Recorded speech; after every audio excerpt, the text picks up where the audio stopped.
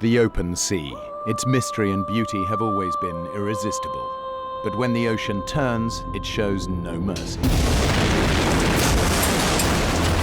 Mayday! Mayday! This is the true story of 5 sailors shipwrecked in the Atlantic with no food and no water. We're gonna die! Every choice they make is life or death in these shark-infested seas.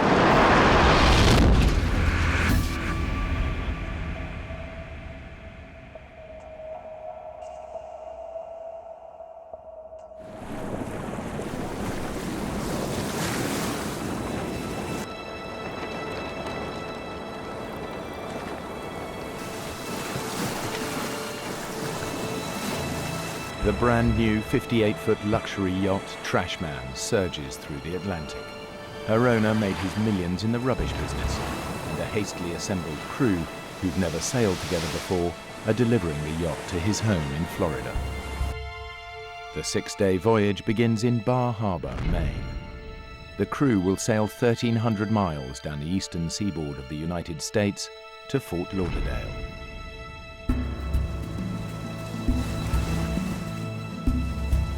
The most experienced sailor is Deborah Scaling Kiley. She's the first American woman to have completed the grueling Whitbread Around the World race. I love to sail because you're working with nature. There's another force, and you become one with that force. And I'm a junkie for it. I'm an adrenaline junkie.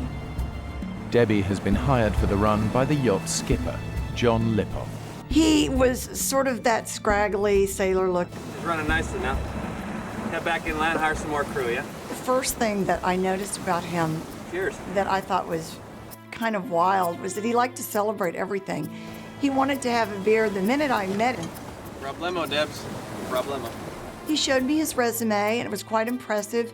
He had actually been on a boat called Black Knight, which was the committee boat for the America's Cup. And you know, to be the skipper of that boat, you can't be all bad. You got to be a pretty good boatman.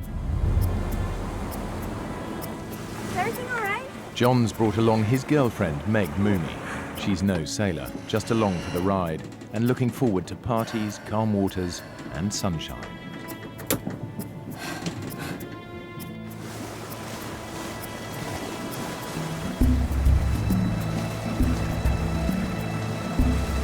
Weatherfax says clear sailing all the way. Brad Kavanagh's the youngest crew member. He signed up because Debbie's on board. All right, why don't you go to sleep now?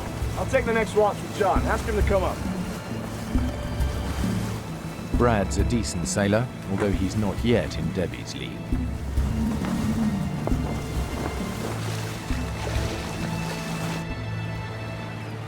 The Trashman heads inshore to Annapolis, Maryland, to pick up the final member of the 5-man crew, an English sailor who's a friend of Brad's. Debbie, this is Mark Adams. Hi. Debbie here did the last Whitbread. Is that right? That's right. I'm betting that your job, boys. I didn't like his condescending, chauvinistic attitude. Every minute that his mouth was moving, he was saying stuff just to be outrageous and to get people going. That was his MO. When we left Annapolis, I was in heaven. I was on the big version of my parents' boat with these nice new people heading to Fort Lauderdale, and I couldn't have been happier. There's something about pushing off and being back on the ocean. Everybody was getting along, and it was exciting.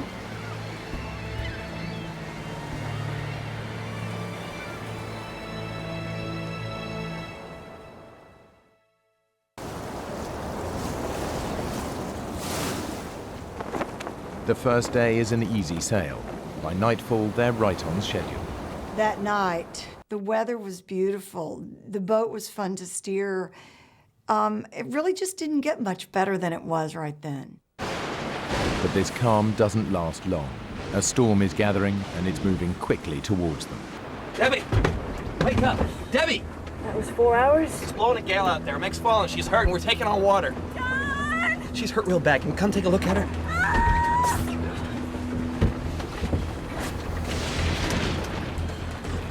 Where the hell did this storm come from? Usually if it's a squall, it comes in and it blows through and it's over.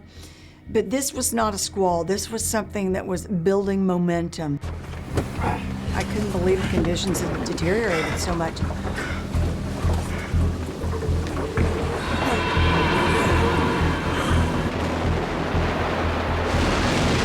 Surfing down those waves, it was like a roller coaster. And it's like an elevator when it drops. This is why I got into sailing, Brad. Well, my mother sailed through a hurricane when I was in her belly, but I can honestly say that this kind of weather is not in my blood. Mark's up on deck, just woo, howling at the wind, and obviously he's been drinking. Come on!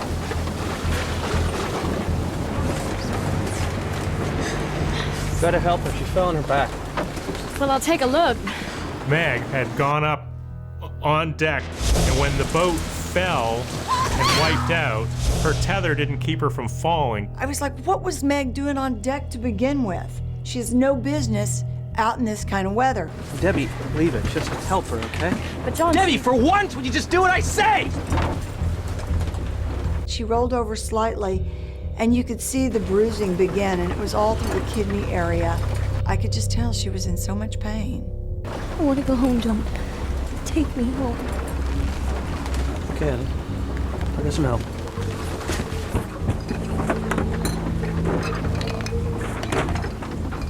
John discovered that he didn't have any charts to take him into this part of the coast. It was just one more little omen that things weren't great. It was that he wasn't prepared. A sailing vessel trash man calling Coast Guard. We urgently need a compass heading so we can head inshore. We have no chart. Over.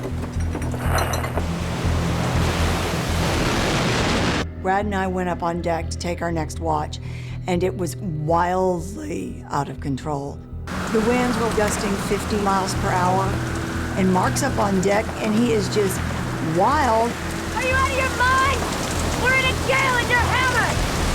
You're a bigger idiot than I thought! Good morning. Still floating, isn't she?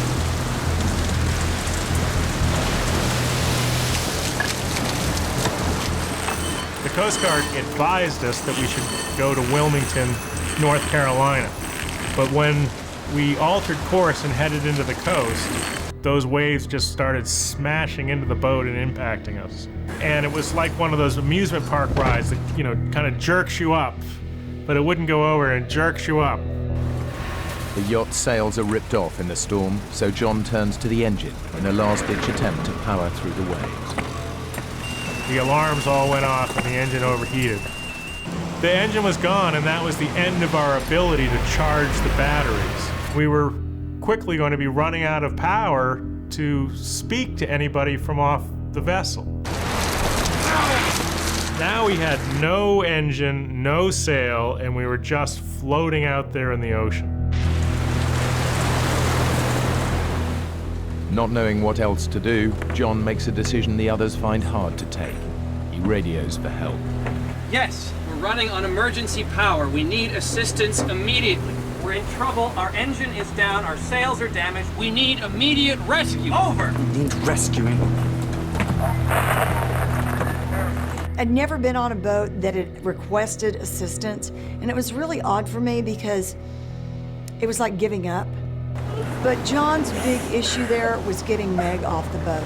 You have no right calling the Coast Guard! He's a skipper, Mark! He called the shots, don't forget that! He was angry. You know, he believes that a sailor should be self-reliant and only that, you know, only wusses would call the Coast Guard. Uh-huh. Roger that. 2 ships, Exxon, Huntington, and Gypsum King. 4 hours away. Since the 2 merchant vessels are the closest ships to the trash man, the Coast Guard requests that they head towards the yacht to assist. Help is at last on its way. It gave us this false sense of security, and I think that's probably the kiss of death. They will rendezvous. Roger that. Over. Come in, please, Coast Guard. This is Trashman. Are you still there? Over. Anybody there? Anybody there? Over. Anybody? Anybody? Powerless, the yacht is battered by the enormous waves. But after 12 hours on watch and with help on its way, Debbie and Brad decide to get some rest. I crawled in. I was so exhausted. I can hear Mark whooping it up and howling at the wind. Woo! There was that brief moment. I thought, God, we ought to be on deck. And then I thought, you know what? It's not my problem now. I gotta get some sleep.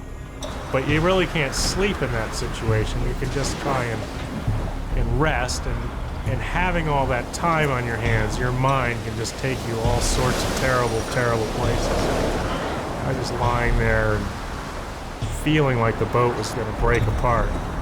Without sails or an engine, the yacht's almost impossible to steer. So Mark ties off the helm and heads down to sleep.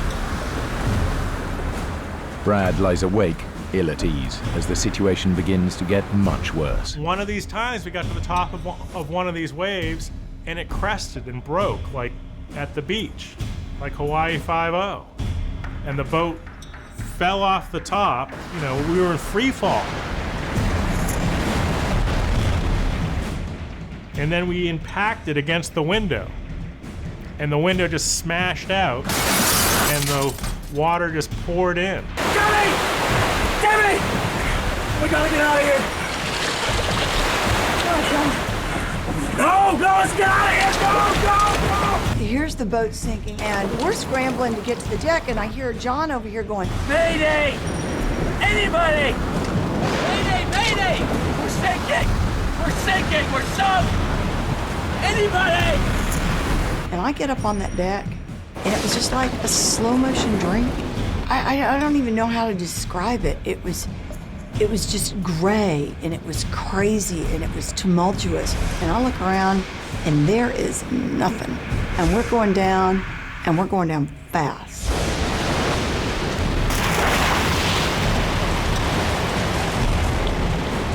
You don't think about dying. You don't think about drowning. You don't think about anything. You think about getting away from this boat that it's going under, and it's sinking in less than 2 minutes. It's just going down like a big rock. Mark frantically struggles to undo the pressurized canister holding the life raft and survival gear. Brad heads for the only other option, a tiny, inflatable dinghy.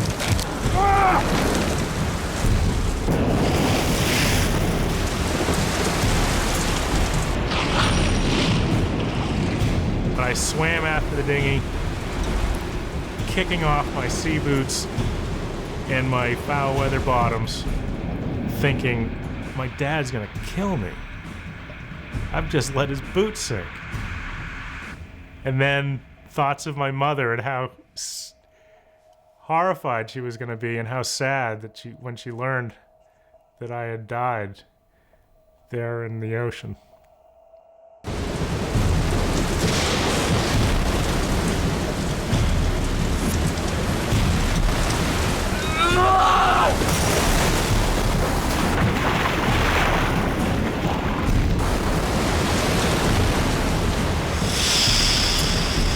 The canister inflates, and he's still holding on, and eventually he just lets go.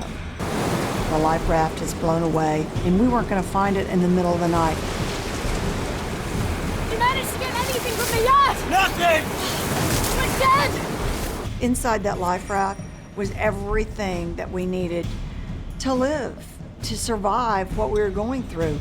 It had an emergency beaconing device, which a plane could have picked up on, had water makers to make fresh water from salt water. Food, fish hooks, mirrors, signaling devices. It had rations, flares, first aid equipment. Perhaps had a radio even with it.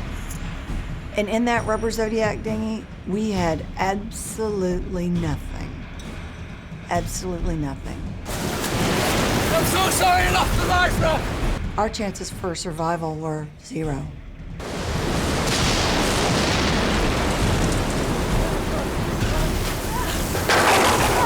Where's Meg? As the boat sank, Meg was within the rigging. Get away from the yacht! And she just didn't have the sea savvy or the knowledge to, watch the waves, and then when the wave action was right, to swim out. So I knew if I didn't go back and get her, she'd die. Debbie! Be careful!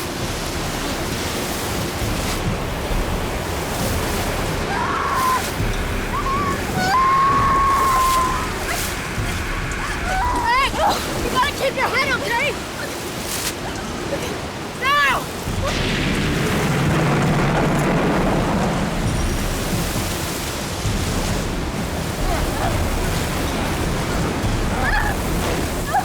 We're all gathered around the rubber Zodiac dinghy, and I remember watching Trash Man as the last little foot of her mast slipped under the water, and it was the most devastatingly lonely feeling that I've ever felt in my life.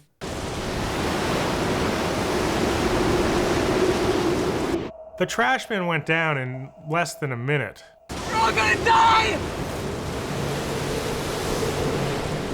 By not contacting the Coast Guard. You know, we were now half an hour late for our radio call. They should have been on the way. The cavalry rushing in. All we needed to do was stay afloat, and they'd find us.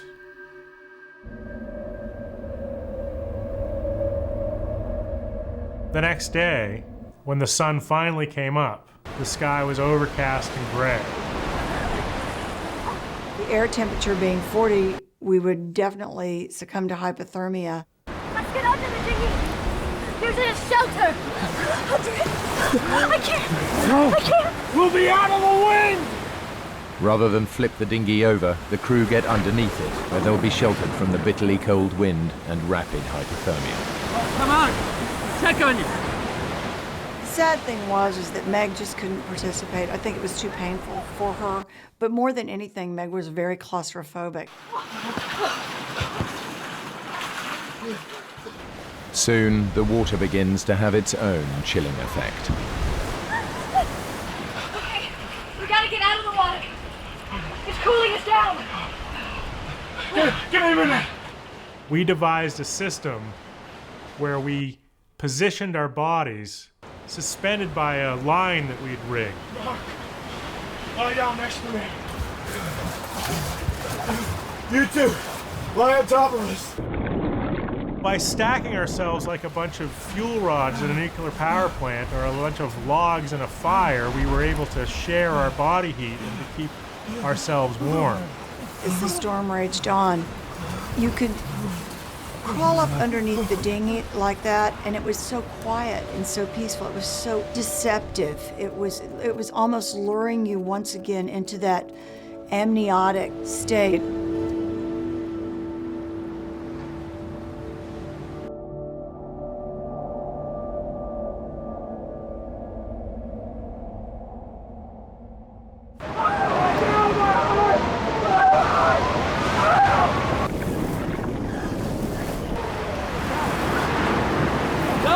Help me! Help me!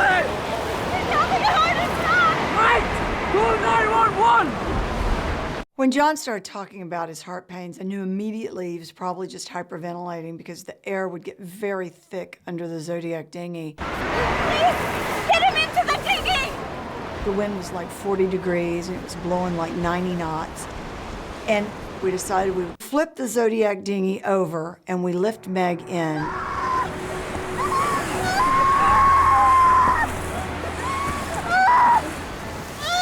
I was horrified at her wounds. The wire in the rigging had cut almost all the way to the bone, and she had huge gaping wounds on her legs. It was heartbreaking. Just those wounds alone were a death sentence. It's too bloody cold out here. Let's turn it back over. We're gonna freeze to death. Look, man, you want to go back in the water, help yourself. There's a whole ocean out there.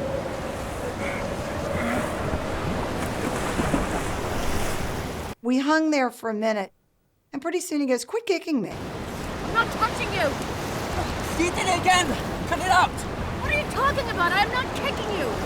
Stop! Now! And I thought, you know what?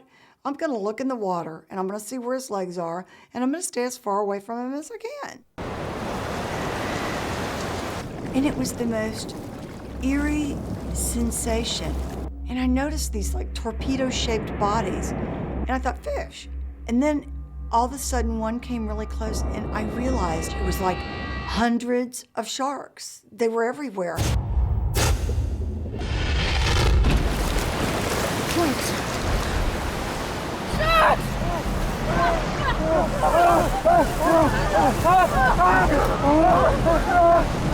And just the minute we got in, fins just everywhere in the water. And I don't mean like 2 or 3, I mean 10, 20, they were everywhere. Every shark in the ocean! I've never seen so many sharks in my life, not in my entire trip around the world. It was the most frightening feeling I've ever felt. To this day, I don't know why the sharks didn't attack us that night, with all of us treading water, with Meg's legs bleeding. Mark, I'm warning you! Do not hit a single shark with that! Are you out of your mind? What do you think? What? You're gonna calm them down? Give me that! Our biggest threat was not just the coal, but a wave breaking underneath us and flipping the Zodiac over and dumping us back into the shark-infested water.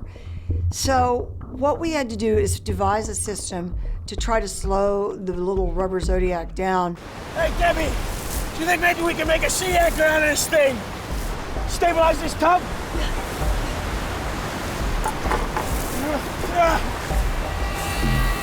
But as soon as we threw the piece of plywood over the front of the boat, the shark swam up and grabbed it in its mouth. These were not little sharks. And this one was big enough to pull a 13-foot rubber Zodiac dinghy with 5 people in it, which is at least, 700 pounds, wildly through the water.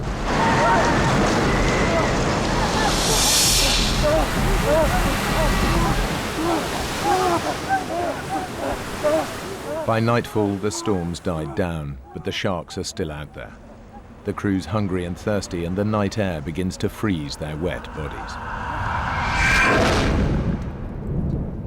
It's night 2, and with night comes just that threat of not being able to make it through the night again. A light! A light! A light! Oh God, it's close. Paddle! At first, when you see the light, you just are so excited you can't stand yourself. They're coming to rescue you. And then you realize the reality of the situation is it's pitch black. You're in the middle of the Atlantic Ocean, and nobody can see anything. If I can't make eye contact with someone on that ship, I'm not close enough. And I just think that paddling towards it is a huge waste of my energy, and I haven't eaten anything in 2 days. And I don't want to expend my energy when I'm freezing all the time to do this.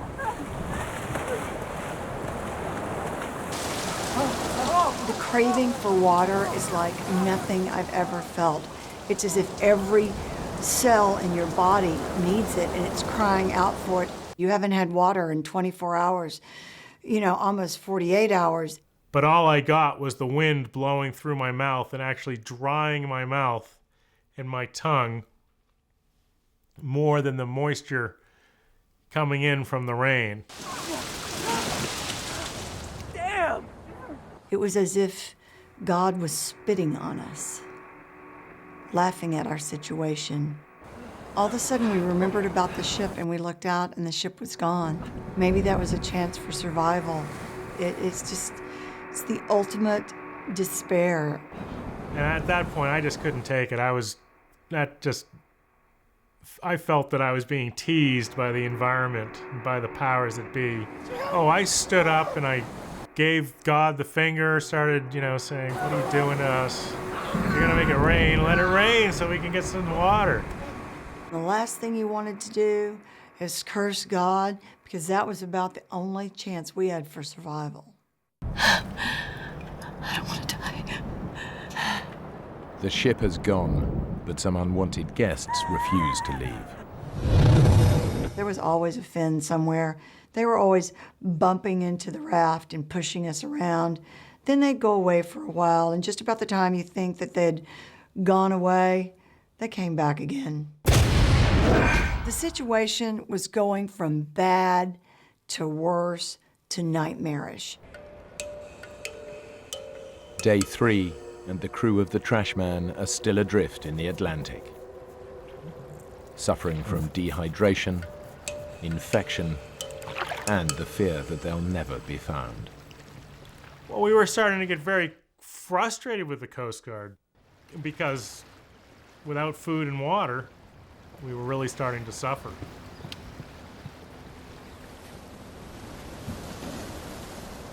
Hey, do you think a ship will rescue us before the Coast Guard finds us?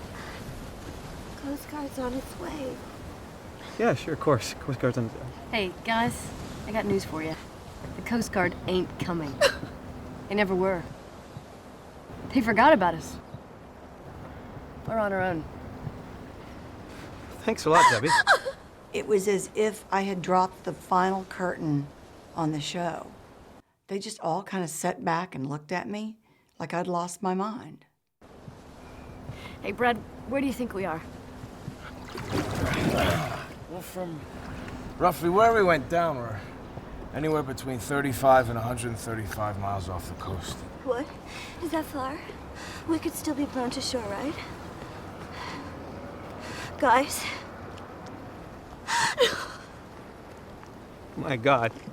The crew have no idea where they are, but the dinghy's now 140 miles from shore and heading out into the Atlantic.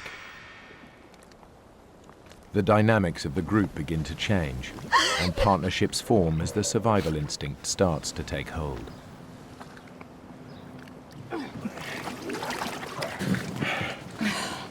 What are we gonna do? I don't know. I'm so sorry I cut you into this. If I didn't have you, if it was just me and those guys, I don't know. We just need to stick together. You and me. If we lose this bond, then we're lost. And it's what's going to keep both of us alive.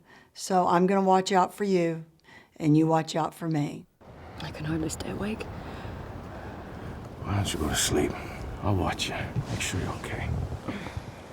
If it had come down to someone trying to hurt Brad or kill him, I would have done my best to take him out because Brad was my partner in survival. And I wasn't going to let him go. There was no way.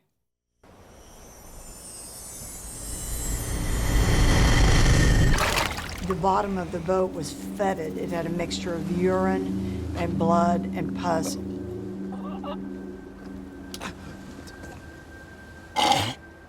We were in absolute agony because we were starting to get massive staph infections all over our bodies. These staphylococcal infections are caused by bacteria entering cuts in the skin. They can soon attack the heart and lungs, and Meg is at particular risk because of her open wound. I felt so bad. She was dying of blood poisoning, and we were sitting there watching Meg die. It was just tragic.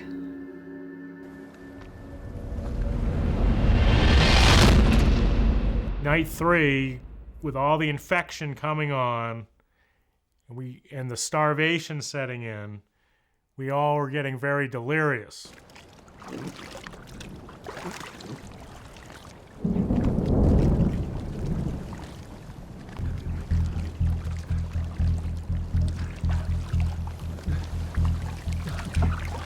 What are you doing? That stuff will kill you! Here, Miss Whitbread. Help yourself. Everyone knows that you're not supposed to drink seawater. They tell us that from the time we're little kids, and that's one of the things you just don't do. Drinking salt water dehydrates your body even more, and it causes kidneys to shut down, and you begin to have delusions.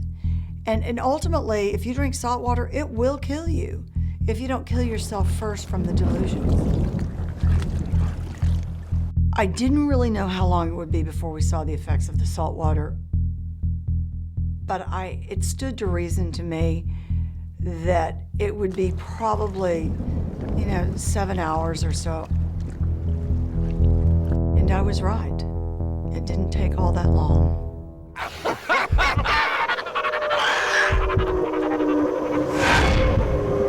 It's too hot.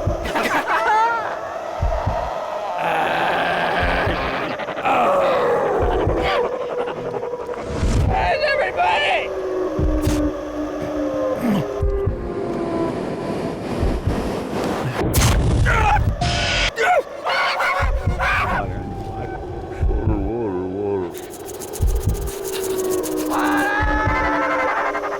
Come here. Come to Johnny.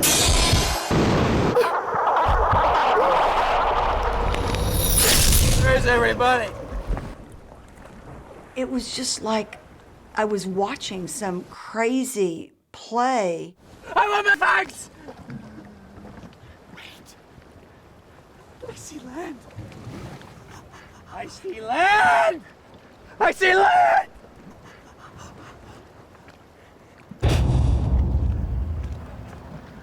It's right there, man. You see it? It's right there in front of us. We're just off Falmouth, Meg. We'll go to the hospital where my mom works. She'll take care of us. We're in the middle of the Atlantic Ocean. We're nowhere near Falmouth. That's total crap, man! It's over there. This went on all day long. Oh, I want my cigarettes. I need one now. The monotony of it was starting to drive me crazy. I'm just gonna get my car. We're in the middle of nowhere. You guys bring the boat in, and I'll go get the car. There is no car, John.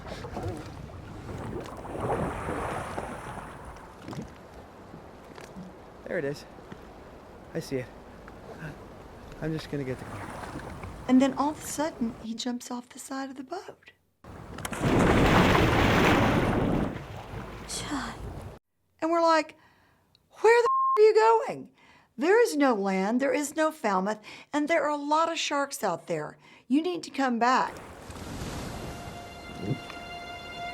Get back in the boat, John. John, go back in the boat. Get back in the boat, John. He's coming back. Brad, do something. I can't. I don't have the energy, Debbie. Look how far away he is. There's just physically not enough strength in me to force him not to go.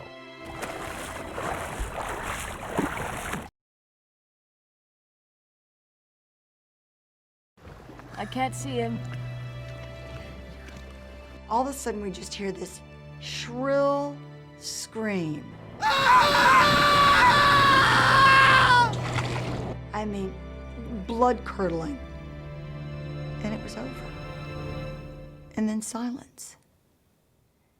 And it was like there was no crying. There was no nothing. Meg just said, He's gone. there wasn't any doubt what had happened to him. The sharks got him. The sharks never left.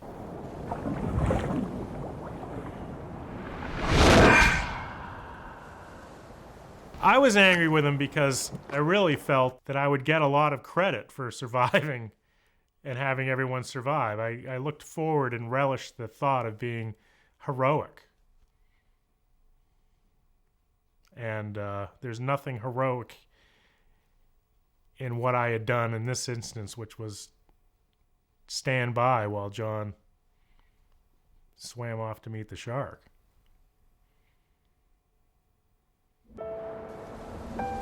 The 4 remaining survivors of the Trashman cling to life as they drift helplessly in the Atlantic. The sharks have just claimed their first victim, John, the captain. After John went over, we all just sort of sat back for a while. I think everyone was so shocked.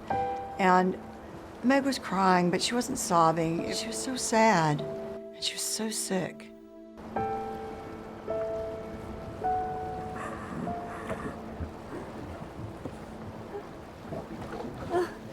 Hey, gorgeous. I know how to make you feel better. Take your mind off John. Promise. He says, "Hey, lady, I think it's about time you and me had sex." And that just like, hit me over the head with a 2x4, and I woke up Brad, and Brad. We've got to stop this. Hey, let's just see how she deals with it.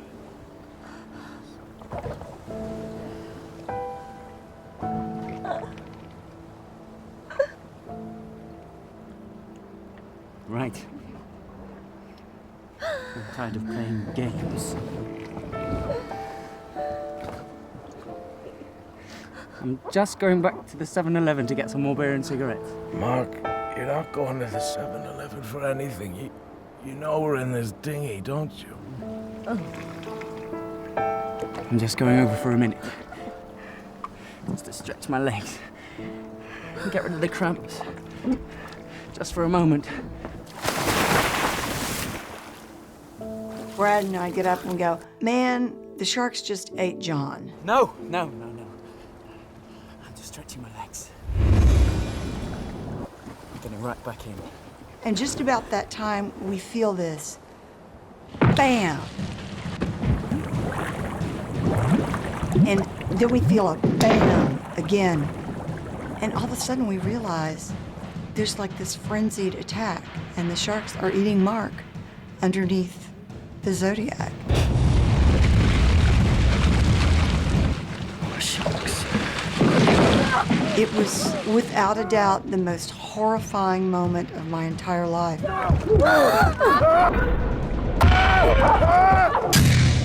The sharks now had a taste of what they'd been following for days, and they wanted more. So they tried to tip the boat over with Meg, Debbie, and I in the raft. What would it feel like once they had begun to drag you under? What would it feel like with that first bite? And maybe it would be better if we jumped over and drowned ourselves so we would never have to feel it. And it lasted for what seemed like an eternity, like hours.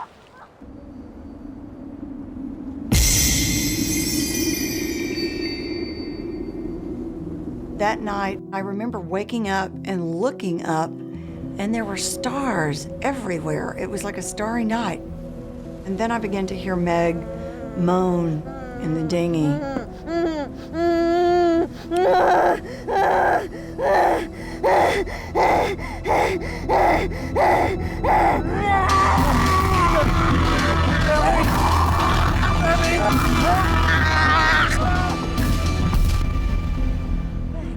I think she was frustrated and she just wanted to strike out at somebody. I mean, John really did her a dirty trick, leaving her there in the raft. It was really weird. She took her hands and started moving them in the air like a Spanish dancer, like she was in completely some other world. And then, out of the blue, she just started talking. Yeah. What did she say? I don't know. And it all of a sudden became very clear to me that Meg was speaking in tongues. She's dying, isn't she? She was dying. She was really close to death.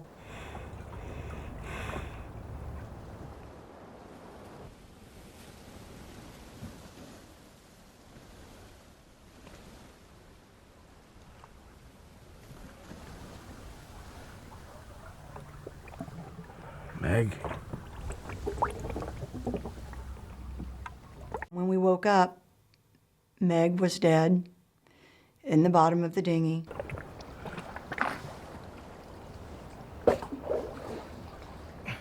All that fetid mixture that was left over from the seaweed and the urine and the pus and...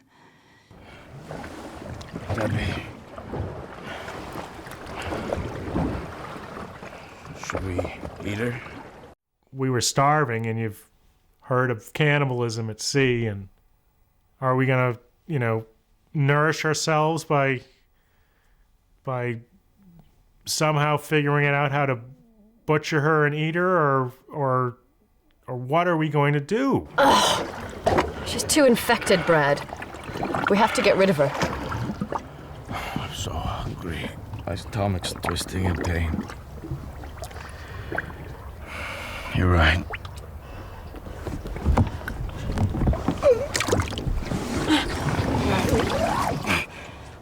And so we decided that we would take off her shirt and all of her jewelry so that we could give those to her family.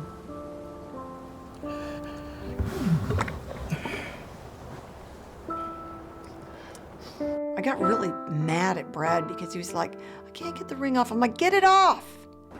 It's not like you're gonna hurt her. Just take it off and get it off.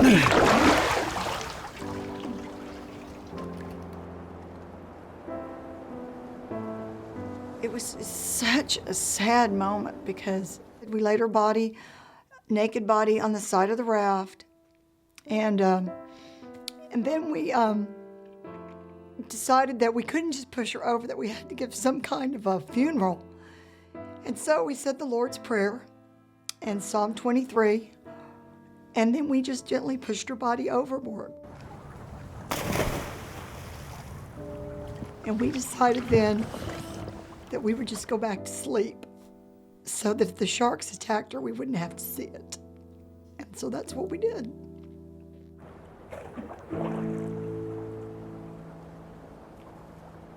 People can argue that it was a physical thing that killed Meg, but I think it was John abandoning her and making her despair that killed Meg.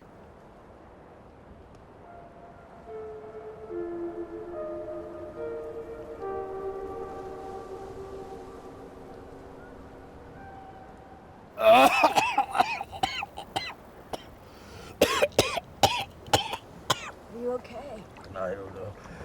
I've been retching ever since I woke up.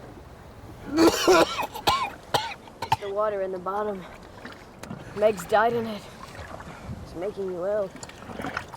The sun's only making it worse. We gotta wash the dinghy out. I can't. I don't have the energy. Yes, you do. We're turning this thing over right now. What about the sharks? I haven't seen sharks for hours. Come on, Brad. Don't give up on me. And it really scared me because I did not want to have to live in that life raft, in that little rubber Zodiac dinghy, alone. I gave it a few good pops and I almost got the boat over, and then I lost my grip on the line and I fell over the side of the boat.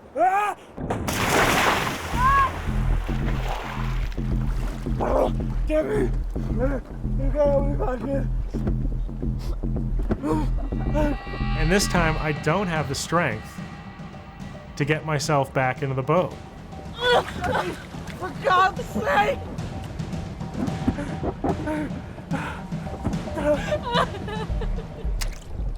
I sobbed. I felt like I had just doomed Brad to death. If the sharks showed up, we were screwed.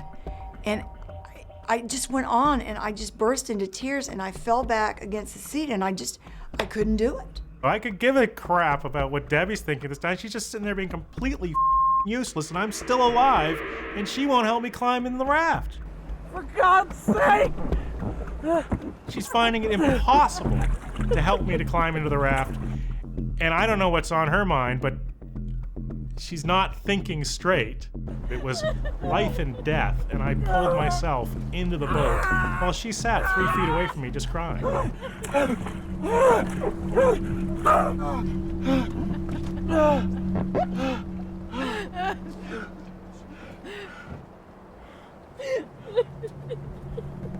We were each at one end or the other of the raft. He wouldn't talk to me. He was so off at me. Bitch.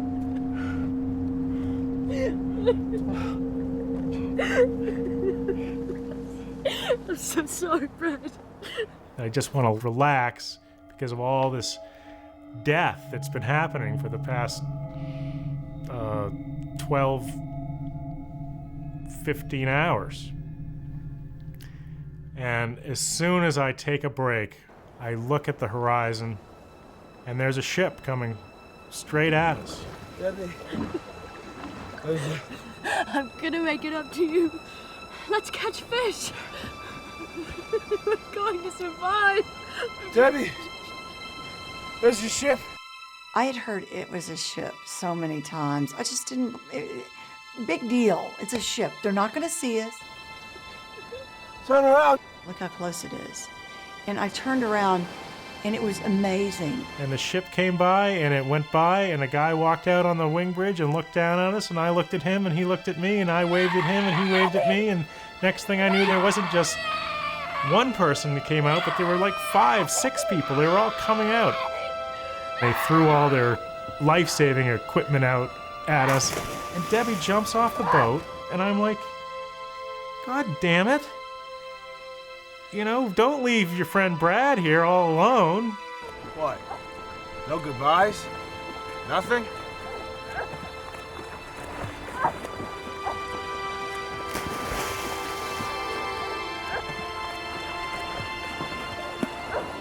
I was holding the rope that held the life ring, and they started winching us in.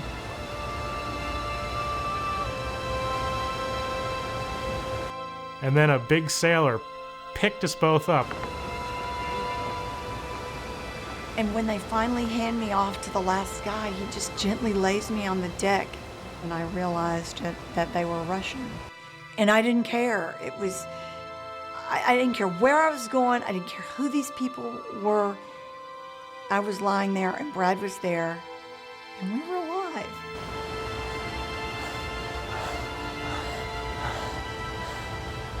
These guys did a fantastic job getting us on board the vessel, and oh, it was just so great. I mean, the whole thing was just so great. That was just wonderful. And then, you know, but it was just the start of our journey back to life. There's never a day that you're more thankful for life than the day you almost die.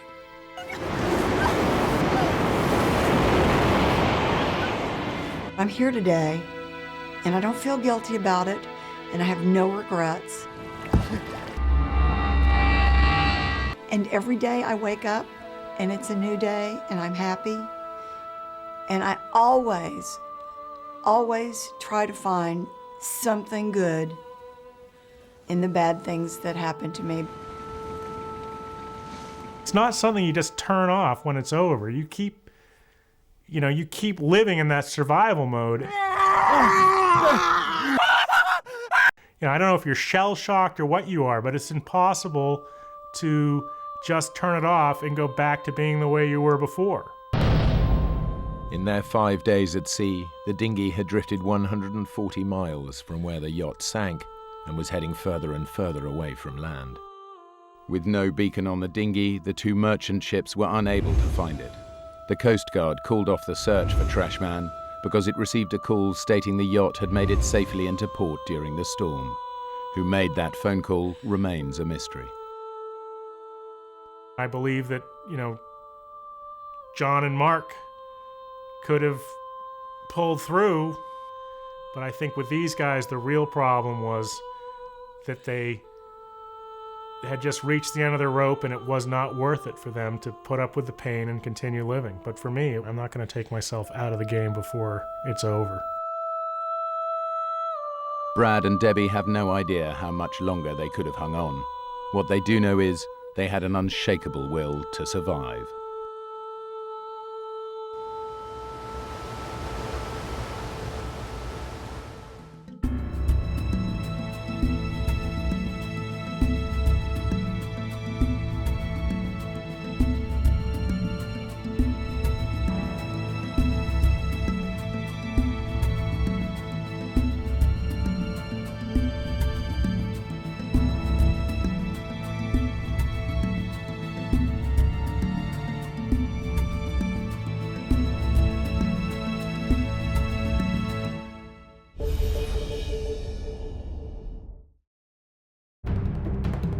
In the vast expanse of the African bush, a British conservationist flying solo crashes his ultralight plane.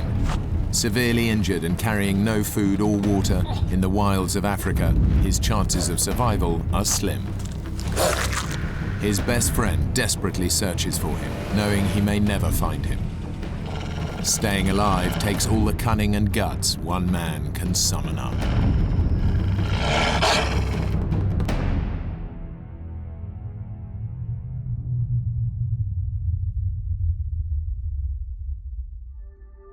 Zimbabwe, Africa.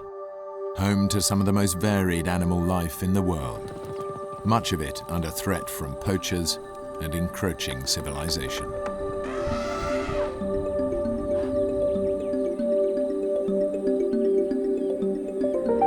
Greg Rasmussen was born in England but came to Africa as a young boy. For the past 12 years, he's dedicated himself to saving a rare species of African dog on the brink of extinction. I've always been passionate about wildlife from day one. I mean, even as a child, I love the bush, I love Africa. It holds an endless fascination. I mean, it's always changing, and there's just so much to learn. It's like a book that just never ends. Greg is one of the few pilots in the area, and even though he's busy with his own project, he's agreed to help a fellow conservationist search for a lost rhino. People very concerned about the rhino, and National Park said, would I assist? And I said, of course I will. If wildlife needs help, I'll help. Greg's a capable pilot, but flying a plane and tracking animals requires intense concentration, and he'll be flying over unfamiliar terrain. And I was aware of that, I was fully aware of that, but we had rhinos that needed locating. There were poachers out there. I mean, you can't turn your back. I can't turn my back on things like that.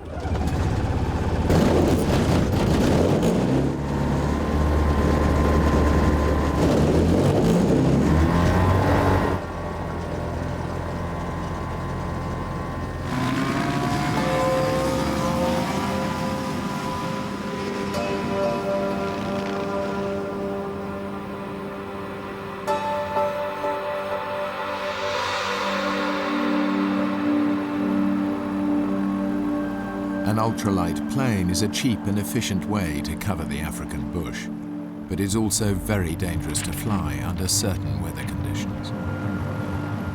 Temperatures in the day can be very, very hot. Tricky flying conditions for a light aircraft. Because, it's hot, the air's thin. So it's quite hard keeping the plane up in the air.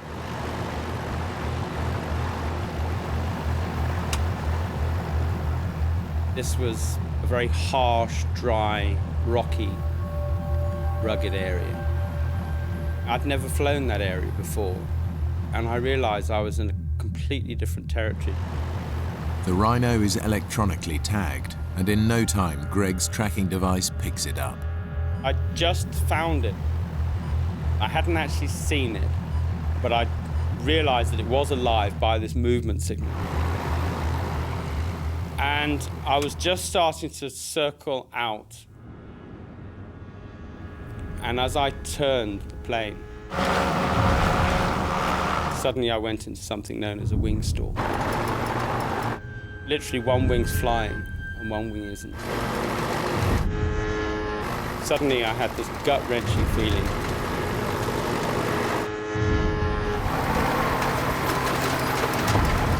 I put full power on the rudder. Pulling back on the stick, I was doing the right thing, and it wasn't working. And the plane started to go down in a spiral. And the ground was coming up pretty damn fast. And then there's a split second. You know you've passed the point of any return.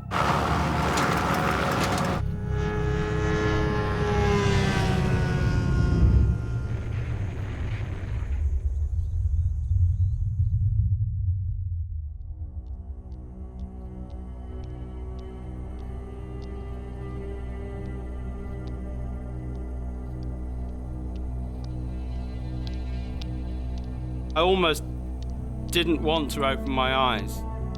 I didn't know what I was going to see, what I was going to feel, what I was going to find.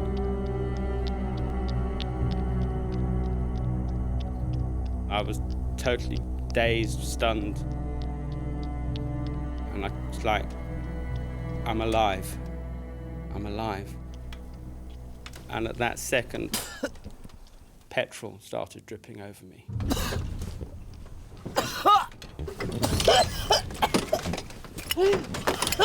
And I just pulled myself out, literally almost fell out of the plane. As the petrol started to come down, I had these visions of this wall of fire.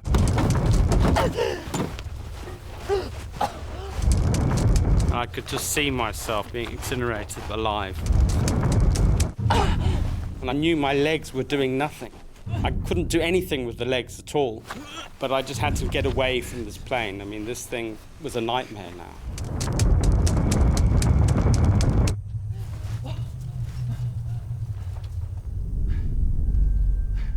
And then I suddenly thought, Mayday.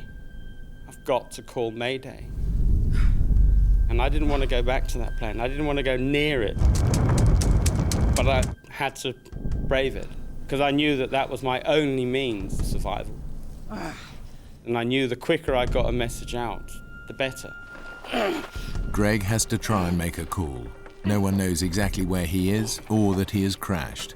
He has no survival gear with him, no food, no water, and he's severely injured. Mayday! Mayday! And the whole handset was hot. The crash had short-circuited all the batteries and had literally fried my only means of survival, the emergency radio. And then something happened that literally just changed almost everything. The pain hit, because the adrenaline had worn off.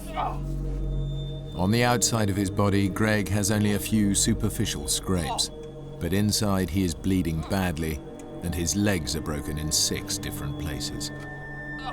That was a pain that I'd never experienced before. Anything like it, anything that even came close to it. My legs felt like they were going to explode from within. My feet were just doing this. My legs were just one big lump of jelly.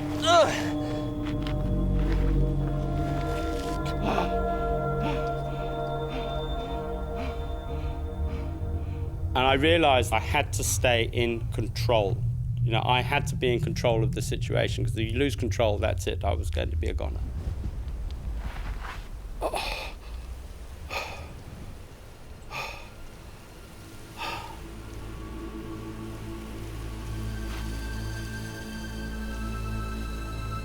I started to try and take stock of the situation. And it was quite a harsh reality. I suddenly realized there was no 999. There was, you know, if I was going to get out of this, it was only going to be me and me alone. Greg is over 70 miles away from the nearest road. By the time anyone realizes he's in trouble, it may be too late. The brutal heat of the African sun will bake him alive. If he survives that, he will face worse horrors. As night approaches and hungry predators come out to feed. Unable to move, Greg is easy meat. But right now the pain from his smashed legs is all he can think of. There was this pain in my ankles. They felt like they were going to explode, because I'd got these boots on. Yeah, and of course there was no space for the swelling to go. There was no way I could even get anywhere near my shoelaces. But I was thinking, if I don't get those boots off, there's going to be gangrene, and I'm going to lose my feet. I lose my legs. I managed to look back, and I thought, well, maybe if I can drag myself to this tree, I can tilt my body forward so that I can maybe get to my shoelaces somehow.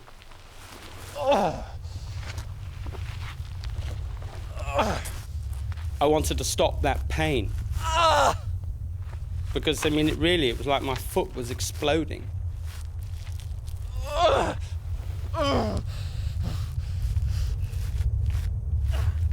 Fate is being cruel today. The closest tree to Greg is a thorn tree. But as its thorns dig deep into his back, Greg realizes they might be useful. And I managed to just break a twig off that was about a foot long, and it got a hooked thorn on the end of it. And I lay there and I could hardly focus. There was just so much pain. I started to pick the shoelace. I thought, well, this is all I've got.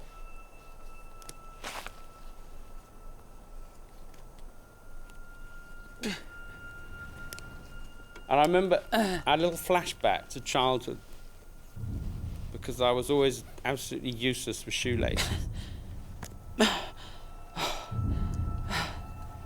I then realised I had one chance. If I pull and the knot doesn't spill, then I've blown it. That's that foot gone.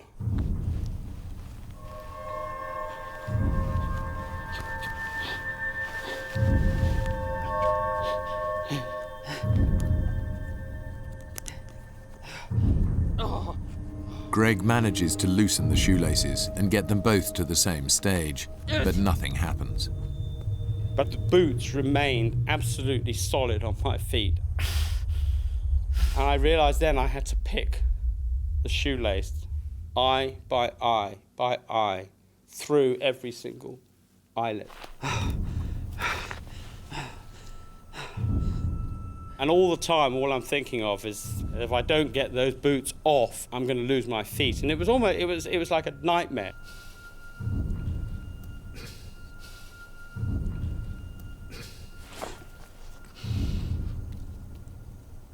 Ah! I had to remain as focused as I could.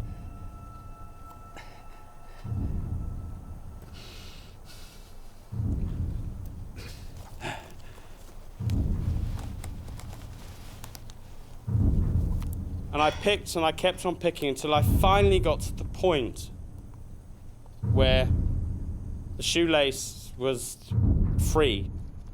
Ah! Loosening his boots isn't having the effect Greg expected. The pain is just as bad because his feet keep swelling up to fill the newly expanded space. He has to try something else. I saw a stick. And that was all there was. I thought, well, that's the only tool there is that I can see other than rock. I'll go for that. And as I even just touched the shoe, the pain was just, it was terrible. And I thought, oh my God, I'm not, you know, and now I've got to push this. And absolutely bizarre, you know, then I had a flashback to a movie. You know, I mean, ridiculous. It was a John Wayne movie, you know. Oh, well, you bite on that while I cut this. And I grabbed this stick.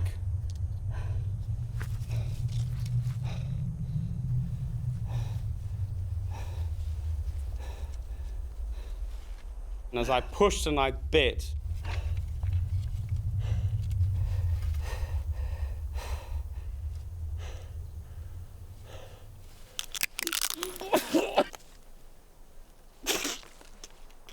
this stick was just rotten. It was full of termites. And my mouth was now even drier than before, and I went, but I pushed with such force.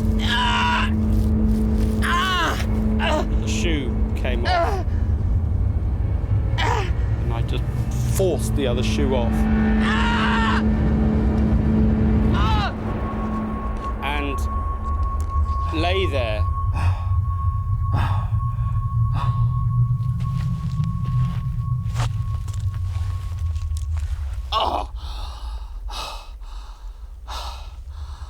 And I looked at my watch.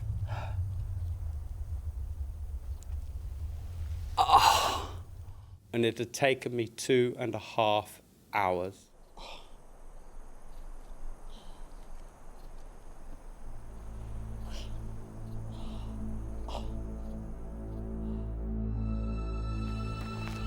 "200 miles away, Greg's best friend and colleague, Peter Blinston, waits for him to return.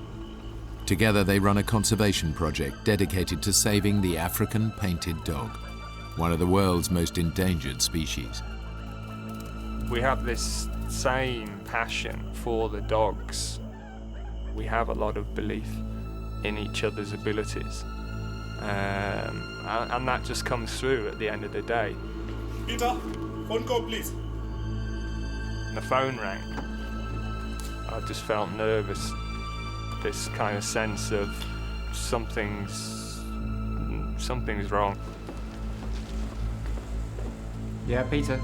It was Norman English, he's the warden over at Cinematella. He said, Greg's missing. People talk about this kind of cold hand or something that grips you, but I really did just go like icy cold. I was then thinking, I have to find him. In the heat of the midday sun, the temperature is now over 100 degrees. Greg hasn't had any water for over 24 hours, and his body is rapidly showing the effects of dehydration. It was hot and it was dry. There wasn't an ounce of moisture in the air. I hadn't drunk the whole day because an elephant had destroyed the water pipes in our area where I'd taken off from. It wasn't like feeling thirsty at all. It was almost like being tortured. Everything was just so dry and your skin just didn't feel like skin anymore. There was no texture to anything. You know, you tried to touch with your tongue to touch the roof of your mouth. It just felt like it wasn't there. As Greg lies out in the open, a vulture, quick to sense a meal, lands on a nearby tree. And I thought, not yet. Yeah, I'm not ready for you, mate. It was scorching hot. You know, dehydration was going to be my next enemy to deal with. But also predators was a major concern of mine. The animals that Greg devotes his life to saving could now turn against him. The landscape is alive with wild beasts looking for food.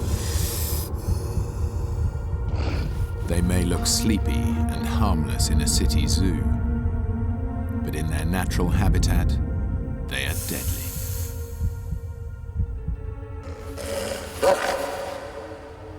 My fear wasn't the predators themselves, it was the fact that I couldn't run away. Here was me lying with a pair of legs that were just jelly. Greg knows he has to find shelter, both from potential predators and the sun. His only option is the plane. Fire or no fire, I got to get back, and I've got to face that plane again. Every single movement was terrible, but I realized that it was that or die. I tried to pull, and I had no more energy. I've come this far, and now I've got no power anymore to pull on my back. And I suddenly thought, I've got to roll over. Because he's a biologist, Greg knows that some species move more efficiently on their stomachs. I thought, how am I going to roll over? How? I had 2 shoelaces and a stick. I made a loop on the end of one shoelace and tied it onto the end of the stick. I hooked the stick underneath my leg. And I knew that this was going to be one very, very painful experience. And I had to just concentrate on what I was doing, because I knew what was coming. I almost had the fear of pain before it came.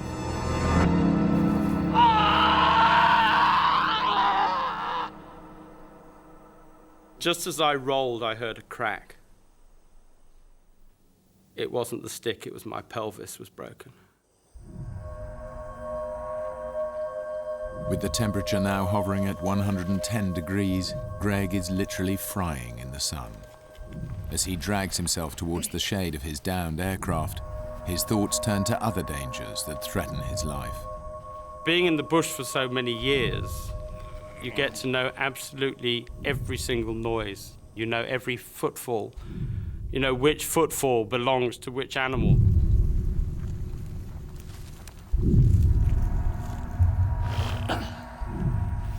I was terrified that maybe something would come and sneak up on me.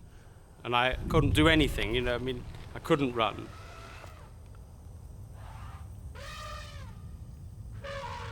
And then I heard elephants, a whole herd. It is in fact an entire herd of elephants, and they're moving right towards him.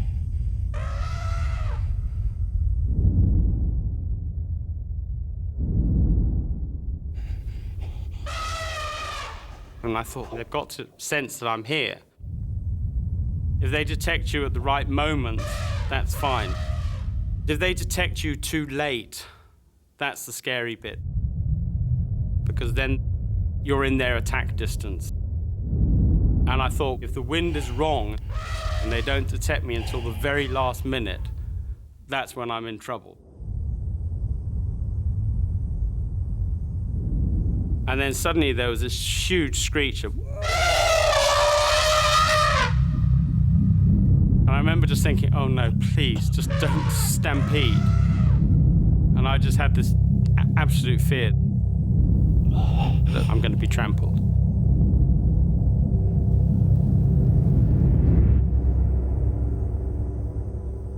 Greg has dodged a bullet. The herd moves on away from him. I wanted to cry at this point. And I realized then that I couldn't have cried even if I wanted to. There was no moisture for me to expend on tears. They wouldn't have come anyway.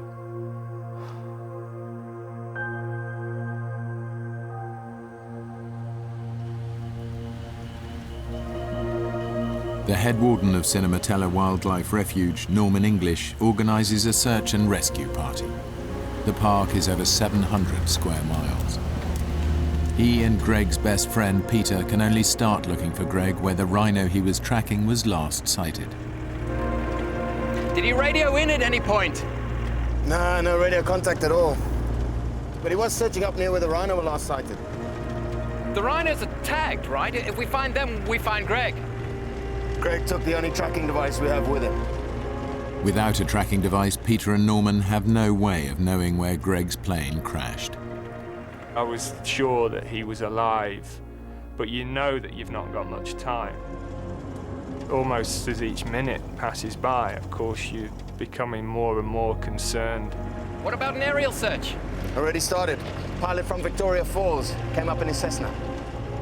I was thinking, we have to find him. Even if you've survived the crash, there's animals, there's wildlife that can kill him. The chances of him surviving are getting slimmer and slimmer. Peter and Norman have no idea that Greg is 40 miles from where they think he is. Greg's condition is now critical because of his injuries, exposure in the hot temperatures, and lack of water. I was so close to the plane, I could smell the petrol. I gave it all the energy I possibly could. And just as I got underneath it, something felt a bit sticky on my mouth. My lips had turned to rubber. They'd plasticized. And a piece of my lip came off. And it went to the back of my throat. You know, I suddenly came to this horrible realization. I just swallowed my lip.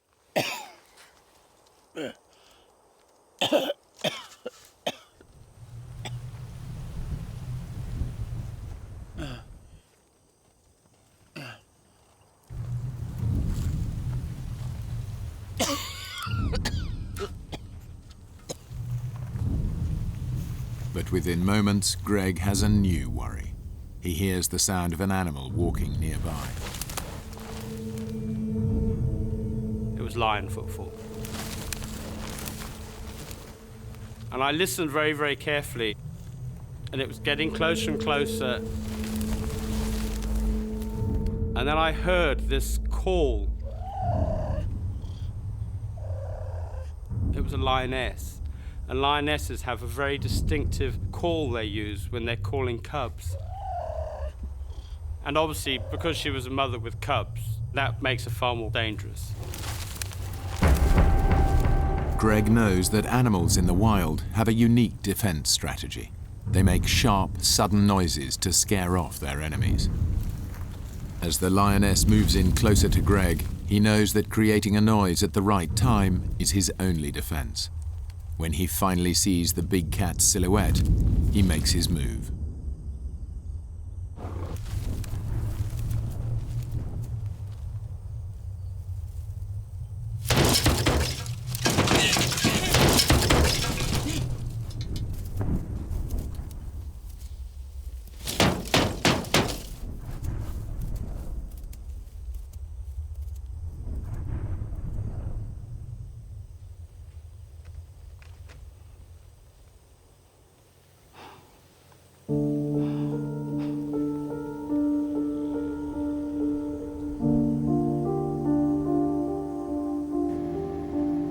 With daylight fading, the search pilot will soon have to return to base. There's still no sign of Greg or the wreckage.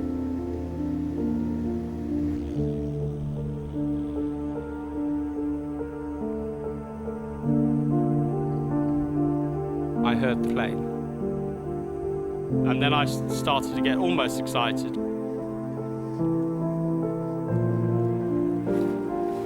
And then I thought, no, I'm still a needle in a haystack.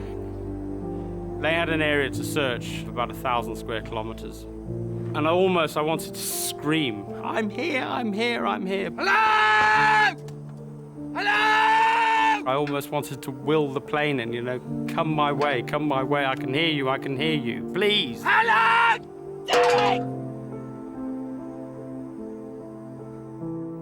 And then there was silence. I remember that silence now so well. It was killing. Nothing is going to happen now until tomorrow morning at the very earliest. And I've got to start thinking about the night. And of course, as a biologist, you know the night is always a dangerous time anywhere.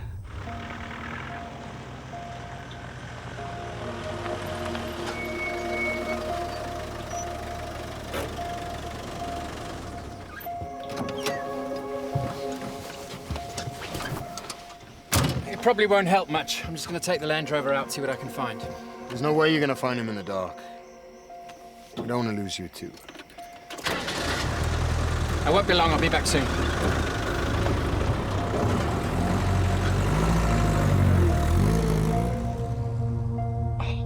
I suddenly came to the harsh realization is that there's not much left of me. I'm a mess. And I actually, at that point, I thought, do I really want to carry on? Did I want to live, or did I want to die?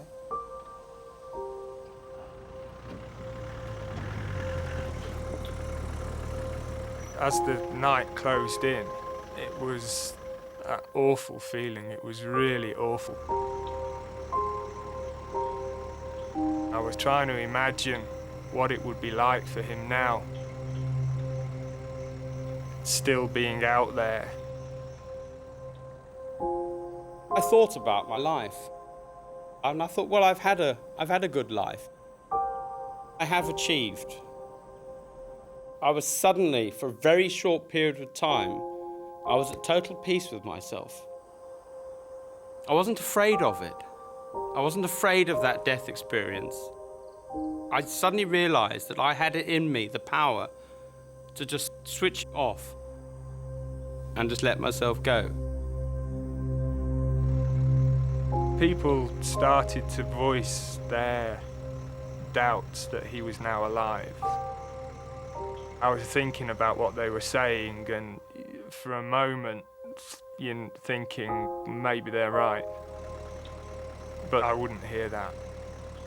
Greg wouldn't give up, and neither will I.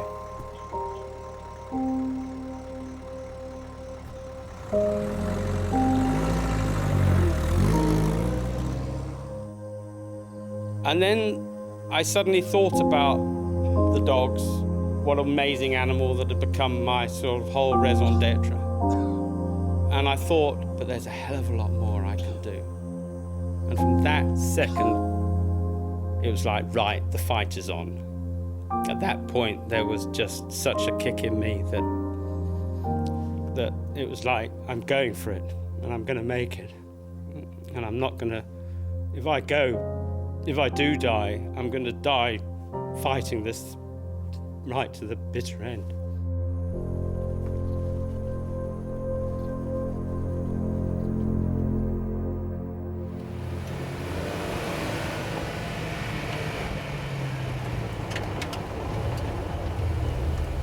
Night comes on very quickly in Africa, and with it a blanket of darkness that provides cover for the predators. This is the time they come out to hunt.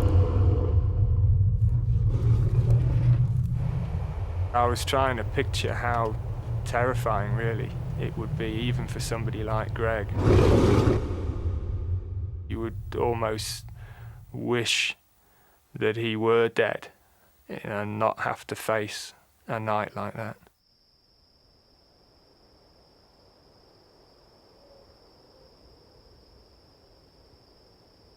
At that point, there was this total silence. I could hear my heart sort of boom, boom. It was that silent.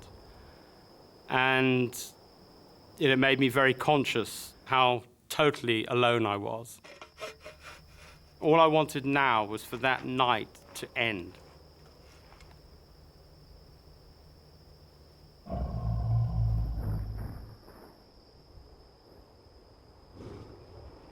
I had this nightmare that a hyena was going to come up behind me.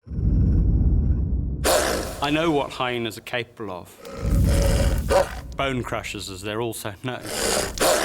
They've got the most powerful jaws of anything. I also know someone who was carted off by a hyena, and he was a fully able-bodied man, but he was sleeping and they dragged him away.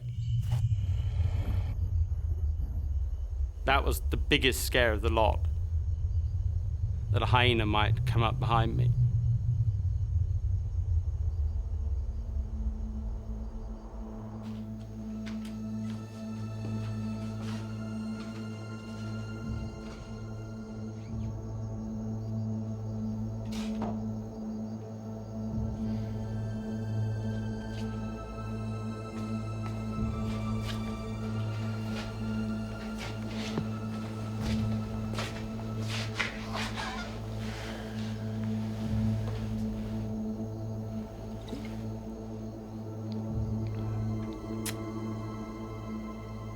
Are you all right? Yeah. Thanks, Norman. Peter, the men feel like Greg may not have made it. He'll get through this. He's a stubborn beggar. Yeah, well, you know him better than they do. They don't think there's any point in him going out again tomorrow. He's alive, okay? You know Greg. He wouldn't give up. I won't either. I'll talk to the pilot and the others, see if they can give us another morning at least. Thanks.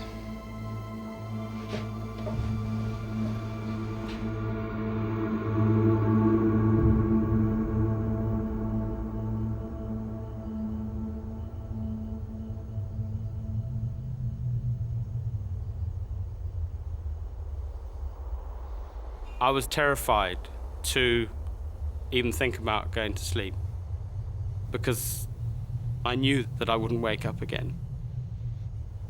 That would be it.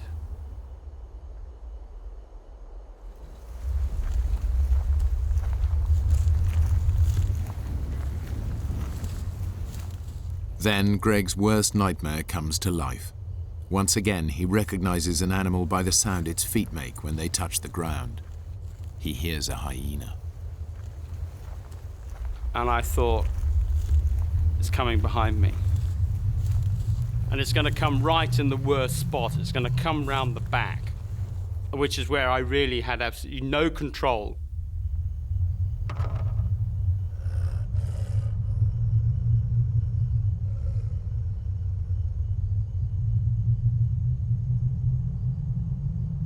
Once again, Greg uses his knowledge of animal behavior.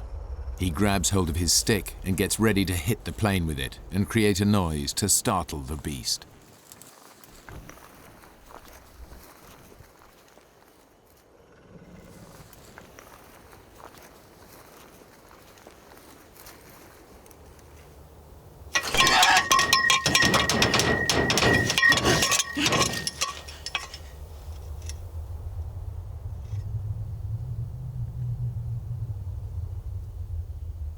And I waited until it seemed like forever.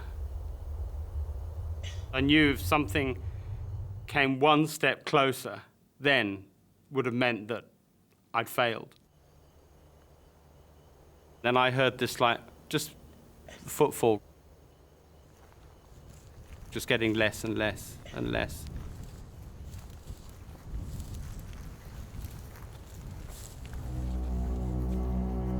I remember lying there at that particular point thinking, is there anything else that's going to be chucked at me? You know, what else is going to come? You know, what other brick's going to come down? Greg does his best to stay positive. In 1 hour, the sun will rise and he will have made it through the night. But it is one very long hour.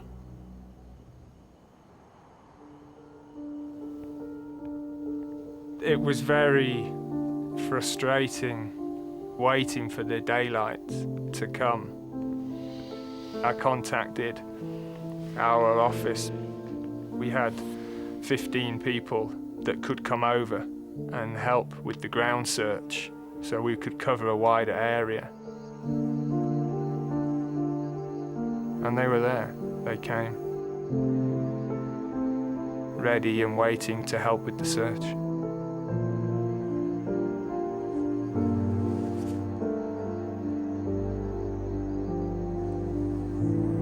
I watched, looking for the sun to come over the horizon. And when it finally did, I felt these rays coming all the way towards me. And it was an amazing experience. I suddenly felt wonderful. I was bathed in light and heat and warmth.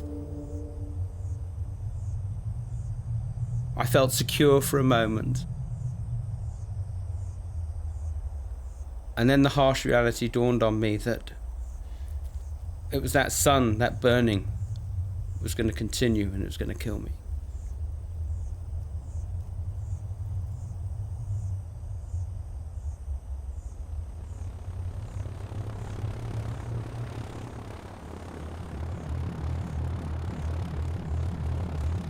At first light, the spotter plane sets out again. It'll make a systematic search of the places where Greg's plane might have crashed. At Peter's suggestion, Norman is on board. He knew the area better than anybody. I really felt strongly that if anybody was going to find Greg, it would actually be him. The additional members of the search team fan out, but they're still looking in the wrong area. It's been nearly 24 hours since Greg crashed, a deadly amount of time to be out in the African bush injured and unarmed. You know, I was beginning to doubt if he'd survived. Greg has a global positioning system, yet the technology is useless if he can't tell anybody else where he is. But every time he turns it on, it records the exact time. I was checking on the GPS, trying to get the coordinates and times. And then I suddenly had this horrible feeling that this GPS was almost acting like a record of when I was still alive and when I died. If I was dead when they arrived, Peter would pick up the GPS and he'd look at it and think, oh my God, he was alive at, I don't know, 11:40. And it's now 12 o'clock, and if only we'd... And he'd have been left with this eternal guilt. And I almost wanted to destroy the GPS at that point.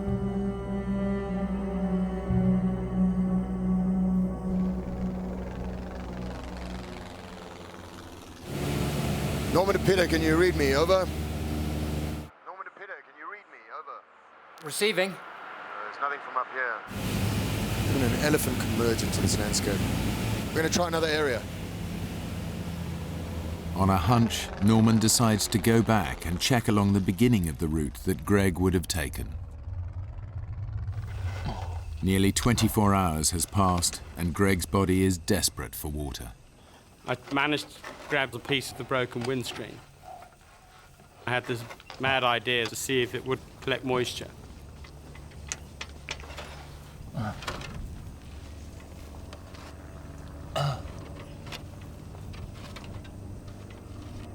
And then I heard this plane. And when I heard the plane get louder and louder, I thought, right. I was going to try to see if I could get something out of that radio. Basically, it was all I had left that I could think of. Even if it gives the weakest signal, it's worth a try. And I gave it all I'd got. I remember it now. This is Zulu Mike Echo Bravo calling Mayday.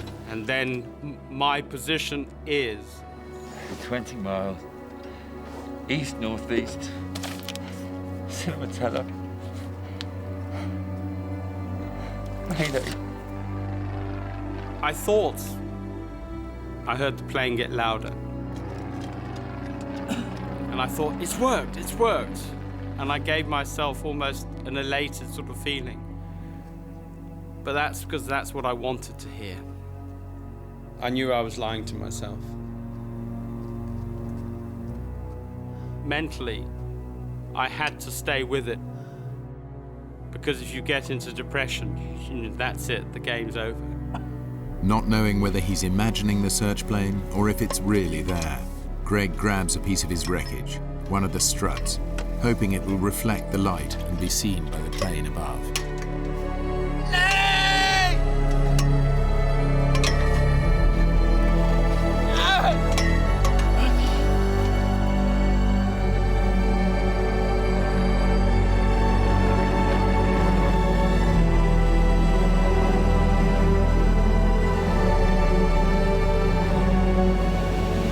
Mayday, all search parties.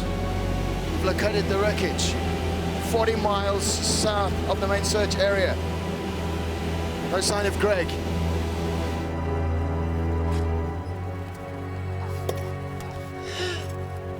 I was trying to keep up the dream that they had really seen me. But I realized I had to keep telling myself this lie.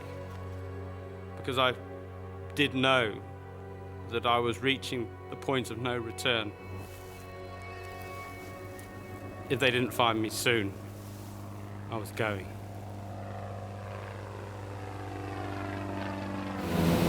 We can't land, I repeat, we can't land, we're gonna have to go by road. Meet back at the base camp immediately. I repeat, meet back at the base camp immediately. I felt numb. I wanted to see, you know, what was there. I wanted to see Greg. I wanted to just get to the site.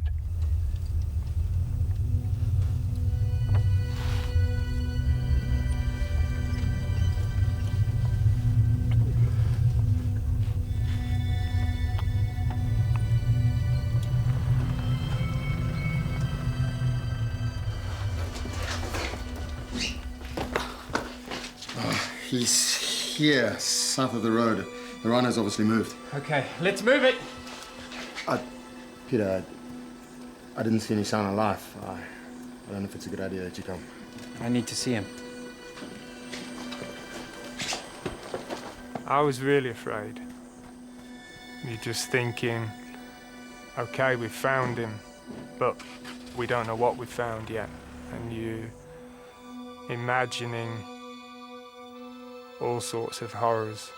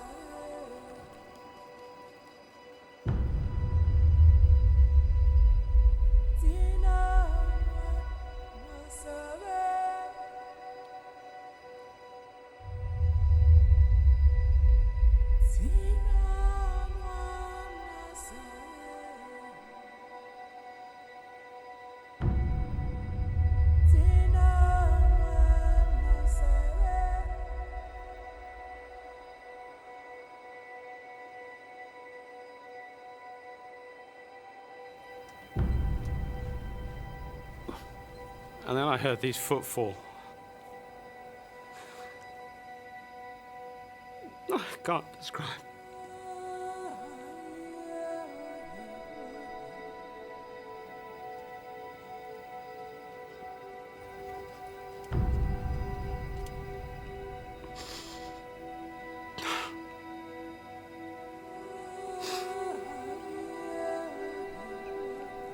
Of course, I knew what footfalls those were.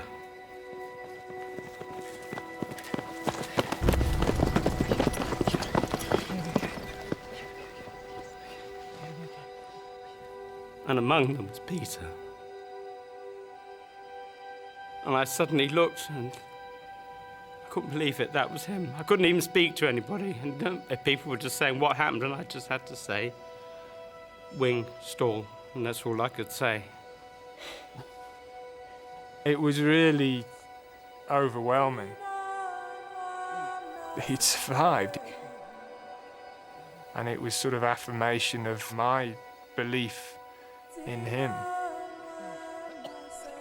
The feeling that I wasn't going to die was just indescribable. I'd fought this and I'd won.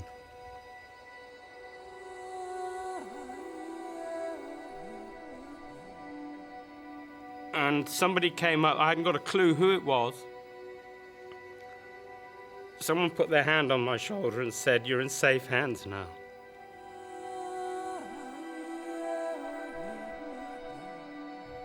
Since the accident, Greg has undergone more than 100 operations to save his legs. Through grit and sheer willpower, he has learnt to walk again. Of course, you don't go through something like this without there being change in who you are. I always treated life every day as precious, but it's even more precious now.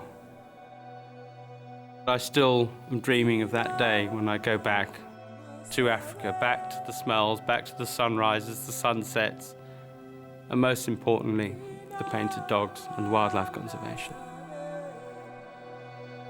Greg has indeed returned to his beloved dogs. He continues his conservation work alongside Peter and has never flown an ultralight plane again.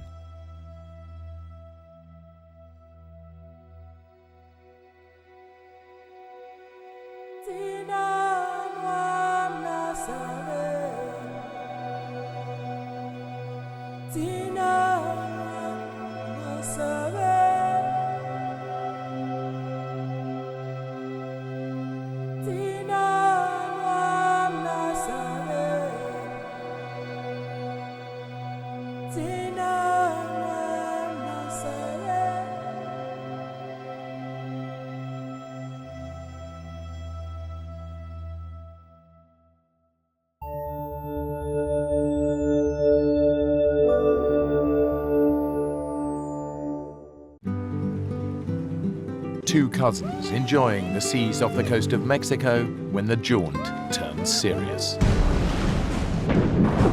Washed up on a barren island, they wait for rescue.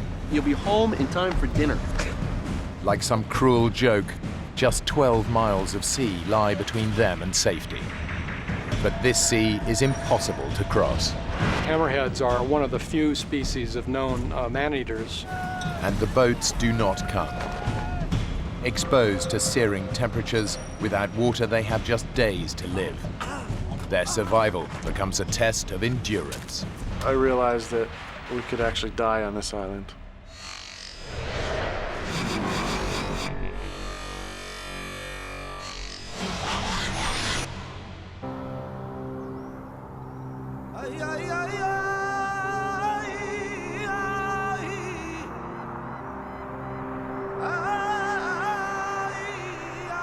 After a tiring 10-hour drive through the desert, Mark Sorensen and Rob Rusnak have almost reached the coast.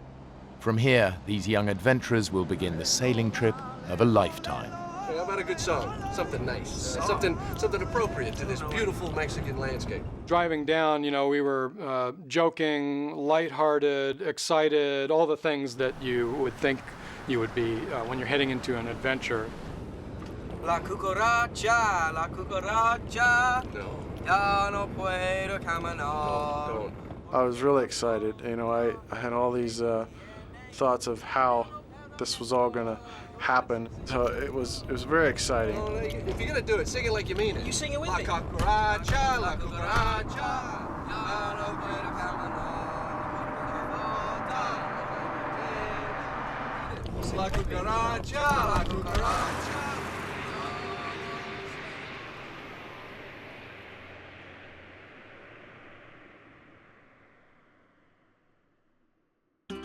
Their long drive from San Diego will end at their launch point, Bahia de Los Angeles. It's on the eastern side of the Baja Peninsula and is part of Mexico.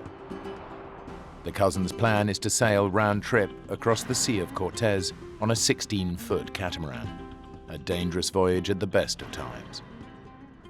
Their nights will be spent camping on the myriad of islands across the sea. Until they finish the 160-mile round trip, no one is expecting to hear from them. Wow. Incredible. Beautiful. When you see this placid blue of the Sea of Cortez stretching out in front of you and these dramatic islands coming out of the sea, seeing that was fantastic. Wow, we're here, you know, this is what we were looking for. It's begun. Mark loved the idea of doing this crossing in such a small vessel because it was more challenging. He doesn't think probably anybody had ever tried it in a 16-foot cat before. Mark's my cousin. I basically met him for the first time as a young teenager. He was about 14 years older than me, almost like a big brother, but we would get together to do a camping trip here and there. Right in the middle of the cat? Yeah. Oh, man. Rob was about 26 years old at the time. Not so much a little brother or a little cousin, but more a peer-to-peer partner. The kind of adventure that we're often looking for borders between Weekend Warrior and Death Wish, and that gray area between those things. Ready? Yes. Thank you. Is this baby gonna hold out? There's too much on it. Rob did see me as a mentor in terms of teaching him the basics of sailing. That doesn't sound good. I mean, you're the sailor, but too much weight on a boat. Boat sinks, right? Boat won't sink. Look, let's leave the wetsuits and the thick clothes. It'll be hot the whole time. Are you sure? Yeah. I'm gonna try and spread the weight out a bit. See if it helps. You give me a hand with this water? Heavy? About 80 pounds. The 8-gallon tank is almost like another person, especially when you consider the other gear that we had tied down.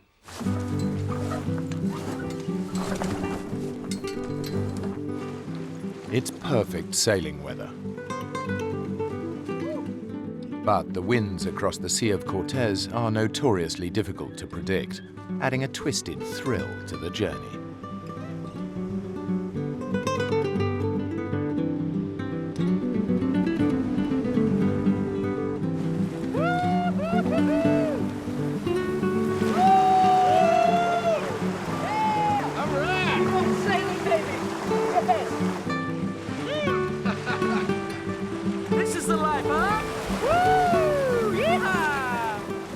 love sailing because of the sense of freedom, of being out on the open water. There's also an element of speed, because once you get going on a catamaran, it's a feeling of like flying. Just enjoy the ride. Yeah! We're gonna fly across the Cortez.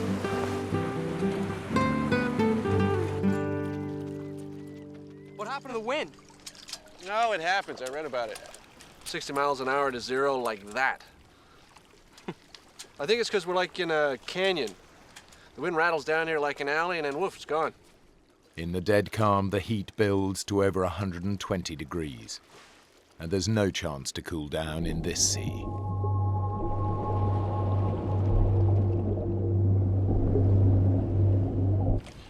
Watch out for hammerheads.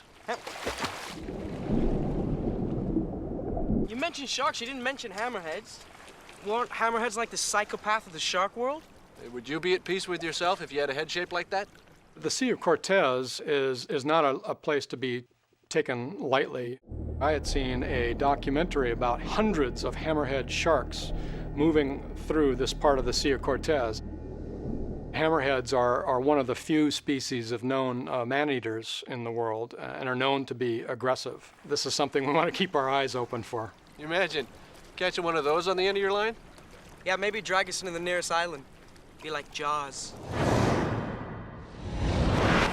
3 hours later, the wind picks up as swiftly as it disappeared. But the dead calm was a warning, a forerunner to something much more sinister on the horizon. Don't like the look of those clouds. Something's kicking up over there.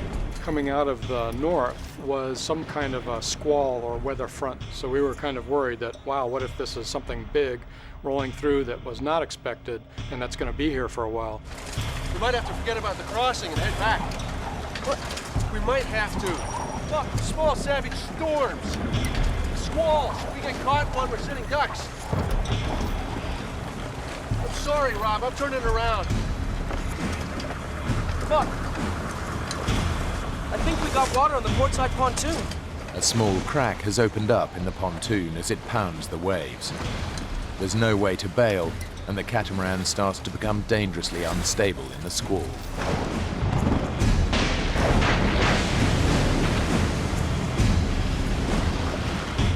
One big gust of wind, which was probably approaching about 60 or so miles per hour, hit us. We ended up in the water, tangled up in the sheets, with tattered sails in the water and, rigging everywhere. I thought, oh my God, this thing is going to crush my head. And so I thought for sure this boat's going to take my head off. Absolutely, I was scared. Is it me? Is it now really cold in here? Let's get the cat back up. We were both getting very cold, on the verge of hypothermia. I was shivering uncontrollably. I was very uncoordinated. With the shredded sails and stricken pontoon, the catamaran keeps capsizing as Rob and Mark battle with the waves, their gear and the water barrel drift away.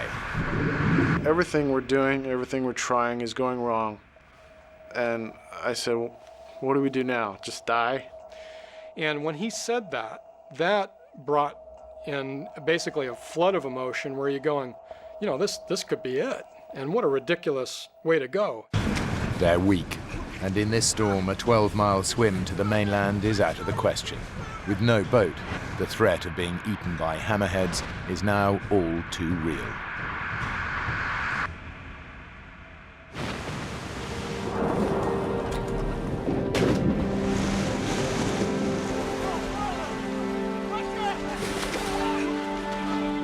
Using every last ounce of energy they possess, Mark and Rob head for the closest island.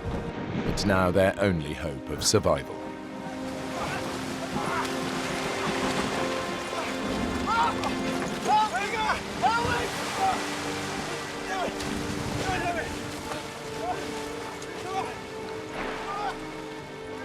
Getting up onto the shore was so incredible in terms of just the mental relief of having dry land under your feet.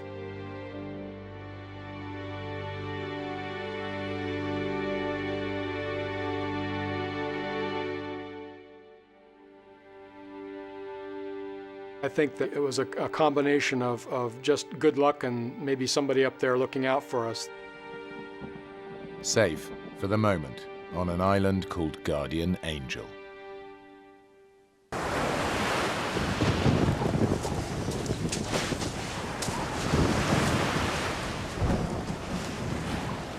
We were soaked to the core, and we stripped all of our clothes off and got in our sleeping bags and got into a fetal position to try to conserve warmth. We were probably in pretty advanced stages of hypothermia. You're still shivering like crazy, but you know you've got a little cocoon of what will eventually become warmth as your body heats up the damp parts of the sleeping bag. Rob, are you okay?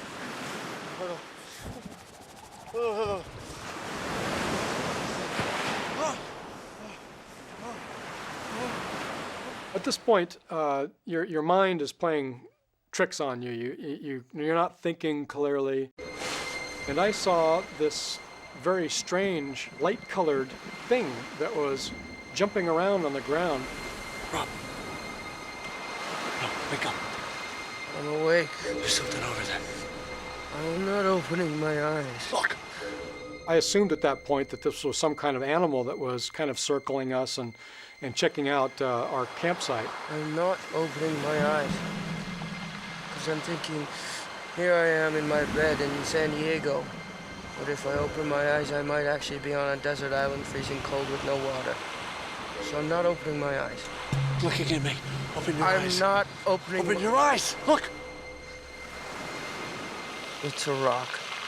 You honestly think that's a rock? Now go to sleep.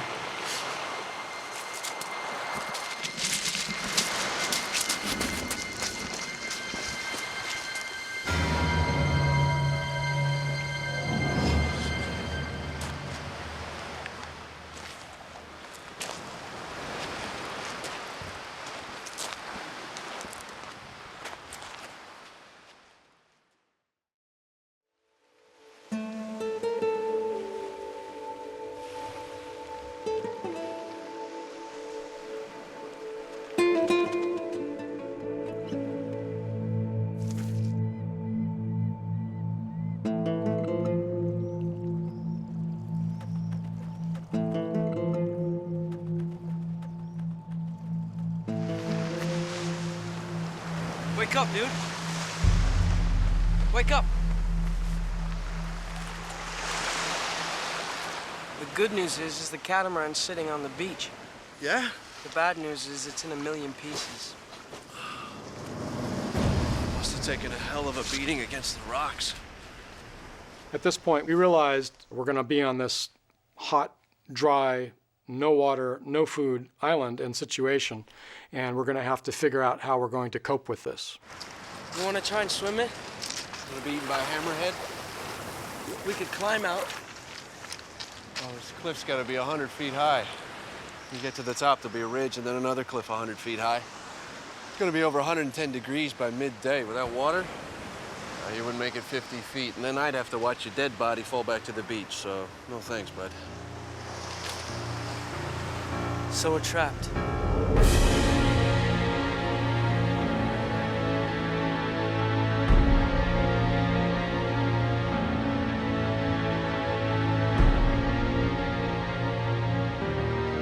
Guardian Angel Island is a barren piece of volcanic rock, surrounded by shark-infested seas.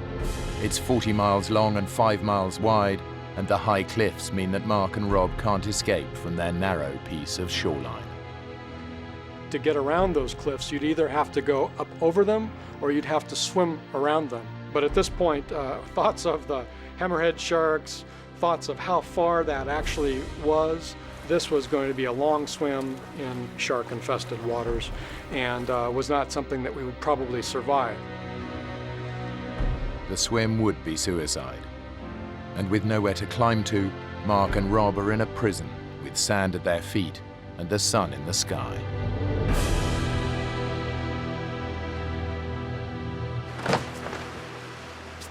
I think we could make it. It might take a day, but we can do it. We'd never make it. It's got to be 12 miles away. Our splashing would attract the hammerheads and who knows what else. We're weak, dehydrated, and if the sharks don't get you, the current will. Let's build a raft then. With what? There's no trees, no wood. We're on a desert island, my friend. There's usually an oasis, isn't there? Well, not on this one. This is a desert island. Typical. Of all the islands to get washed up on. I'm gonna try it. There's nothing to seal the end of it with. I'm gonna try it. It won't float.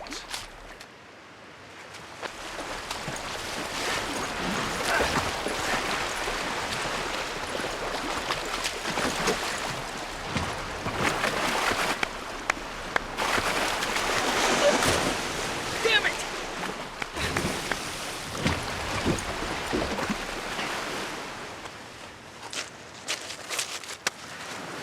Look, it'll be fine.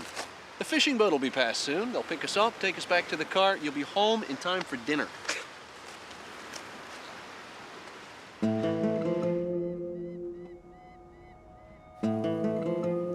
The only things that we didn't lose in the water were the items that were in our dry bags. Well, we've got a book, well, half of, a knife, about 20 matches, and some soaking wet cookies. Hey, I think I found that animal that was stalking you last night. You did? Yeah, kind of reddish in color. Moved up and down in a strange way. Yeah. Oh, no. What, are you afraid of balloons? Cinco de Mayo, the 5th of May. Huh? Must have blown over from the mainland. And? It's a Mexican holiday. It's like Independence Day. It's a national holiday that can last 4 or 5 days. Everyone takes part. Cool. Even the fishermen. Shit. No one will be on the sea for a few days. We don't have enough to last, do we?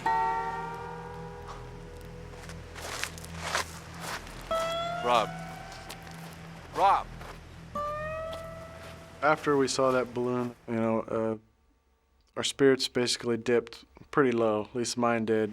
We might be in for a pretty long wait before we saw anybody in our area. It was really starting to get to me. The two men are very exposed on their island. Just a day without water in this heat, and they'll be dead. After the sun came up on the island, there was a limited breeze coming through there. So you can just feel the heat, 110, 120 degrees. And you can just feel this heat getting hotter and hotter all morning long. And the sun was just beating on you all day. There was no shade to be had anywhere. Much better. I basically stayed completely clothed, but even doing all that, a few parts of my skin that were exposed got burned. How you doing? You didn't manage to find any sunblock on the salvage, did you? Starting to burn up. Certainly any kind of humor that we could come up with helped to break the tedium and just the sense of despair that starts to sink in. We have to find a few things, otherwise we're going to be dead before morning in this heat. You know those guys in the movies in the desert going, water, water? Yeah. I know how they feel. There really is no way to drink seawater. And it'll destroy your kidneys and make you go mad. Yeah, okay. We'll leave that as a last resort. What else we got around here? We have to find shelter and food. Nothing. Hey, wait a sec. Think John Wayne. I don't think he's gonna help us now. Well, you remember the westerns from the 40s and 50s? Don't Indians get water from cactus? Hey, wait. Aren't cactus like protected species? I can remember from being a little kid and watching things on TV, you can cut into a nice thick cactus and find fresh water. What if it's poisonous? Are cactus poisonous? I skipped that class in school.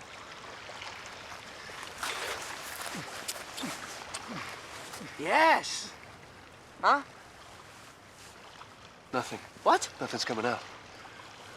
Maybe we gotta suck the pulp. Get the juice that way.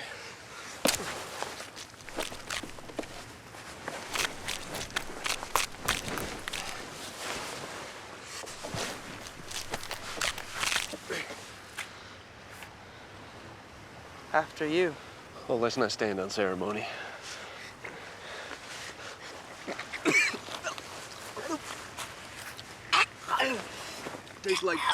Tastes like warm bile. I can't handle this. No, keep going. This is for the water. Our tongues were swelling, and it was, very parched throat, and it gets kind of hard to breathe.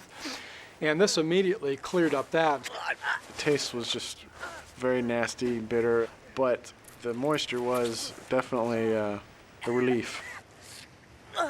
We tried to experiment with different parts of the cactus.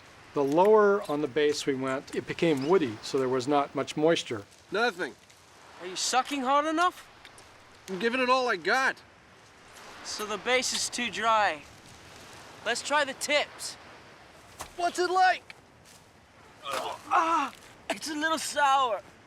Maybe we just stick to the middle. So we had to basically stick with the chest-high part of the cactus. Now the men have some form of moisture, they need to get out of the sun's burning rays. What little shade there was came from the cactus, which was, yay wide, and you could catch a little bit of shade.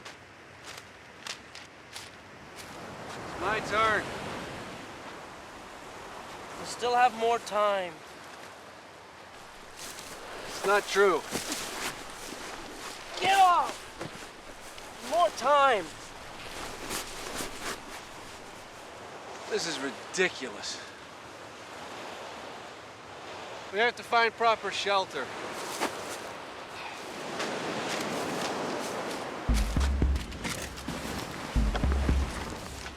There was no shade to be had anywhere, so we were able to salvage enough of the boat, the trampoline part of the boat, as well as the sails and the boom, and we were able to basically make a tent shelter. Well, that's done. 5-star.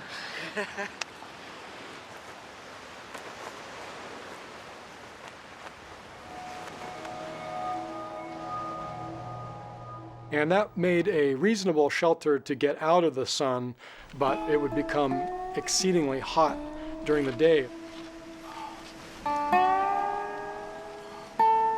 It just became like an oven inside that shelter.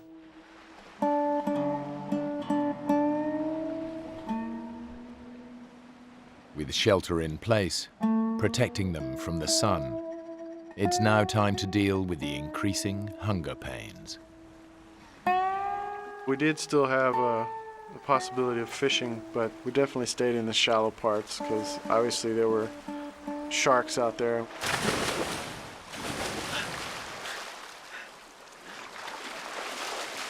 I'm now officially starving.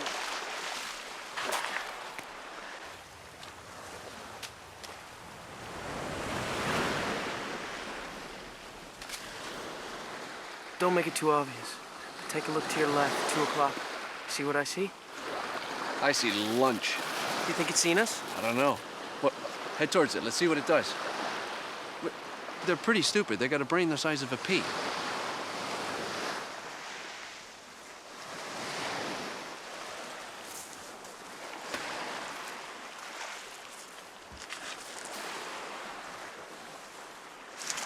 I think it's seen me. Move around a bit. Throw them off the scent. There was no way that you could actually sneak up on these things. Left, left, left. Go left. No, he's coming back. Get between him and the water. These things, have eyes that are looking all directions, and no way could we get close.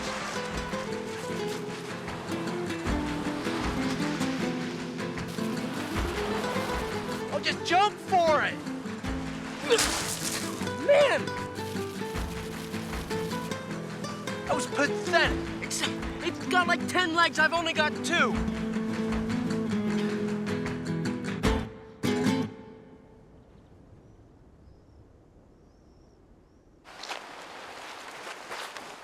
It's back. No, don't look. Pretend like we haven't seen it. How do you know it's the same one? I know that crab anyway. I'll go around the back and jump it. The classic pincer movement.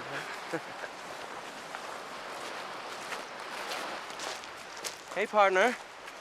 Remember me? Yeah. We're gonna eat you. Move. Yeah. Huh? He's feisty, be careful. Don't mess this up, I'm hungry. I know what I'm doing. You know, look this way. Look this way. Yeah, Grubby, it's me. How can something so small run so fast? Not so easy, huh?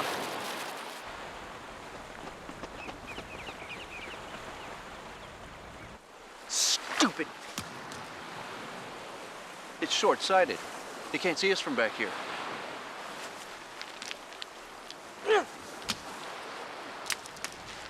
So he kept throwing rocks and he did not move until one just hit him on the head. Bingo!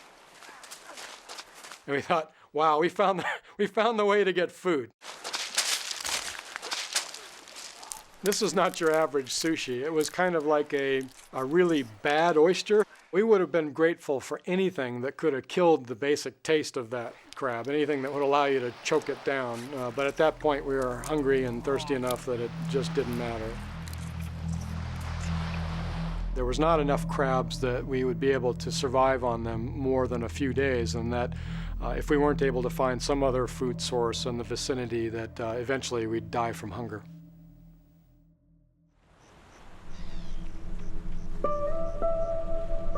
After a blistering day, shipwrecked on the desert island of Guardian Angel, Mark and Rob are slowly wasting away. They're surviving on cactus juice and crabs, but the heat is a potentially lethal problem, even at night.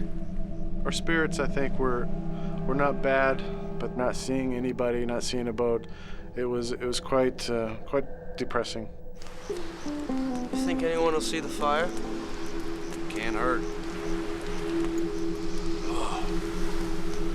What I wouldn't give to be able to peel the top layer of my skin off and burn it up.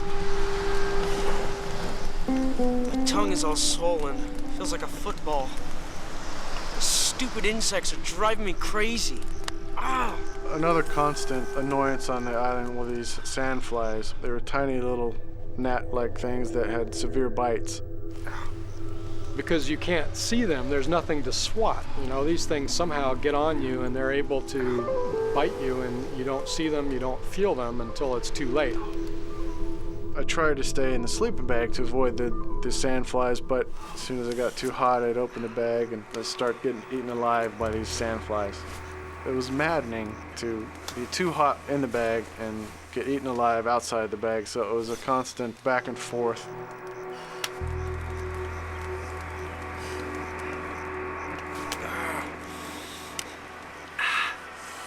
If you fell asleep with the sleeping bag wide open, it was a big mistake.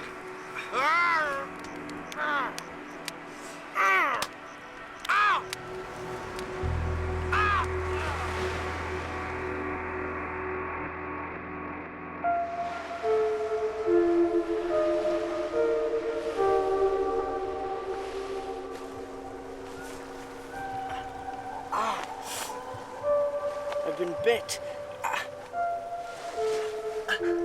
I've been bit all over. Yeah, they got me too. The bites were all over our face, necks, ears, anywhere they could get to, they would bite you. Do you think they're poisonous? If they were, we'd be dead already. No, they're sandflies. They're like mosquitoes, but turbocharged. The itching will drive you crazy, but they're harmless. How do I look? Buddy, you look great. You could run your hand up and down your arm, and it was just all bumpy up and down. And the welts were, turning red and a bit infected in places. Nothing seemed to be able to really stop them. Oh, no. What's wrong? My ring. My wedding ring. Look how loose it is. That's not good. I'd been married since I was 17, and you don't get any lighter as you get older generally, and my wedding ring had been become quite tight in recent years. And when it slipped right off my finger, that was a new experience, and I realized it was because we were losing so much water weight from our bodies. How about a cookie to fill us up? They gotta have dried out by now. Don't do it. Why not? It's about 90% sea salt. Oh. How are they? They're a little salty. Yeah. Oh.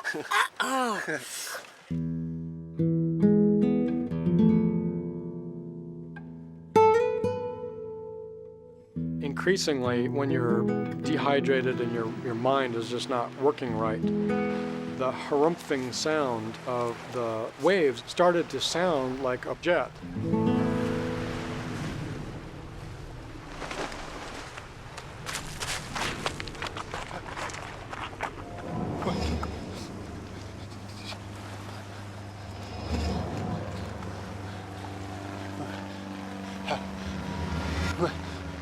The sight of this plane going by, it drives you crazy. Something emotionally starts to tear you apart. Rob! I can't tell those people I'm down here that I exist, that I'm in trouble. There's something reflective. We'll try to signal it. We have nothing that reflects. The knife blade. Nah, it's too dull. It's messed up. Well, keep waving your arms then. I remember trying to signal, even though I instinctively knew that they were too high, and I'm sure they couldn't see me. Look. Yeah. You think you saw us? I doubt it. I want to circle back around.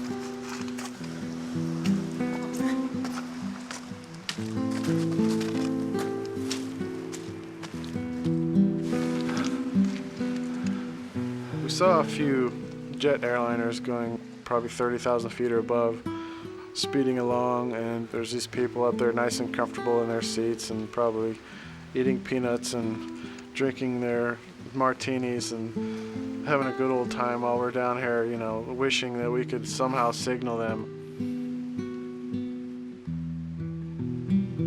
It was one of the many heartbreaking things that we experienced.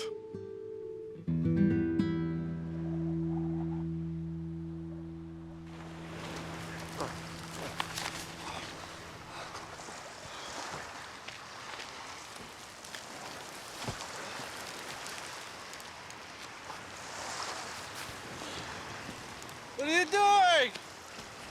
What does it look like I'm doing? I'm trying to do something.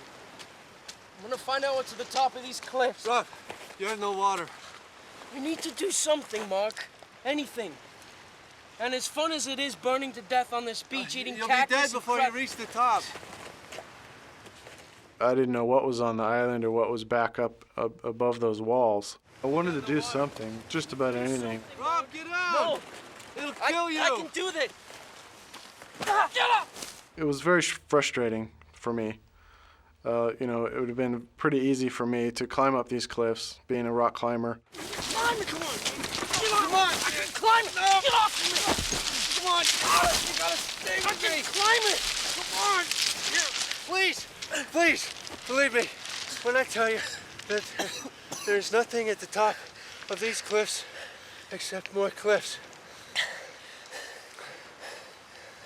And maybe a Club Med. With one of those pool bars, you know the type. With the bar stools actually in the water. I'll get him to send down a couple of margaritas later. Tell him to go easy on the salt. You know, I remember trying to make light of what you can, just to kind of keep things on the lighter side. I see something. Out on the water. What is that? Is that a kayaker? Looks like. And we could see every once in a while kind of something come up and slap the water, and we're both saying, oh my gosh, you know, is this a kayaker that's coming across the midriff area? Over here! Hey! This way!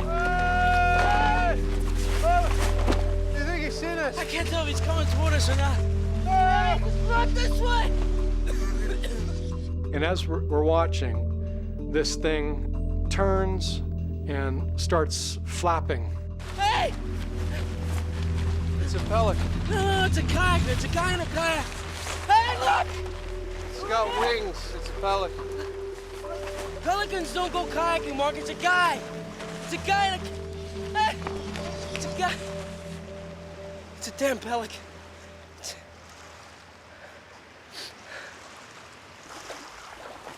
Talk about a sinking feeling. You know, we had all this hope that was coming up, and now the hope sort of flew south.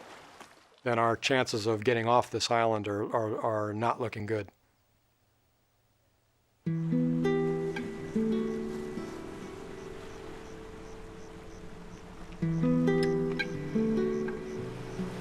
By Mark and Rob's third night on the island, both men are suffering from chronic dehydration, a desperate hunger, and scorching temperatures. They're slowly dying, and their families have no idea that anything's wrong. Out of all the ways my life could end, heart attack, car accident, plane crash,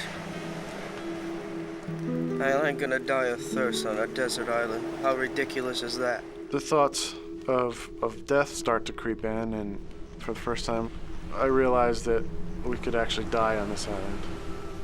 Will it be Mark that goes first, or will it be me that goes first? Or are we gonna go so delirious and crazy that we kill each other? I keep picturing our bones lying on the ground like the iguana skeletons all around the canyon. You don't feel that? A couple of times I've imagined a policeman walking down the path to my house. He knocks on the door, and my wife answers. The next thing I see, she's crying. I really hate that my family now is going to start being concerned that they haven't heard from us. Yeah, it enters my mind, but then I push it out. We are going to survive. What if we're here for 2 weeks or a month? Look, we'll be rescued. I promise. It would have been devastating, of course, if Rob had come to any serious harm. I would almost rather not have come home myself than to have faced his mother to tell her that I had lost her son.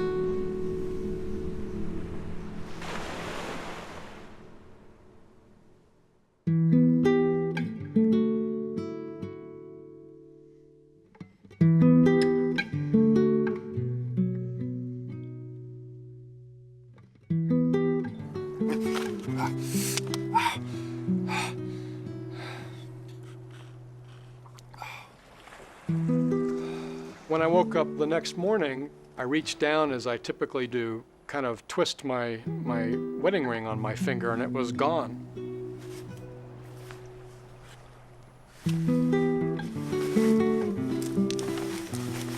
I realized that this thing had actually just fallen off my finger during the night.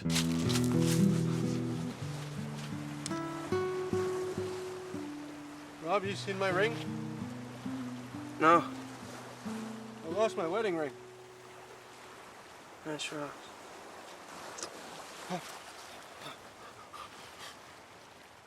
When it slipped right off my finger, that was, to me, an indicator that things were starting to get very critical. Got it.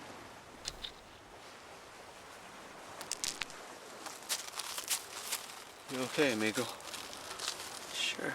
My mind and my vision and even my hearing were playing tricks on me.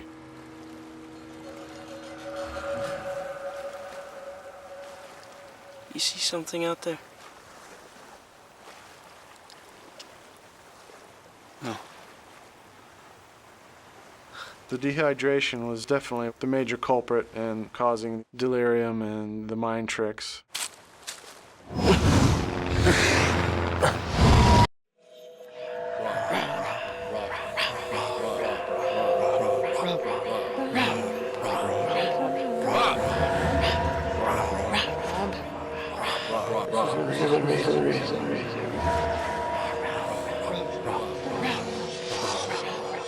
These ant colonies seemed to take on a life of their own. It was like I was one of the ants.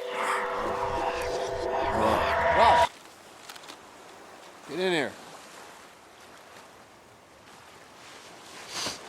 I'll be right in. I didn't know if I was going insane. I didn't know what was going on. It was bizarre and surreal at the time. It almost seems like a dream to me now. It was really starting to get to me. I was drained, I was quite delirious, and I was beginning to lose it. At this point, I knew that I could possibly die. Did you hear that? Rock. Sounds like a boat. Man, it's probably a wave. Or a pelican. Or the cactus talking to you or something. Rob, get up. There's definitely a boat out there. Hey!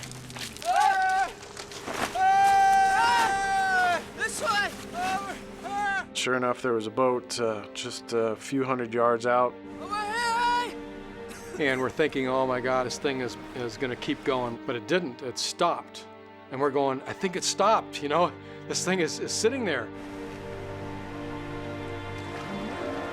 The motor started revving again, and it started coming towards us. And we're going, oh my God, this thing's heading our way. An incredible sense of relief and adrenaline rushed over me that I never felt before. Are they Mexican fishermen? Why have they stopped? I couldn't tell what they were saying, but they seemed pretty suspicious. Who knows what, who these two gringos could have been. Why aren't they coming to get us? I don't know. Hey! Let me deal with it. I am not fluent in Spanish, but I know enough to get along and was able to respond to them. Hey, ¿qué pasó? Hey, estamos aquí por 3 días. Mira, mira, el barco choco con rocas. That would have been devastating had they been so suspicious that they would just leave us behind. My spirits would have just sank to beyond the depths. There's nothing that Mark and Rob can do. They are at the mercy of these fishermen who don't seem to believe their story of being shipwrecked on the island and living off cactus juice and crabs. Mark begs for their lives. Es verdad. 3 días, no agua.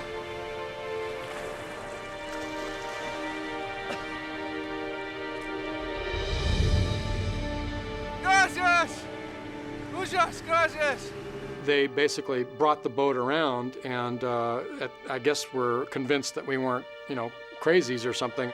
Just stay cool, man, until we know who these guys are, okay?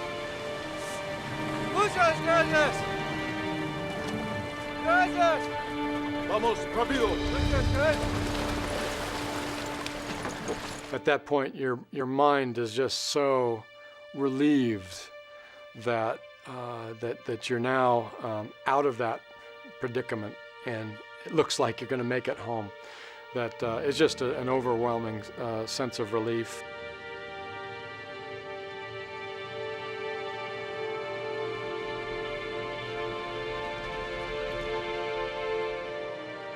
Glad to be alive and glad that we didn't die. They pulled up a 1-gallon container of water and headed directly towards Bahia de Los Angeles. The feeling of having gulps of water actually go down your throat was just incredible. It was a bizarre feeling to feel your body hydrate almost instantaneously. You could almost feel it pumping out through all of your limbs and all of your veins. It was the best water I've ever swallowed. The people in the boat brought us up to the actual town of Bahia de Los Angeles. and gave us a gallon of water and said, "Good luck." Looks just good. And they turned around and they were gone.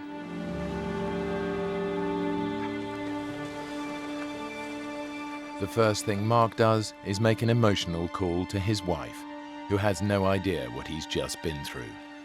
Yeah, I promise I'm fine.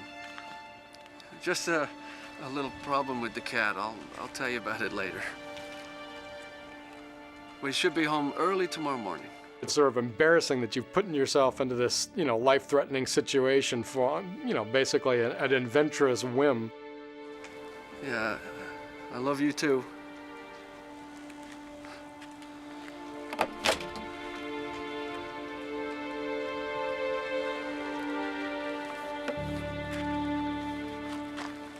Before taking off, Rob and I at the general store basically loaded up on all the things your body is craving at that point. Things that are fatty, things that have some taste to them, things that are liquid, and kind of gorged ourselves.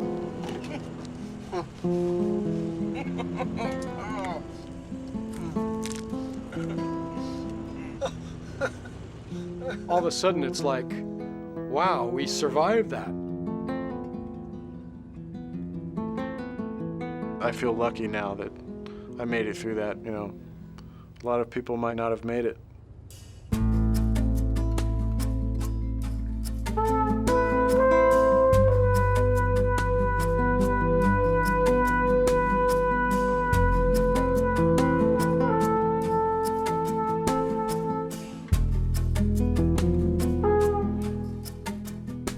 What started as a joke ended as a nightmare. Severe dehydration, vicious insect bites, sunburn and starvation combined to take these cousins close to death and back again. When you come out of the tail end of this alive, that establishes a kind of a bond that is different than, a family bond. We share this common experience, but I'm not sure that he'd ever go sailing with me again.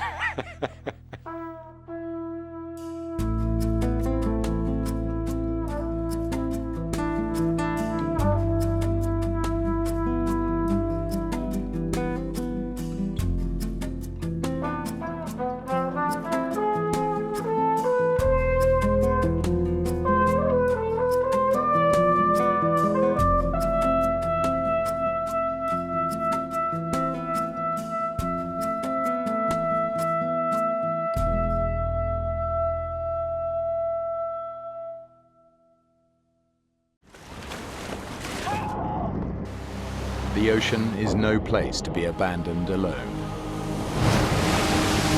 Larry, this current is gonna suck us out to sea! This is the true story of two friends whose island-hopping adventure becomes a fight for survival. Now one of them has to make the most difficult decision of his life. So do you leave me out here? Await death with his friend or leave him behind and face the ocean alone. You don't leave your buddies. You don't leave your friends behind.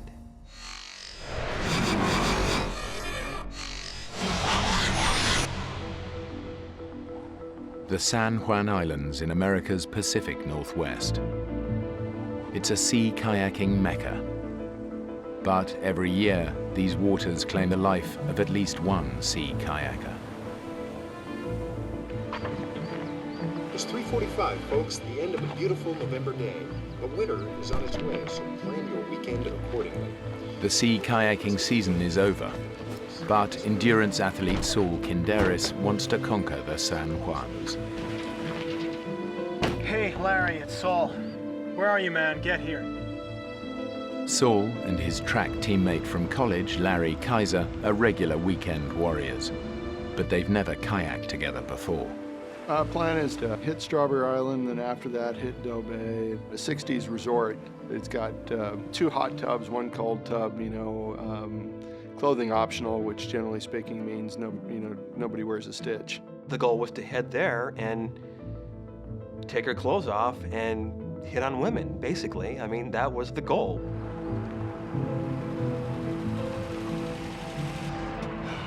You're late, Marjorie.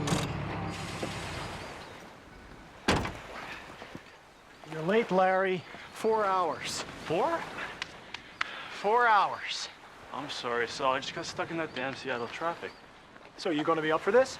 Yeah, I'm up for this. Fat tourists like you can do this sport. I don't see what the problem's gonna be.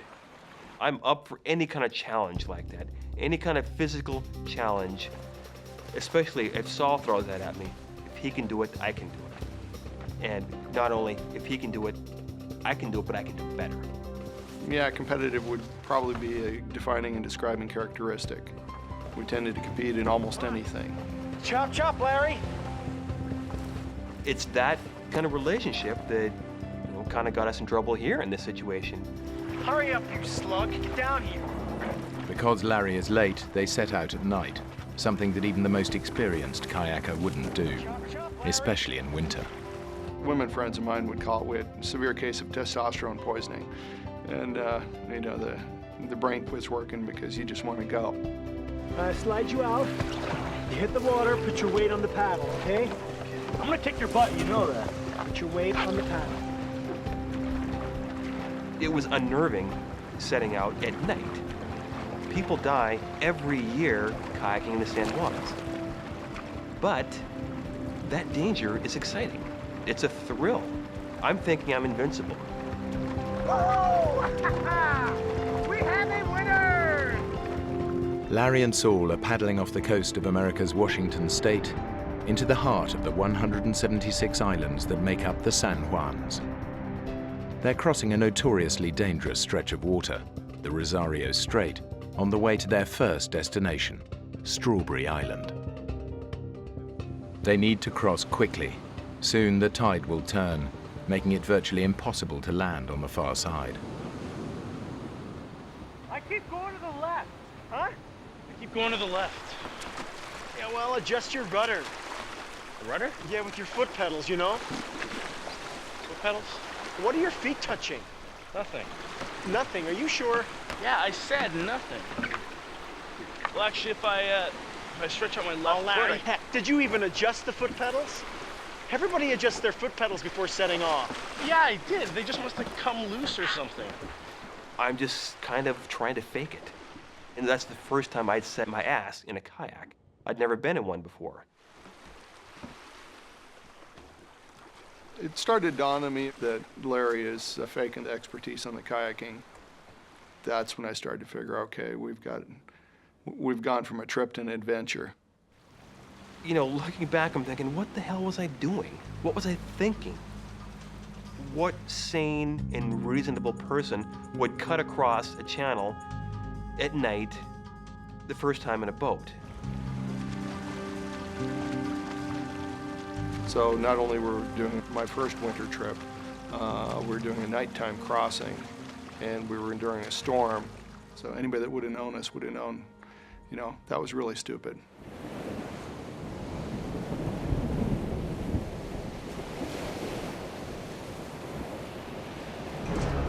Eventually, Larry and Saul reach Strawberry Island, but they're late. The only landing spot is a sandy beach surrounded by dangerous rocks. Now, in the darkness, they face the ferocious tidal currents swirling around the island, giving the area its nickname, the Witch's Cauldron.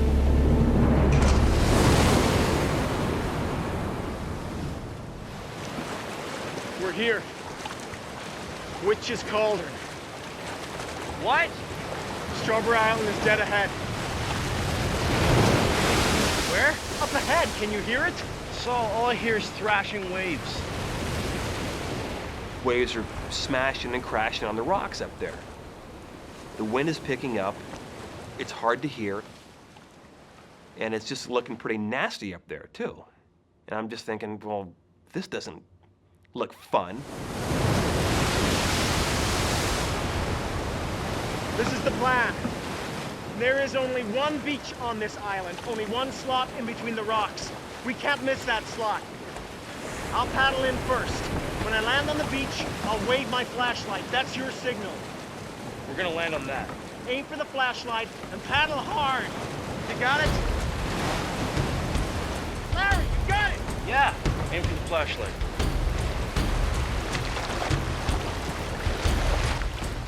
This was pushing my enjoyment factor. We were starting to get outside the area I enjoy. I knew that I needed to hit that beach just right or life was going to truly get miserable. I can see big, jagged rocks that don't look good to land on. It's just really hairy out there.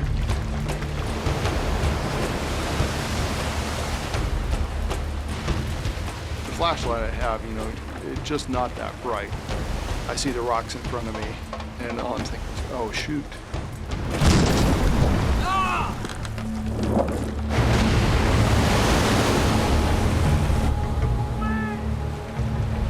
What?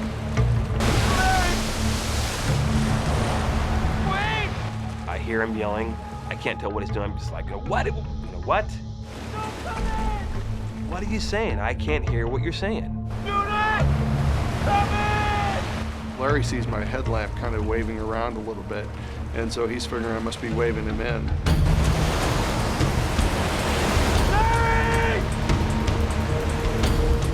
I could see him coming in. He's aiming for the flashlight, just like I told him to, and that flashlight's on my head.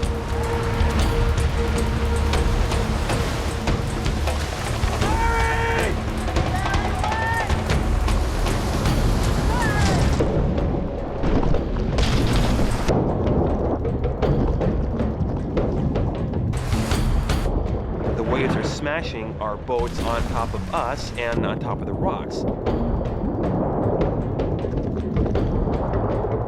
Very scary situation. Totally caught us off guard. It just happened in a split second. You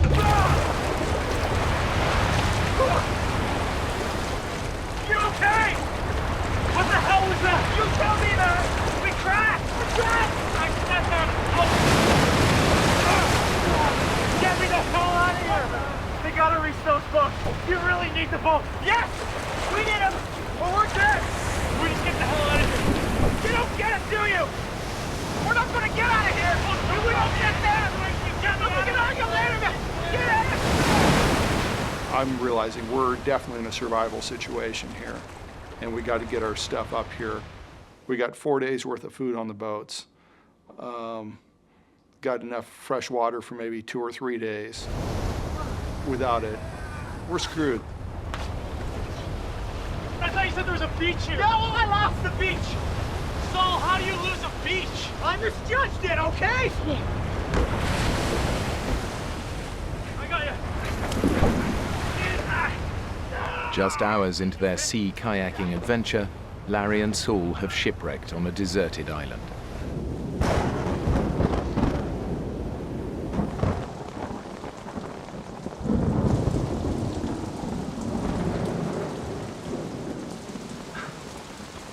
I'm looking forward to getting warm. We could have been killed, but we weren't. As much as Saul and I both seek out these fun, dangerous, athletic situations, we don't have a death wish.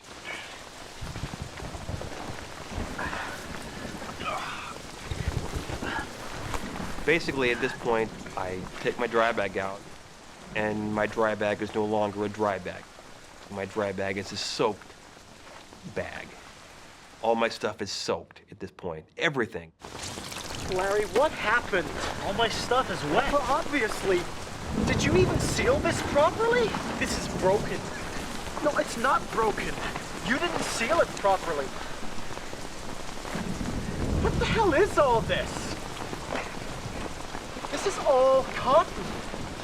How could you ever think for a winter trip packing all cotton? At that point, he was probably a little angry, and for probably good reason. My sleeping bag, all my clothes, all the gear I had, it's all just drenched. His stuff was fine. Get into this. This is your bed. I have dry clothes. I can sleep in them.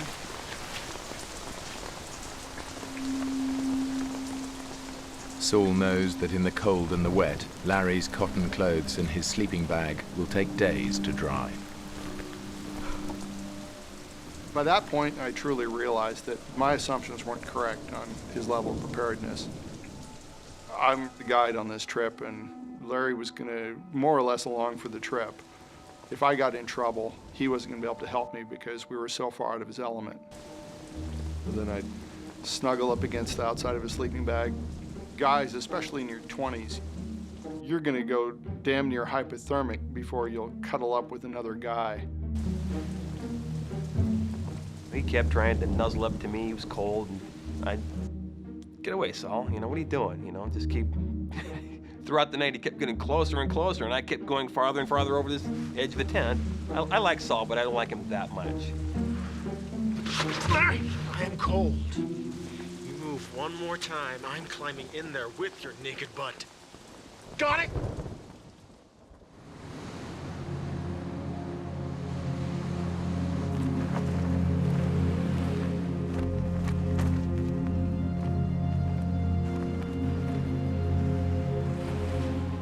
Larry and Saul's adventure was supposed to last 9 days, but the weather is getting worse and Larry's gear isn't drying.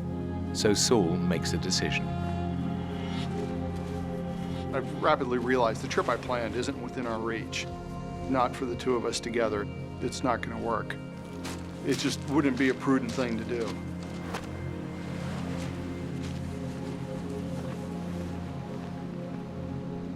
I just wanted to tell myself, you know, we still have time to have some fun and get this out of our system and use this as a small setback and just keep going.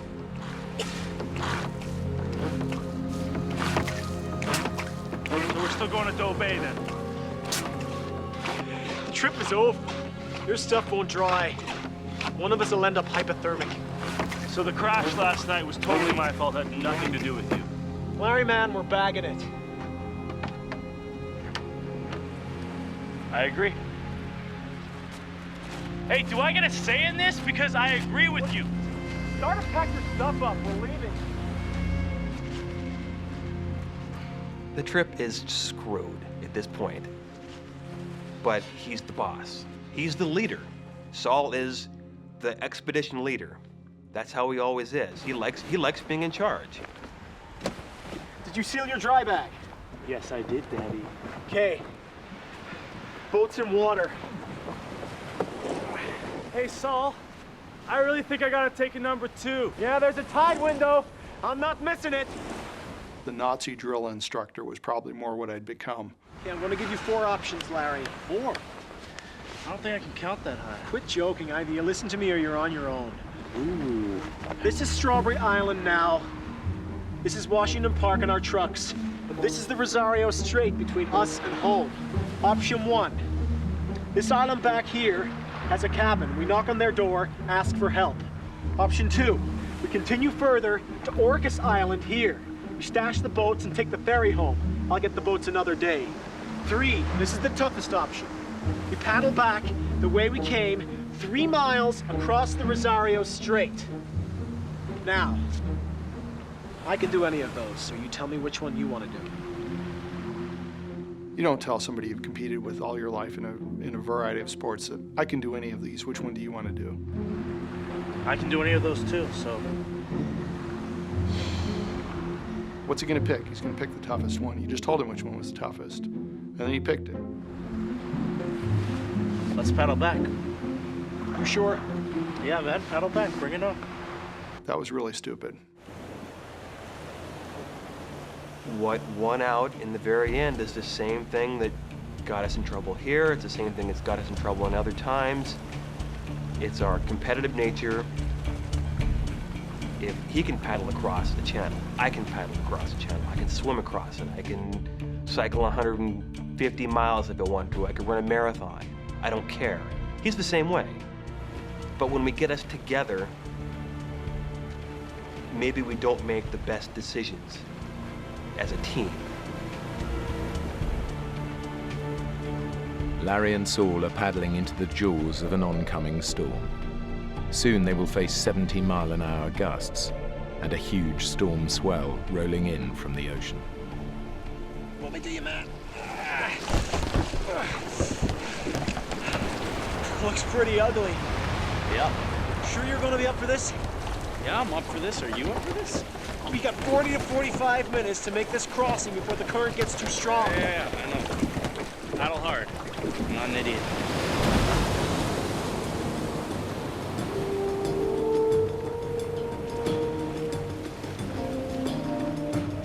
The conditions now are dangerous.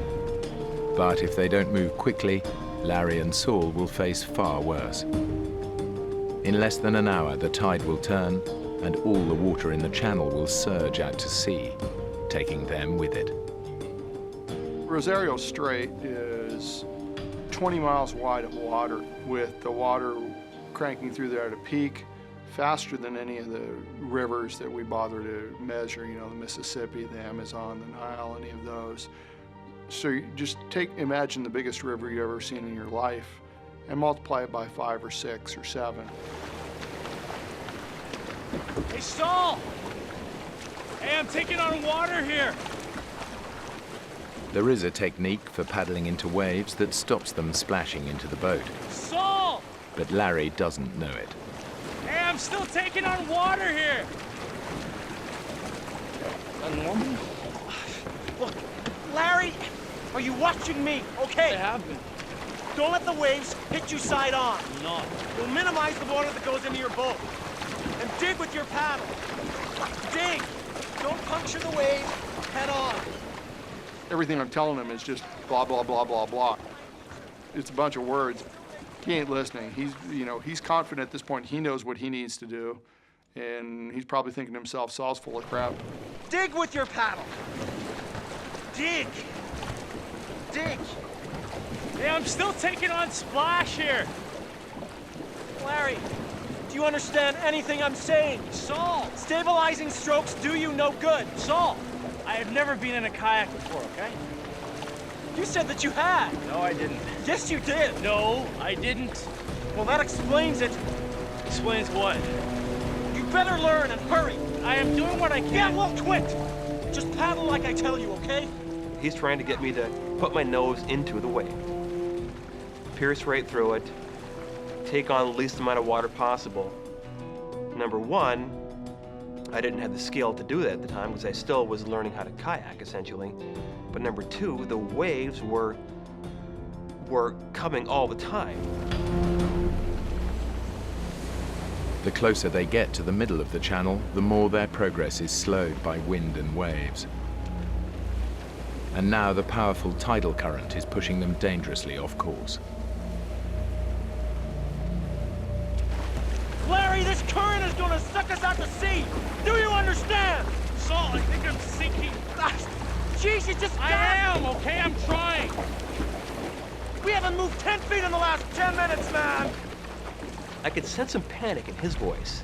He knew that we had a limited amount of time to get across the channel. We hit a point where when it got really rough, just all our forward progress stopped. I mean, 20 minutes we were roughly halfway, 40 minutes we were roughly halfway, an hour we were roughly halfway. At this point, Larry's boat is so full of water, it weighs over a ton and is impossible to maneuver.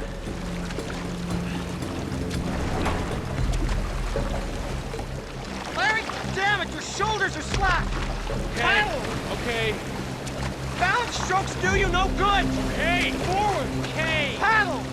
Okay, okay, okay. Man, are you a complete idiot? Back off, okay? I am trying. Blood pressure is definitely cranking up there. I figured that it was a good possibility that we could get killed.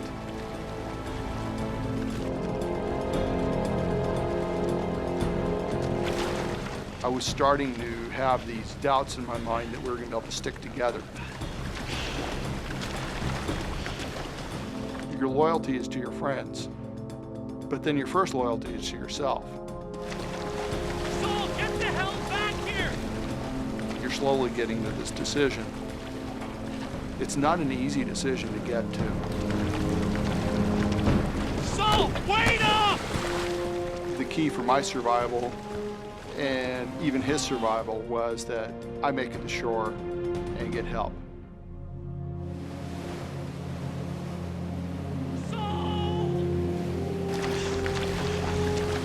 Saul! I need that pump! You need to bring me the pump! He's yelling something to me, I'm yelling back to him. I yell at him, I'm going to get help. I'm assuming he can hear me. He's probably assuming I can hear him. We really can't hear much of anything. I mean, the time I was so focused on the pump, I wasn't focusing in on the fact that he essentially was abandoning me.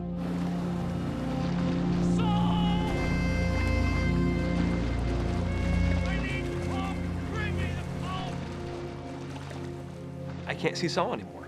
He's gone. He's just not there. You don't leave your buddies. You don't leave your friends behind. I love the guy, but he left me.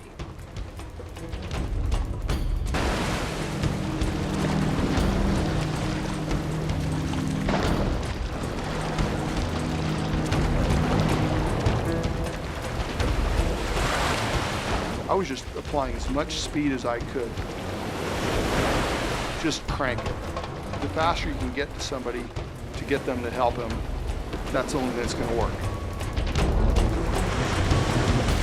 And I was getting more nervous because I've got this big phobia about being swept farther and farther towards the ocean. The ocean's very big.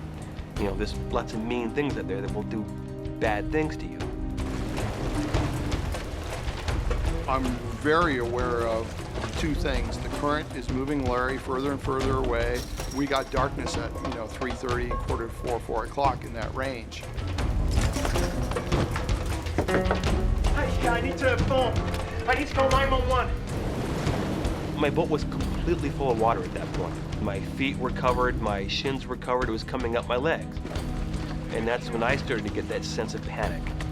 And I knew, you're not in Kansas anymore, Toto.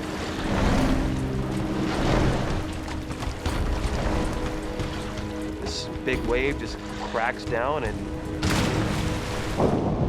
everything stopped.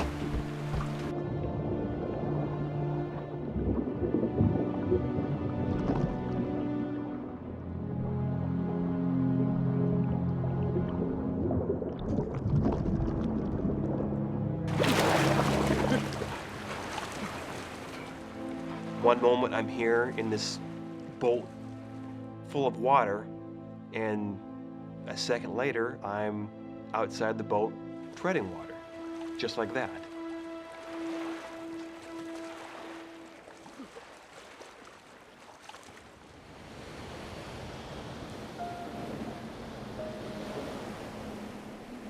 Less than an hour before dark, Larry is in the middle of the 3-mile-wide Rosario Strait.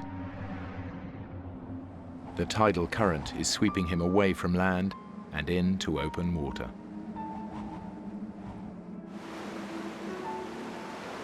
I'm in the water now. Not a fun feeling. Looking down and not seeing my feet, not seeing my shins, not seeing my knees, I'm getting scared at that time. Each minute is just, it's like some critical mass building and building and building, and it's not getting any better. It continues to get worse. It's getting dark, and there's no one here to not only save me or rescue me, but no one knows where the hell I'm even at.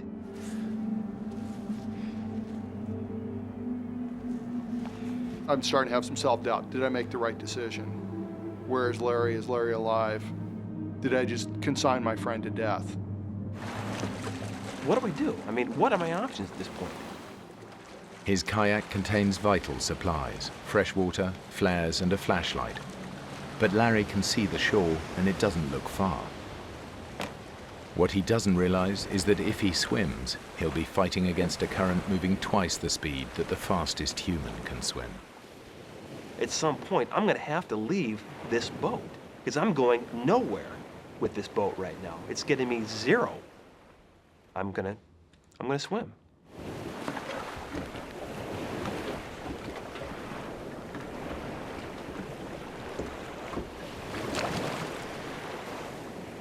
So I take off and leave the boat.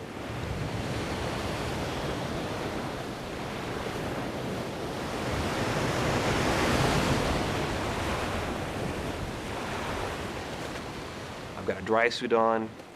It's end of November, it's cold, but That doesn't throw me.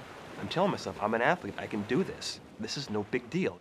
It's just that Mother Nature and her little currents, they had a whole nother thing to say about that problem.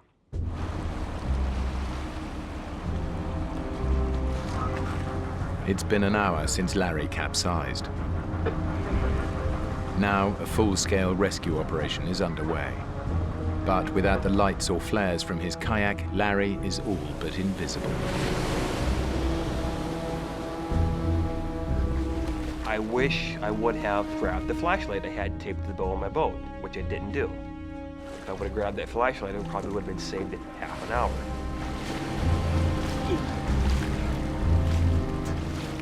I'm looking around, and I can see kind of, boats out there. They're like crisscrossing back and forth. Help! Help me! Here! Hey! And I started thinking, I bet they're looking for me. Help! I must have looked like nothing in the water to these people. Hey, over here! Here! Help! Help me! Here! I'd go down on a swell and come up. They're always just right back, searching where I just was.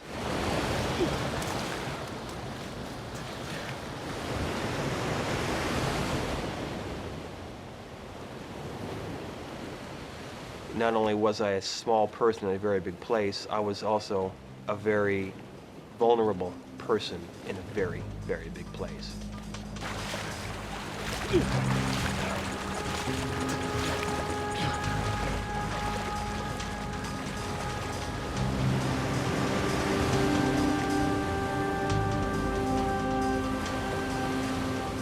I was thinking, okay, I know me, I know Larry. If there's people that can survive for a long period of time just by being stubborn and being fit enough, we fit that description. Several miles away, a rescue team is scanning the shoreline in the hope that Larry might have made it to one of the islands.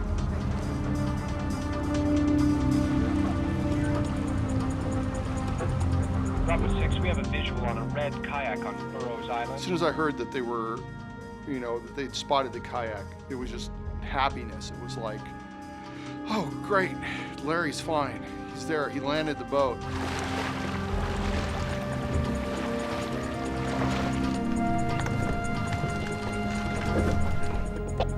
Is there a paddle with the boat? Affirmative. So he paddled it onto shore. Any gear with the boat? Negative, empty. No sleeping bag, dry bag, nothing. Correct, the boat's empty. Great. He's on that island somewhere. What more clues could you need? I mean, paddles with the boat, sleeping bag's gone, the guy's alive. He's somewhere here in the bushes, just gotta find him. Yes! You've never seen somebody so excited in his life at this point. I'm happy, I'm going, good, this is a good time to call his parents and let them know what's going on. Mr. Kaiser? Yes, it's Saul Canderas. I don't know how to tell you this, but Larry, he's gonna be okay. We think he's on an island somewhere, probably in the woods. The Coast Guard now concentrate on searching the island. But out to sea, Larry is still swimming hopelessly against the current.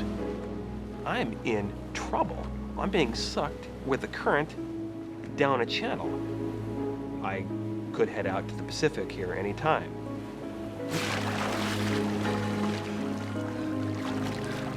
I saw a buoy off to my right. I'm thinking, I'm gonna see if I can maybe latch onto this buoy and not get dragged out to the ocean.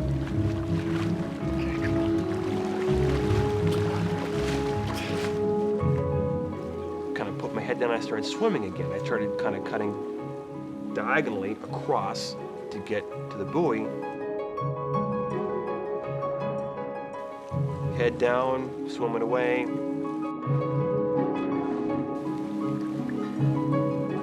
I'd look up to kind of see where I was going.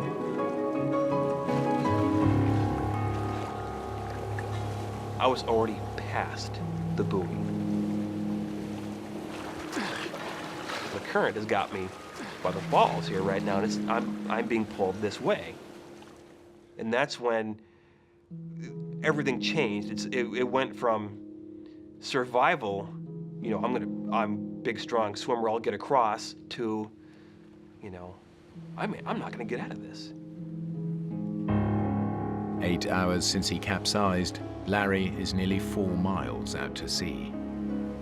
But the Coast Guard is still searching the island where they found his boat. Because they found a paddle with it, they assume he must have paddled to shore. What they don't know is that Saul equipped the kayak with a spare paddle. Our best hope is that he'd be on the island right now.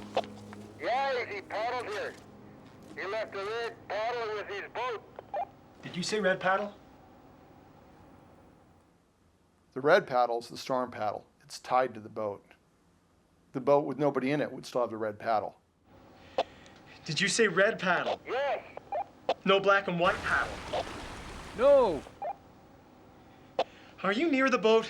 Yes. How many holes are in the top of the boat? 2, 1 for each person.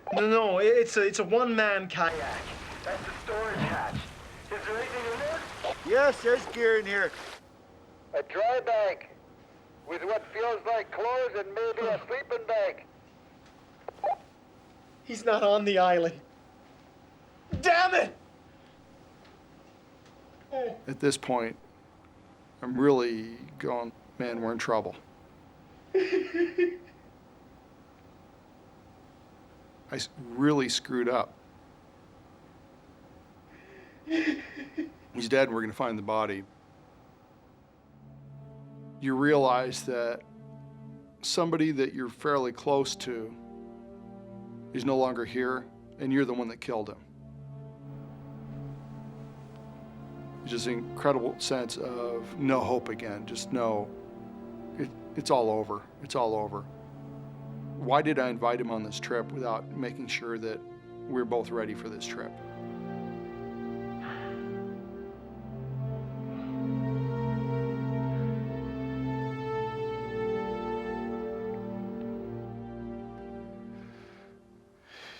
It's almost like saying, what the hell was I thinking? Yes, Mrs. Kaiser? It's Saul Canderas. I'm sorry to call you so late. It was the hardest phone call I've ever made. It was nothing that in my life I'd ever expected myself to have to do was call somebody and say, hey, I just went out with your son and did something, and as a result of doing something, he's dead. You know, I took your son out, it was supposed to be fun. I got him killed. Shortly after midnight, the Coast Guard call off the search. They assume that in the morning, they will be looking for Larry's body.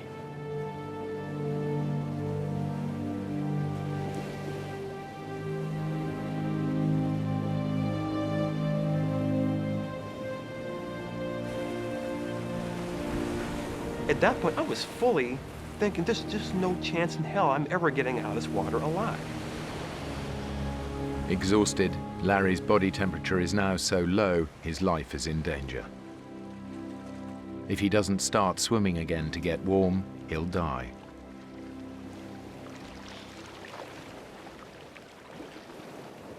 I really thought, just end it now. Why even bother with this? I thought about, you know, trying to essentially drown myself.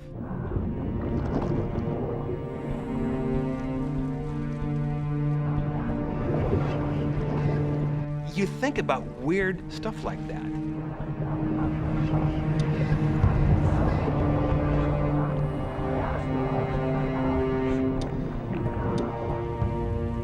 And that's when we start thinking about my mom. And I love my parents, I love my dad, I love my family. What do you say? You know, thanks for, you know, being my mom, quote unquote. I mean,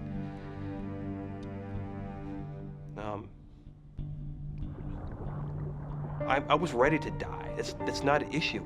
I didn't want them to feel that suffering and pain, though. You know, and not know what happened to me.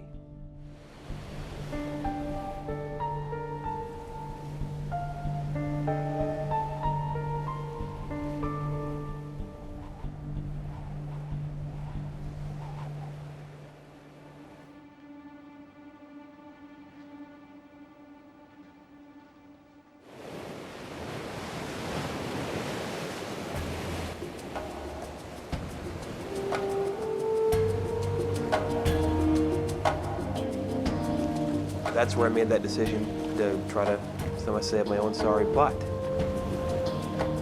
As I'm continuing down, I can see this lighthouse coming off to my right as I'm coming up on it.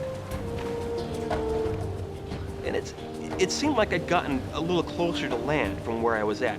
I was in the middle of the channel when I first started. And I kind of came to this lighthouse, and it looked closer. And I'm thinking, I could maybe get that. I can maybe swim for that. The tide is sweeping Larry towards the Pacific. But by sheer luck, a side current carries him within striking distance of the last available piece of dry land. I start swimming, and it's getting closer.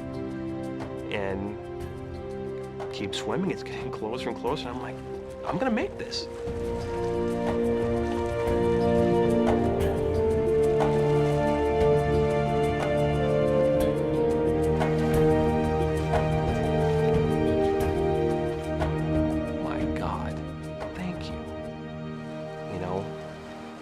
Thank you, Lord. I come up onto shore, and there's this big rock right there, and I just swim up and put my arms around this rock. This is the most beautiful rock I've seen in my life. That's all I could think of. No one else, nothing else, just lie there and enjoy this rock. This stupid rock that was my buddy at the time. Feeling of relief. Everyone knows what relief is, but if you've ever been in a situation where it's literally life and death, and you feel that you've cheated death that one time, it doesn't get much sweeter than that.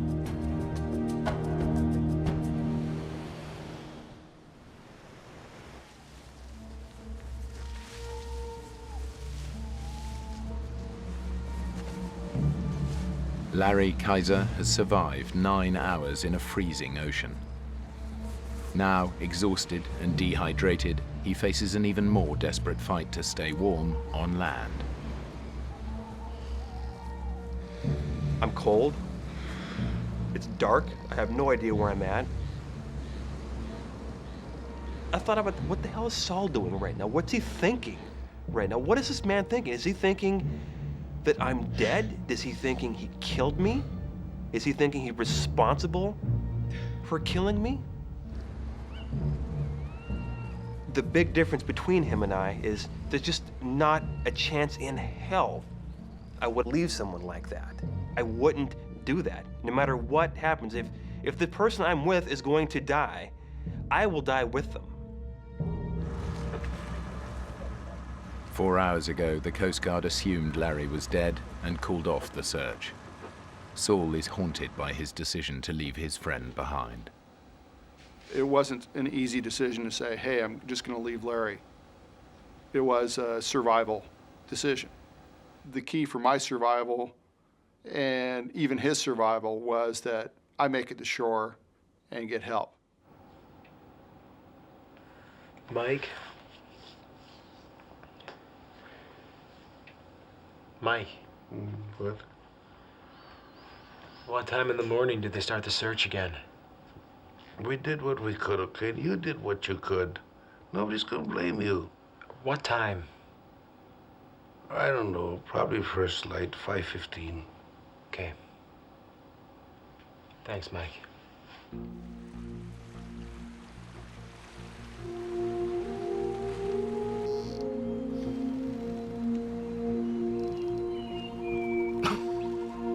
Larry assumes he's on the mainland.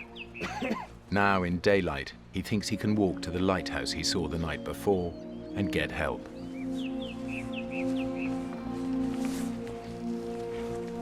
At that point, to me, in my mind, absolutely the worst was over.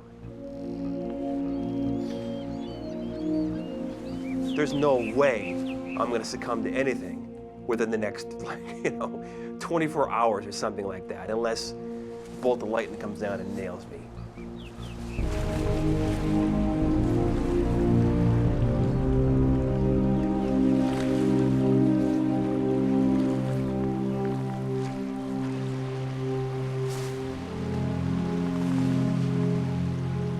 I'm thinking, what is this?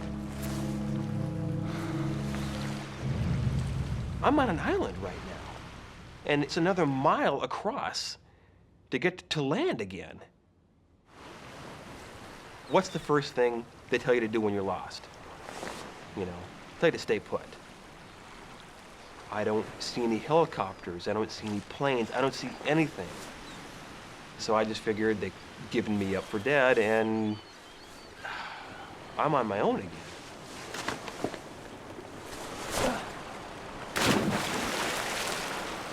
What am I gonna do? Just stand here at some stupid island and stand here the rest of my life? It's not gonna work. I'm not Tom Hanks. I gotta go out and get going here, for God's sake.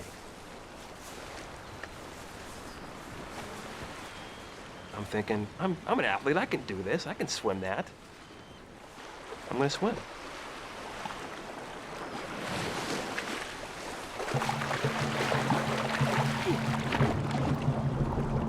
To reach the lighthouse, Larry faces another mile in freezing water.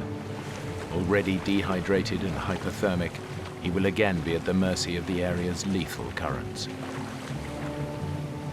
I'm swimming across the water. I'm literally right in the middle. I stopped swimming, I turned around in the water, and there behind me, where I was standing for the previous hour, was this giant helicopter 50 feet up above the shore, right where I was standing.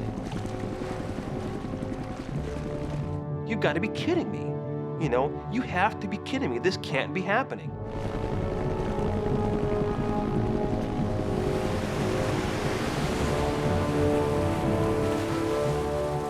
Why can't I get rescued? I mean, why can't they see me?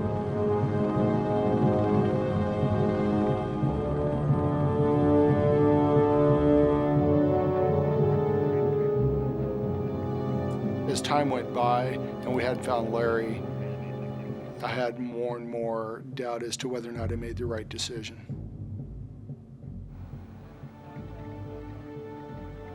Not only did you get your friend killed, but it's proof you're a failure. Can't you do anything right?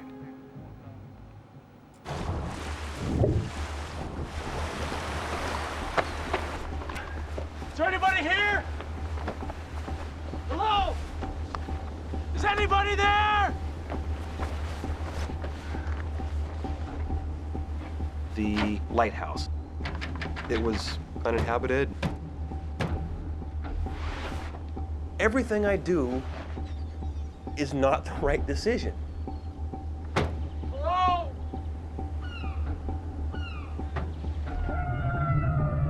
At that point, I felt like I was floating in a dream or a nightmare. You know, hope has been slowly draining away, and feeling really depressed. I got him killed. Nobody else got him killed, I did.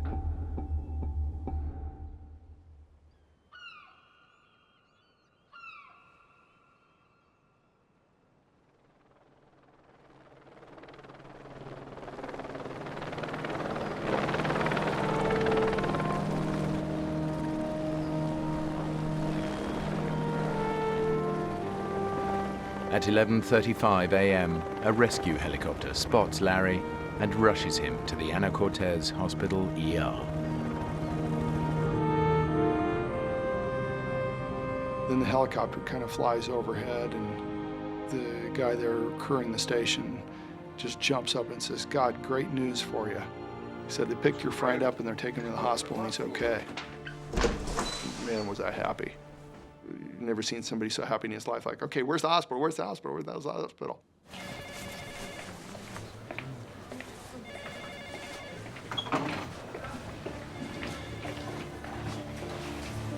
No. The zip's broken. I'm going to have to cut you. I remember seeing him walk into the room that I was at, and you could tell without him verbalizing his feeling. Yo, Larry. You okay? Lift. Hey, Saul. I felt good having Saul there, but you don't leave your buddy. It's not correct. It's just not right to leave someone like that. You must You left me.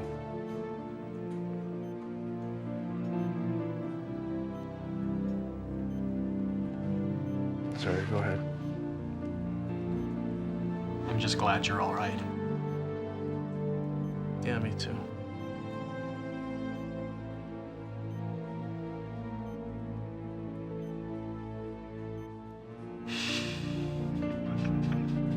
With who I am, I wanted him not to feel guilty. I wanted him to hopefully be relieved in the fact that I'm okay. Do I hold a grudge against him for doing that? No, I don't. It's just one of those things, you know, it's like, yeah. The main thing I remember is being so happy to see him. It was like better than any Christmas present is your buddy's still alive. 10 years after their misadventure, Saul and Larry remain friends and have even kayaked together in the San Juan Islands. But they never discuss what happened, nor can they agree if Saul's decision to leave his friend behind was the right thing to do.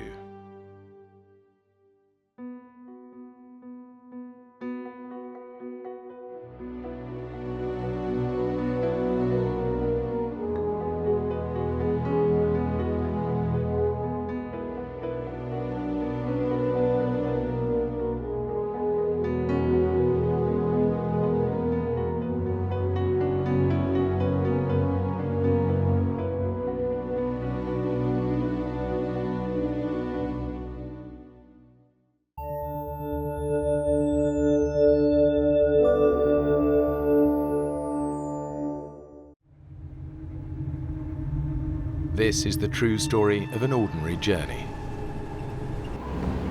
I think we took a wrong turn back there.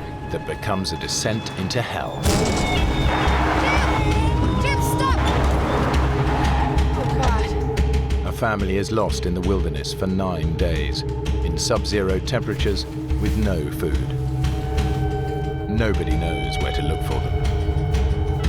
A young father faces an agonizing choice: to stay with his family and face certain death, or walk into the unknown to seek help. How the hell are we gonna get out of this?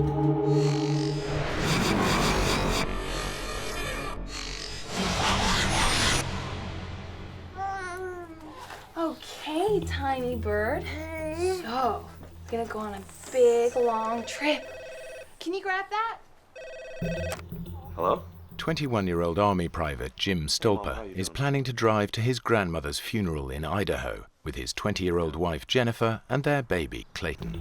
Yeah, I miss her too. I was quite driven to get to this funeral. I was a very family-oriented person, and the loss of any member of the family was hard on me. Well, Kevin and me were thinking maybe you should just stay put for now. Well, it's nearly 1,000 miles, and the weather's going to get bad again. Jim's mother and stepfather are already in Idaho and growing concerned about the weather. Don't worry, Mom. I was getting a little nervous because it was snowy, blizzardy, and I really did not want him traveling because it was bad all across the area. Yes, of course, you're a great driver. Jim's mom told us not to come. No. She's like, don't risk the weather, just stay there. She didn't want us to go for reasons that we didn't think were good enough to stay back, so we decided, nah, we're leaving anyways.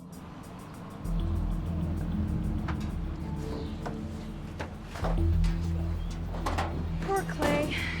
He's gonna be stuck in this thing forever. What is it, like a 13-hour drive? He'll sleep right through. Isn't that right, little boy? Are we good?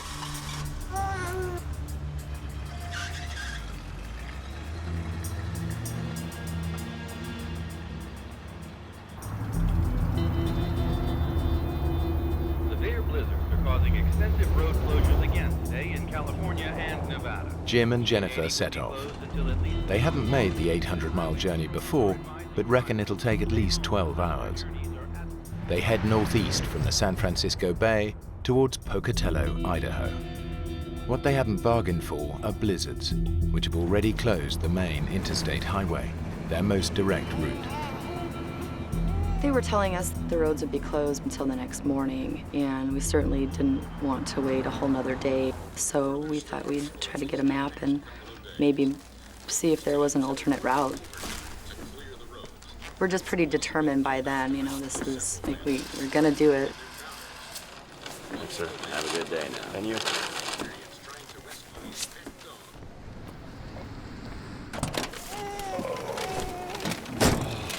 Great. Okay, so blizzard's right here. The I-80's closed. Okay, let's go north and cut across east, which takes us onto the I-140 right here. All the way to Pocatello. We just thought, okay, here's where the roads are closed. This is the main part of the storm. Let's take this road that goes way up and around it to try to just go. That's what we thought we were doing, was going around the storm. Little do we know it had already been through there and dumped a lot of snow on the ground. We could see dark skies coming from the west. It was getting to be late, and there wasn't much traffic. At one point, the roads got a little snowy, and we were a little concerned, so we stopped at a service station, and this is where we had chains installed.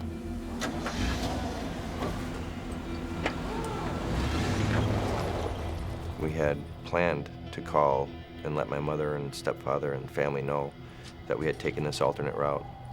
We didn't have a cell phone, so we looked for a payphone. Damn it.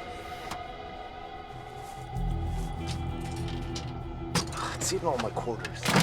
We knew that my mother would be worried about us. So we were disappointed we couldn't call, but we were also relieved that we weren't adding to her grief at the moment.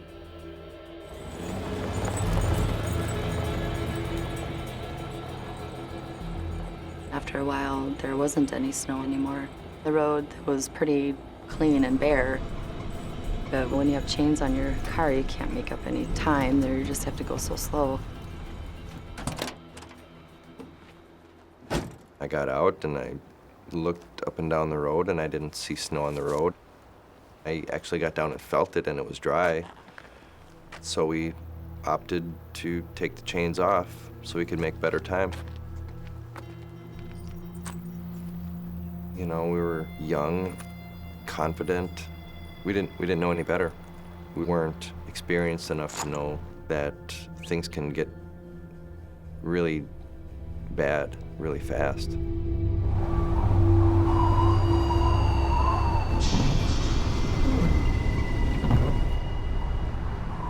There was snow back on the road by this time. It was like getting pretty bad. But we didn't want to slow down and stop, and you know, at this point we're just figuring, okay, well, I can still see the road ahead of us, let's just keep going. This is a very minor road. We shouldn't have been on the road in the first place, but the sign that declared the road closed was buried in snow. The road was covered with just unbroken snow, and we were making the tracks now. Where the hell are we? This map makes no sense. This is weird. It's totally deserted. Wait, you know what? I think we took a wrong turn back there. Jim, stop! Jim, we're in about 2 feet of snow! Jim, stop! You're making it worse! Jim, stop! Jim, stop! Stop!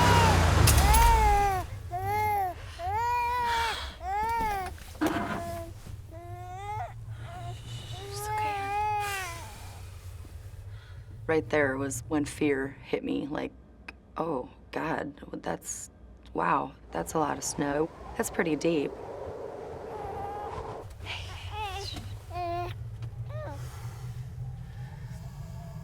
It took a while to really figure out what really had just happened. I can't believe this. What is this stupid road anyway? We were a little concerned, but people get stuck in the snow all the time, and it's not that much of an issue because there are other people around to help. Oh, we are going nowhere tonight. So we decided to just wait it out and hope for somebody to come along and help us. Look, honey, we still got plenty of time to get to Idaho. If we don't freeze to death first.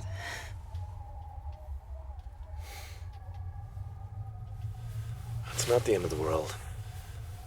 We'll flag somebody down tomorrow and go get us a tow truck or something. Jim, Jennifer, and Clay spend an uneasy night in the truck. They have no idea they've driven off the Nevada backroads into the middle of a 5,000-acre wilderness.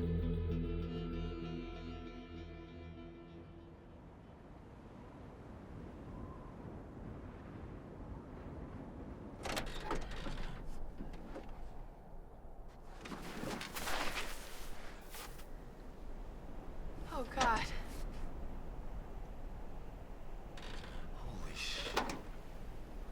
What is this place? There's nothing.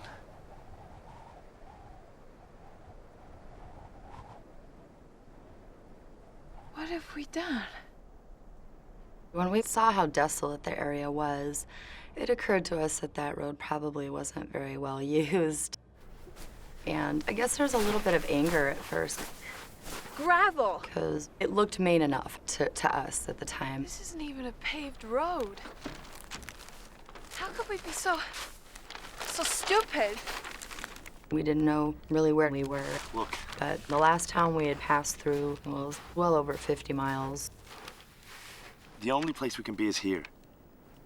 We must have left the 299 right about here. Let me look.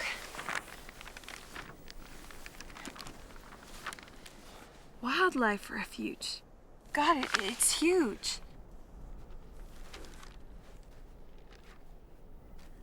How are we gonna get out of here?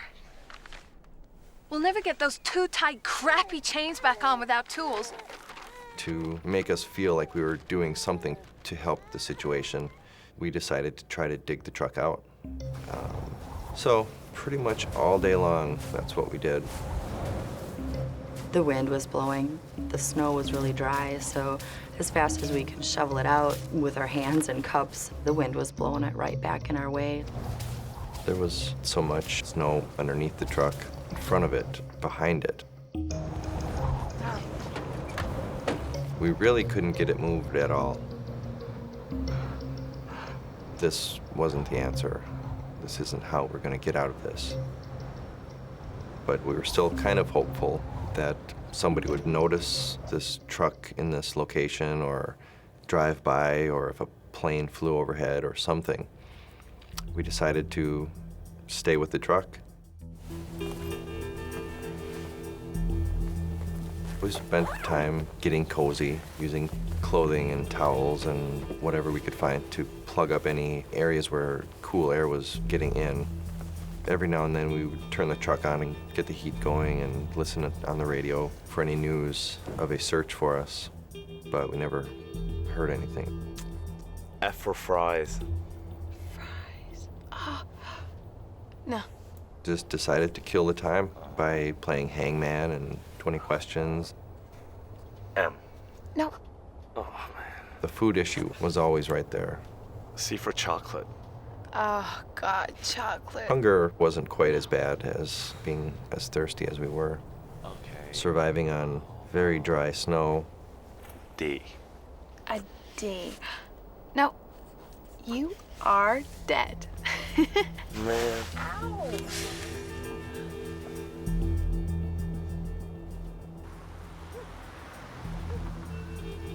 My stepson has no reason to go AWOL. He was granted leave, and he has to be at a funeral. We were getting very concerned. We then started calling the highway patrols, and they said it's a New Year's weekend, and they had more important things that they were concerned about at that time with the road conditions the way they were than looking for a possible missing person. Okay, but how long does it take before someone is listed as a missing person? We were really worried, but they just couldn't help us in any way. Yeah, I'd like to thank you for your help, except you haven't been any. Kevin really wanted to leave, but we still had the funeral to go to.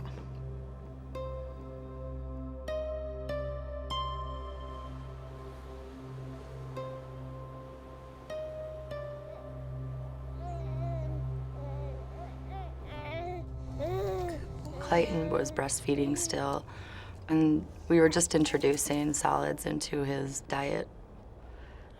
The little bits of baby food that we had left, we tried to ration to him in conjunction with breastfeeding as best we could. You want some fruitcake? You should eat, you know. We should have brought some real food. We had crumbs of this bag of chips and a fruitcake, which Jennifer didn't eat. She didn't like it and didn't want it. So I ate that, and that was all we had as far as food goes. We left my sister's house, left a note on the door for Jim and Jennifer just in case they would show up, to give them directions on where the church was and hoping that they would make it there. And we had to go to the funeral.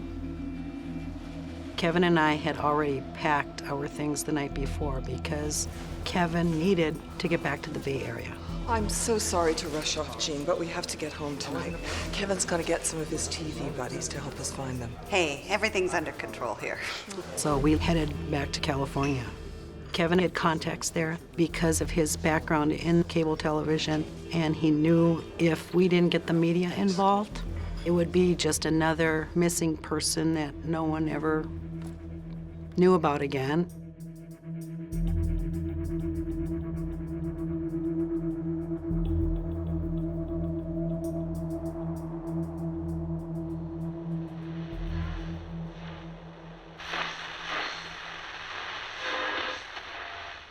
should see sunny spells all across western Nevada. We knew that it's been days now and nobody's come, and we knew we were going to have to do something.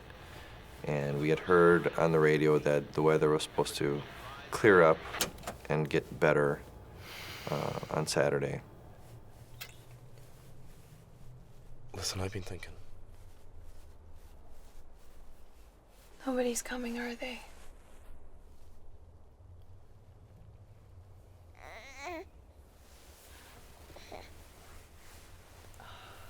We can't just sit here and starve. And if the weather's gonna break, then we could walk. We could make it to the highway. How far do you think, Jim? Well, there can't be anything for 50 miles back the way we came. But if we go this way, to the I-140, it's, I don't know, 20 miles? How long will it take? If we leave early tomorrow, we could be there by nightfall. If the weather guys are right.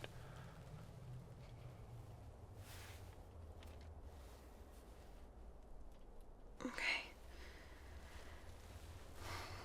At least we'll be together, right? That's all that matters.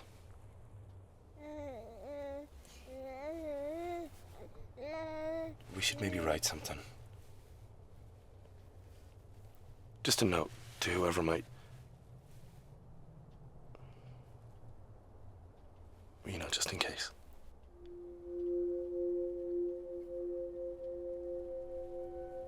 We wrote a will that was for our family, you know, as a last kind of goodbye.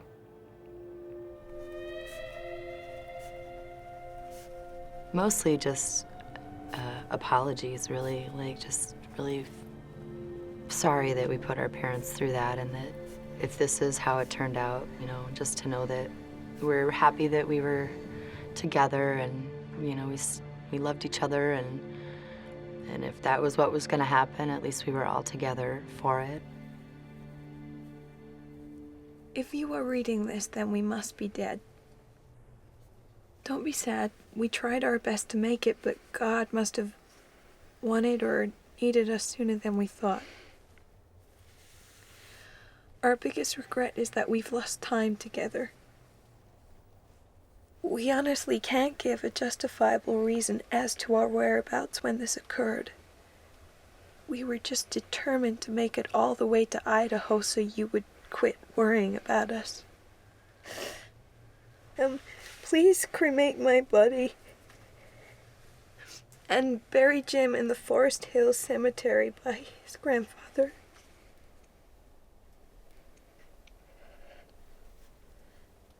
And Clay?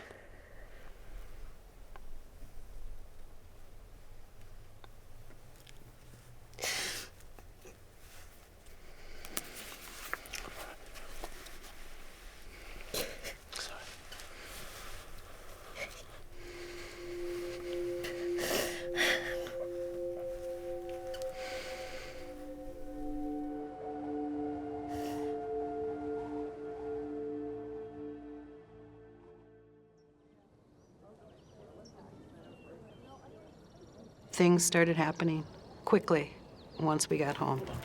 Sandy, be sure and get on the deck at NBC. Kevin got some action going. Our house then became command central. It just became a zoo. All the news channels were there on a daily basis. And I think if we can get those press releases out to the local papers, I think that'd be a good start. All right. It was just a very busy kind of time for everyone, trying to generate enough interest in these three people. Try not to worry. Kevin got a truck from a friend to go search himself through Nevada and California. He would have gone nuts sitting there, not being able to do anything. We needed to go. Nobody's coming. We're alone. We're gonna have to do something to get Clayton and ourselves out of there.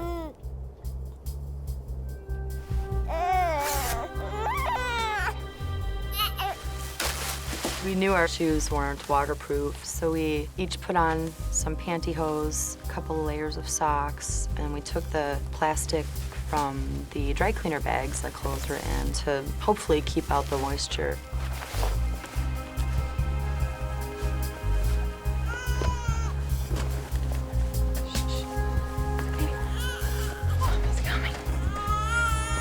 Okay, little boys.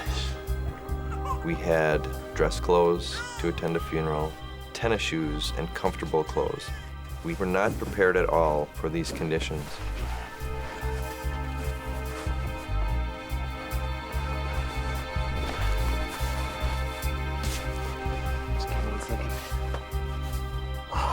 Clayton had a little sleeping bag of his own that we nestled him in.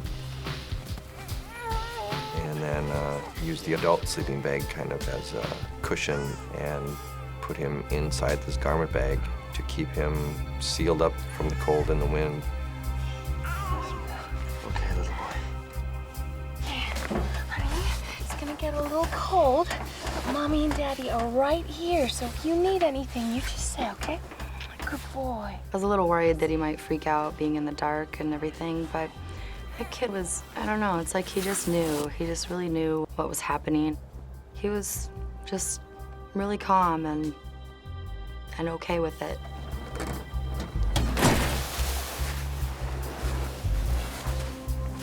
Okay? Yeah. So from then on, I was a horse and Clay was the carriage.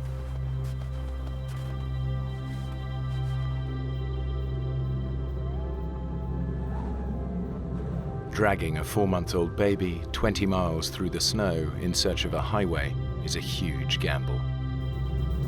But it's Jim and Jennifer's only hope.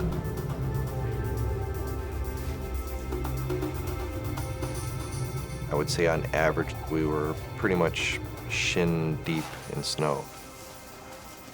And within a couple of hours, our feet were numb already.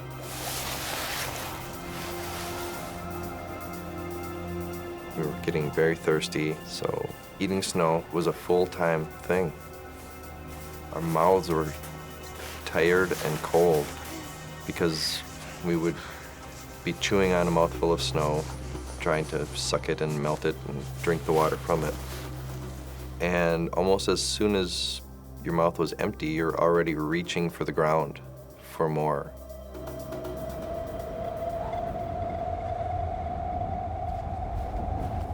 All right? One more minute. My hips. We never really had to stop because of Clayton.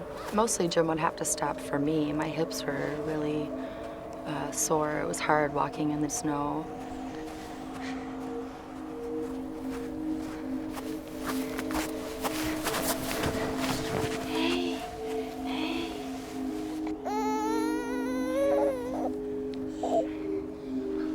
Okay, little man.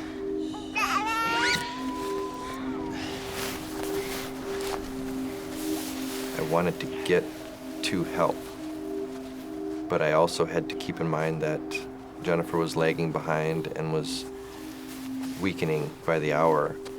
So I had that on my mind, and dragging Clayton behind me was tiring me out.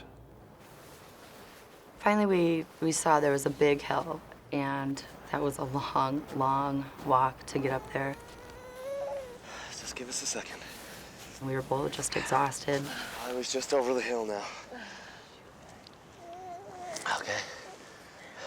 We were so sure this highway we were looking for must be just beyond. At the very least, from the top of this hill, we'd be able to see it.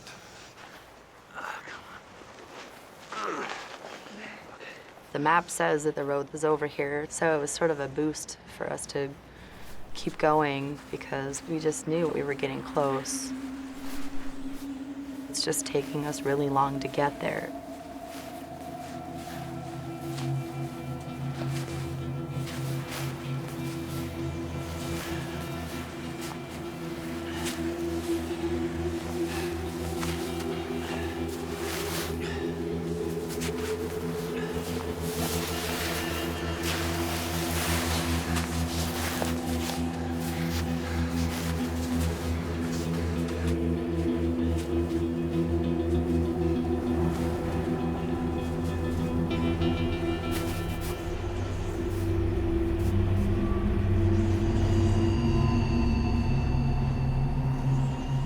The road that we were looking for was not here.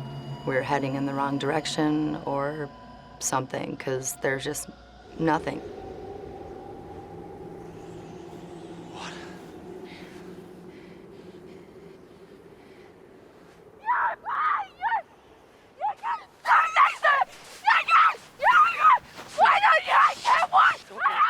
It's okay. It's all right.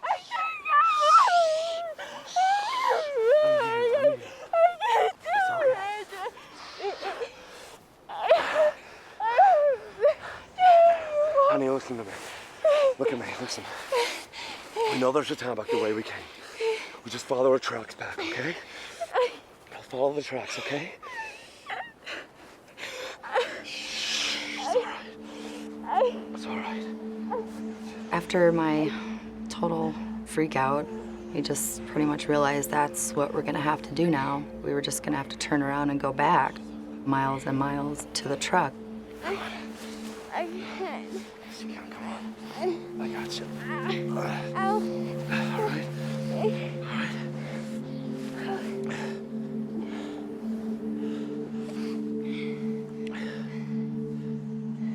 And it was then that we noticed Clay wasn't crying. Oh, God damn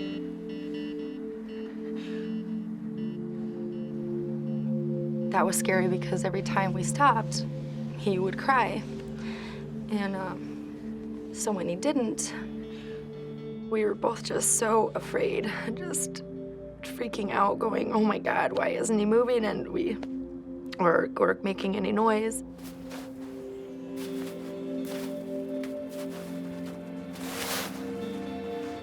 Neither one of us wanted to unzip it to see. And we just sort of just kept looking at each other going, oh God.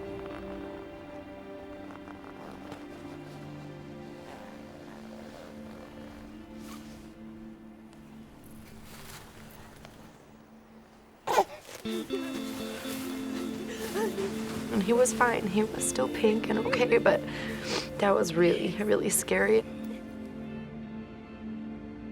If Clayton wasn't with us at that point, I just would have stayed there. I just would have laid next to him and not even cared anymore.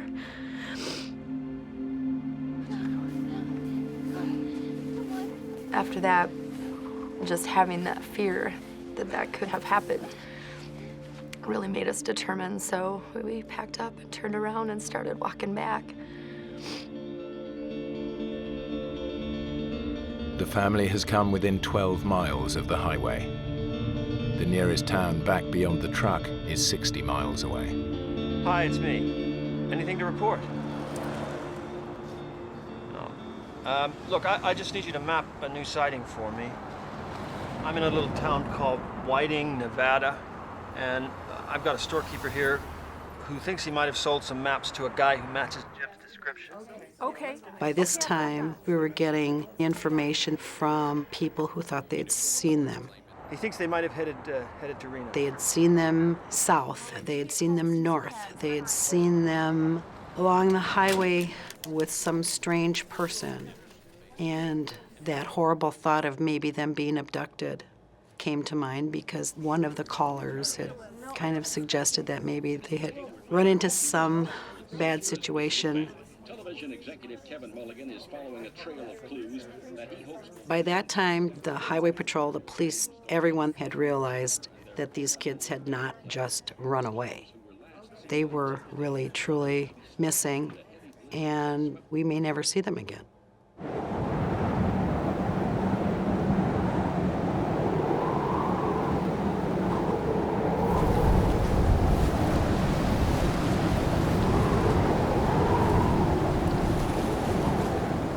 Late that evening, we made it back to this big outcropping of rocks.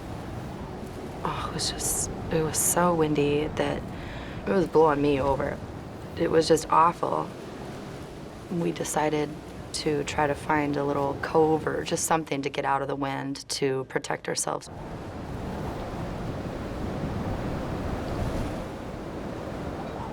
We just used a sleeping bag and just threw it over the top of our bodies. Our feet were mostly exposed, but got as warm as we could and kind of slept for the night.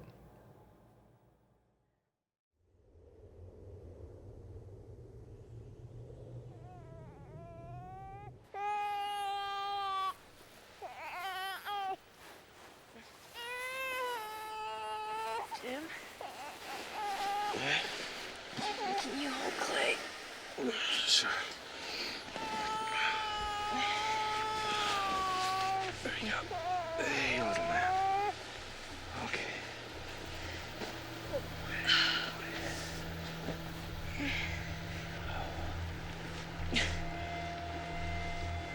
When I stood up, What's the matter with me? All right. it was like my hips were they were just done. I could not walk. The pain was just excruciating. And I knew I wasn't going to be able to go very far for that day. You okay sitting there for a few minutes? You go and find someplace you can rest. There you go.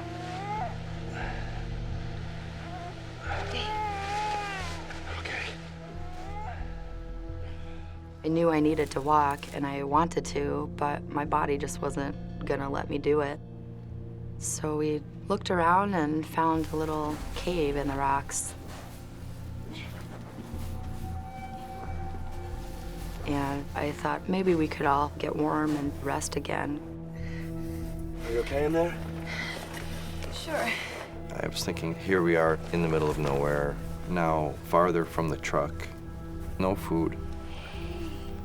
How the hell are we gonna get out of this? Come and see for yourself. Honey, I can't. I need to go on alone. You and Clay can stay in here out of the cold. We said we stay together no matter what. I need help, Jen. I have to keep going. Please. Please don't leave me alone. What if you don't come back?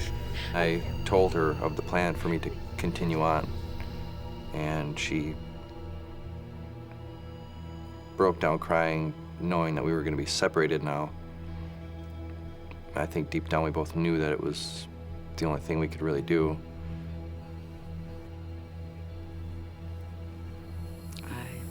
Didn't want him to do that. But I understood where he was coming from, but I didn't want him to go. I thought that separating would probably be the worst thing. Please, Jen, please. I'll be back.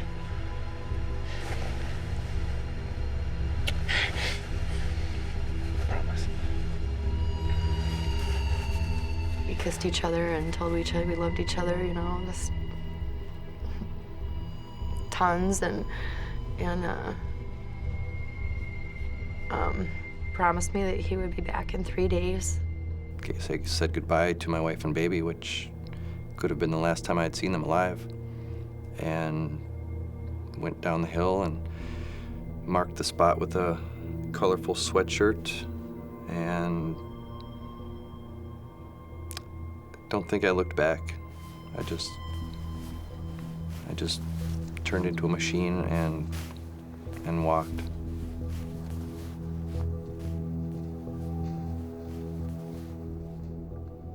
It was very, very frightening to watch him walk away. Very, I don't know, just didn't know if I was ever gonna see him again or if I was just gonna die here in the cave with my son or what, you know.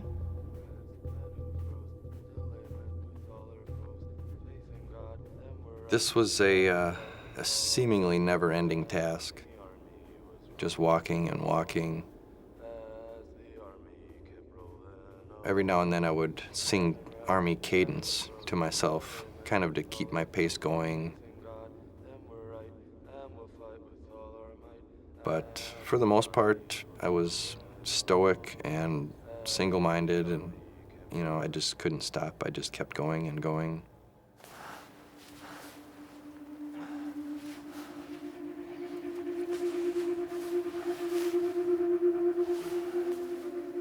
Periodically, if I found an area that I could get out of the wind, I would huddle down and maybe let my eyes close a few times and just try to relax a little bit.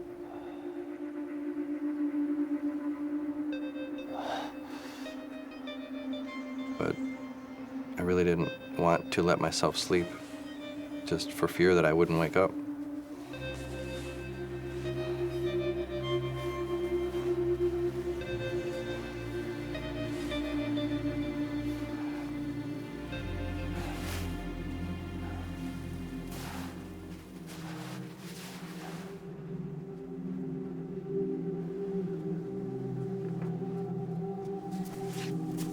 I did the best I could with keeping Clay hydrated.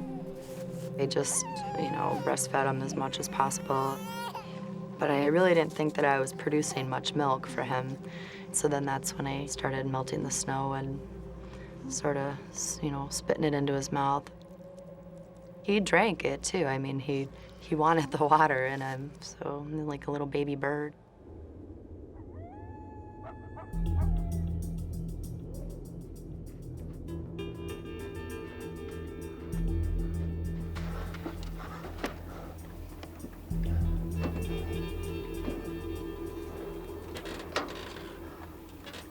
I got back to the truck that night, thankful that I was going to be out of the wind, and hoping that I could start the truck and feel the warmth for the first time in a few days. But since the truck had sat untouched as long as it did, it wouldn't come to life anymore.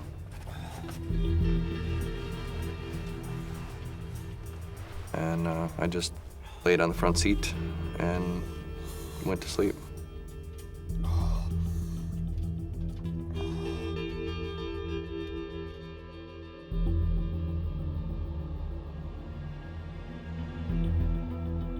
I woke very early, just started going again. Not too far down the road, I came across a sign. So I knew that I must be getting close to something.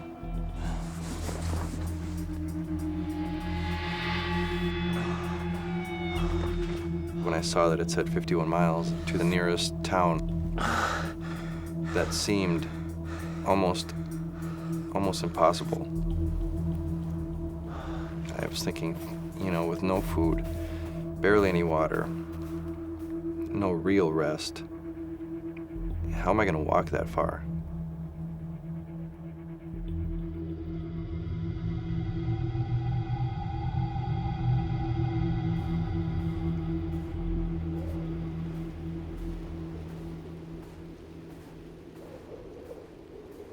That extreme isolation was the hardest thing to deal with.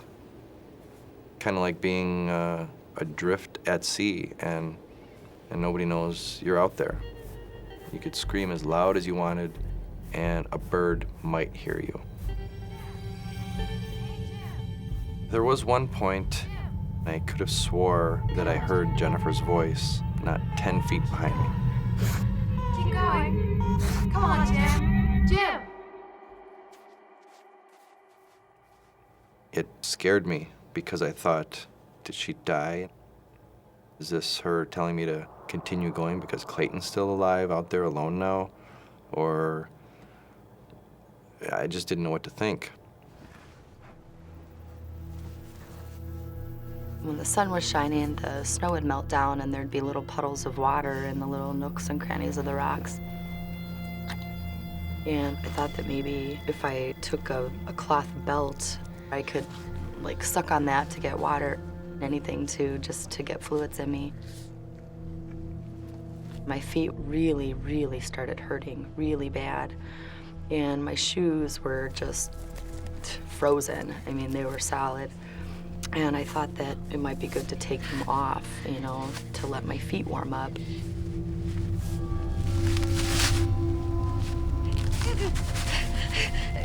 When I saw them, my feet were black and blue and really swollen, and I had never seen frostbite before, so I didn't really know that that's what it looked like. They started hurting really bad as they were thawing. I actually put them back in the snow to numb them back up again. I just wanted to make the pain go away, you know.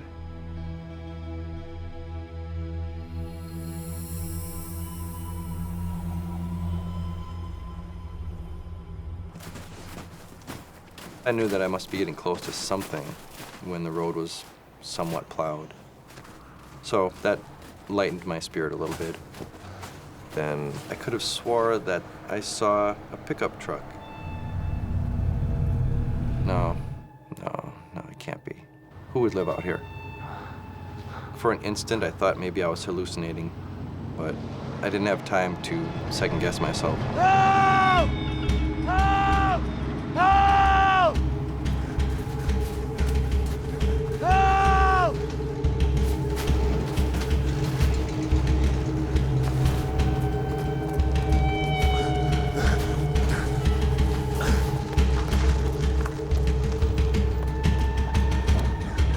Listen, my wife and baby are out there. I blurted out everything that had just happened, and this grizzled-looking, middle-of-nowhere living man, Dave Peterson, looked at me like I was just crazy.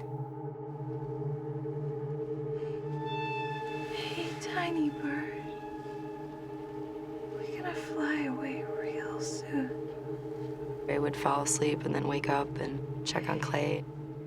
That was hard. It was hard looking at his little face. He never cried once. It was almost like, I know, Mom, it's okay. But I didn't think it was okay at all because he wasn't really making any, he wasn't crying, he wasn't. It looked like he was slowly dying, is what it seemed like, because he just wasn't doing anything, just laying there.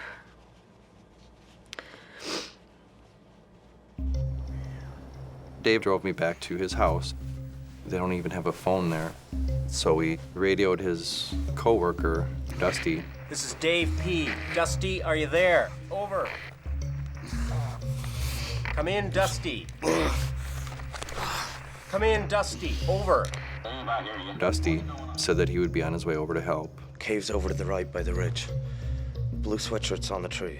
Dave and Dusty were the perfect people to go there and find Jennifer and Clayton because they know this area better than anyone. For me now, it was just a waiting game. We got a call, and the first indication that something was going on was Kevin's assistant held up her hand to quiet everyone. Hello? What? They found Jimmy. And of course, everyone in our house just started jumping up and down, yelling and screaming. Oh. But then we heard I see. Jennifer and the baby were not with him.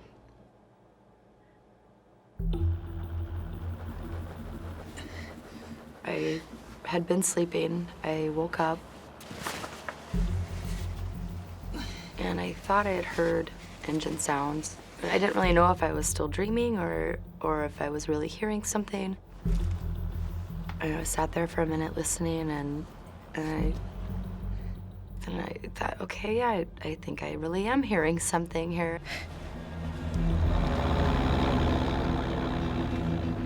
And that was when I saw the big bulldozer that was in front with the flashing light. And there was someone in it, and I just started waving and screaming, "Hey! Hey!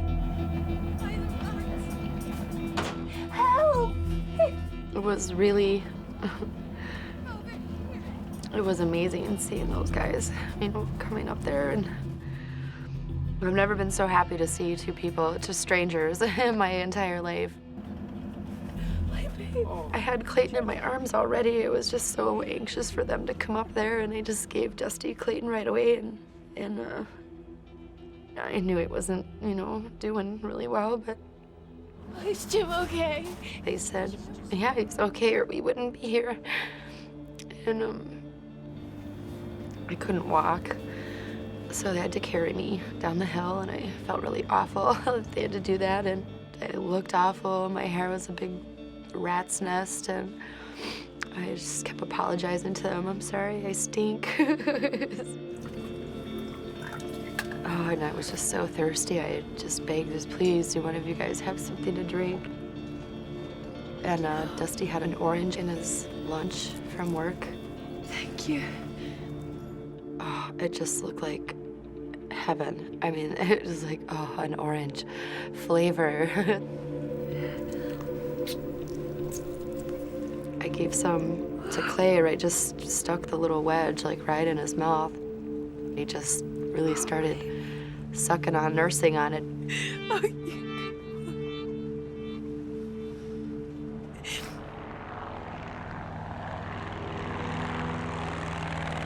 The California Highway Patrol decided they would fly me to the hospital where Jim was headed. We kept trying to get information on Jennifer and the baby, and there just wasn't any. Just before we landed, we heard Jennifer had been found. I went in the bathroom and just slid right down to the floor, crying hysterically. And it was such a relief to finally hear that they were found, because 9 days of what they went through, it was just a miracle. I was still pretty looped up on pain medicine when they arrived at the hospital. We were both extremely exhausted and still trying to work out in our heads what had just happened. He looked really, really tired, but he looked good. I mean, he was he was alive, so that was, you know, what mattered. It wasn't as emotional as one would think. It was more nonverbal communication across the room, looking at each other in disbelief at what had just happened.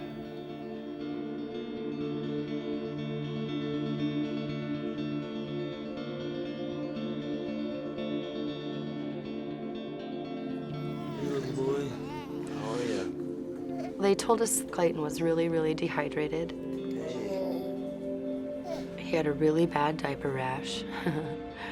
But then otherwise, once they gave him fluids and everything, that they thought he was going to be all right. Hey.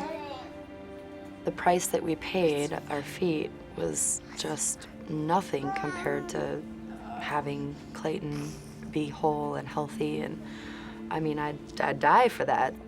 Just had to look at Clay and go, okay, it's all right.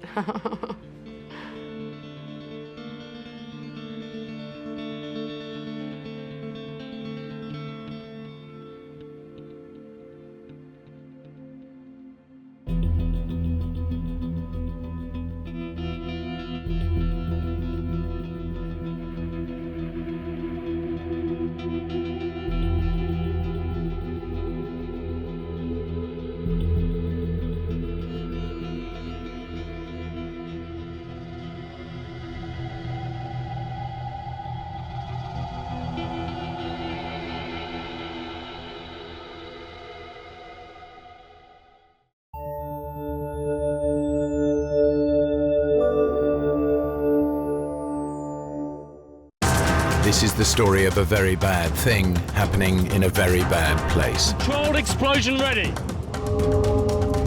When Chris Moon left the British Army, he couldn't have imagined life on Civvy Street would be even more perilous.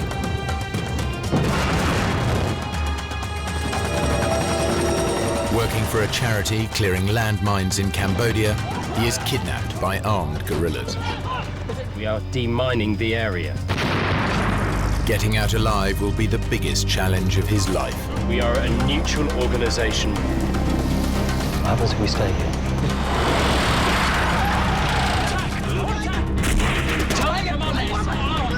There is no threat! From now on, the choices he makes will determine whether he lives to tell the tale. Where are you taking him?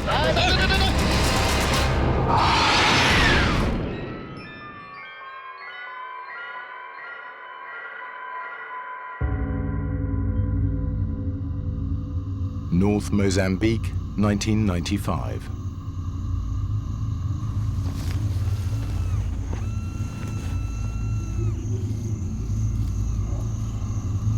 Chris Moon is working for a charity clearing landmines.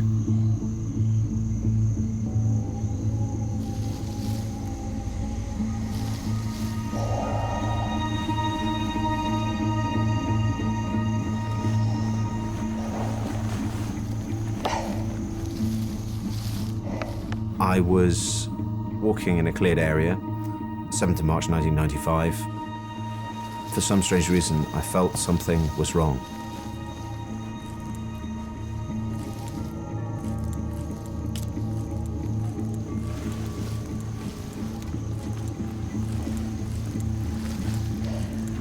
I turned. I took 3 paces and then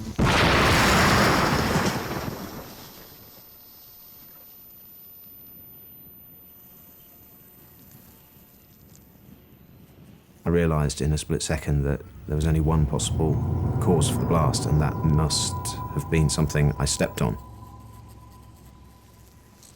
Looked down and I saw that there was a hole in my right hand that was the same size as the demining tool that I'd been holding. The blast drove the flat end of this prodder through my hand. I recognized the shape of it. I began to think, right, well, what is the worst possible thing that can happen?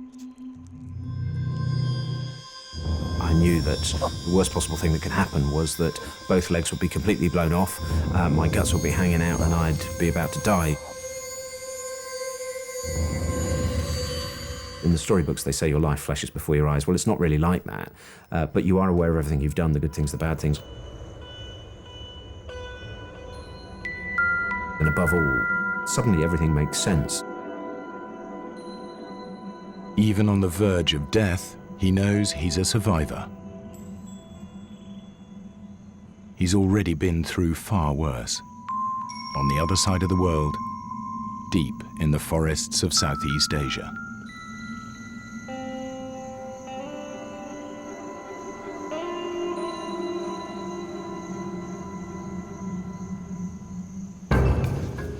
Two years earlier, after leaving the army, Chris Moon traveled to Cambodia. He was there to learn how to clear landmines. It was his first demining job.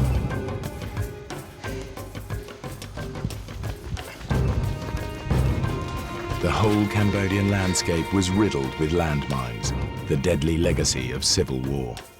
6 to 10 million mines scattered across the country.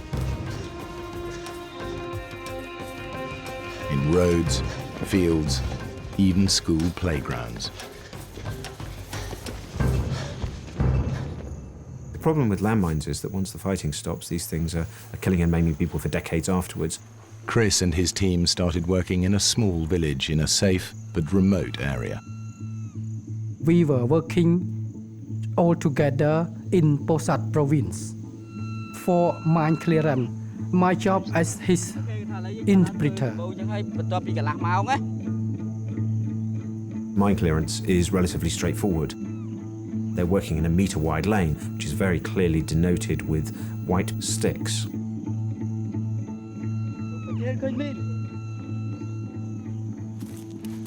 If it's a landmine, place an explosive charge next to it and destroy it. Controlled explosion ready.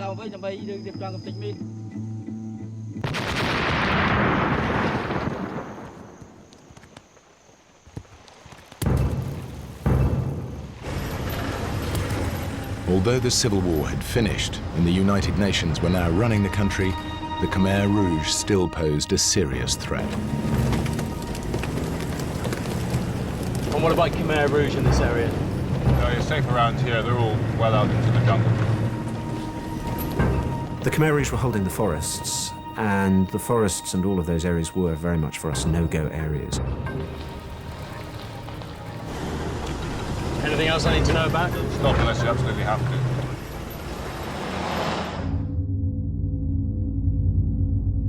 The Khmer Rouge committed widespread atrocities throughout the country.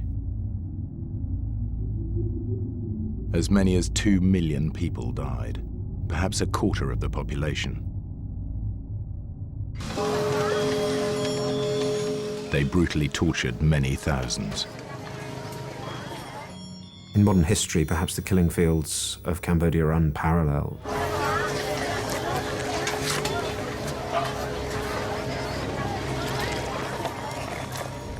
When Chris first arrived in Phnom Penh, he visited the S-21 Genocide Museum. Previously a school, the Khmer Rouge had used it to hold prisoners before execution. And to torture them.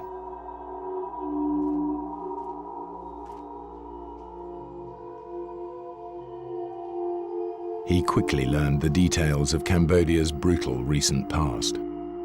The Khmer Rouge had taken over the country on April 16th, 1975. They forced everybody out of the towns. They turned the country into a huge labor camp.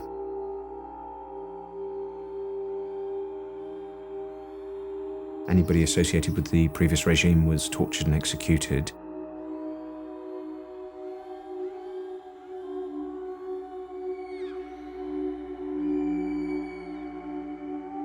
Before long, he himself would be a prisoner of the Khmer Rouge.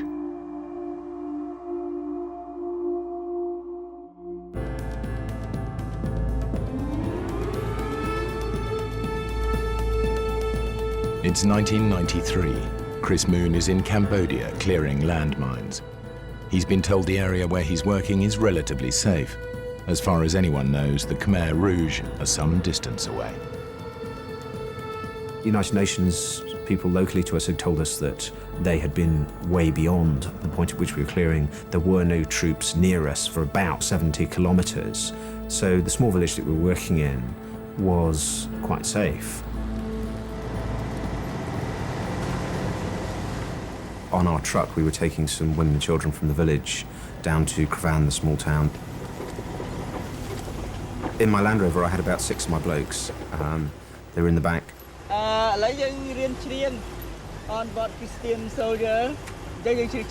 My Cambodian colleagues asked me if I knew any English songs, and for some strange reason, the only song that I could remember the words for was Onward Christian Soldiers. Okay, and onward Christian soldiers.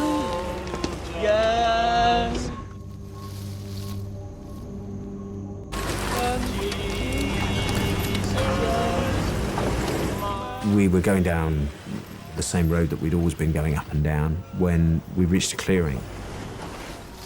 And I saw some movement in the bushes, and I just felt something was wrong. I began to wonder if my eyes were affecting me. The bushes seemed to be moving slightly. And then suddenly,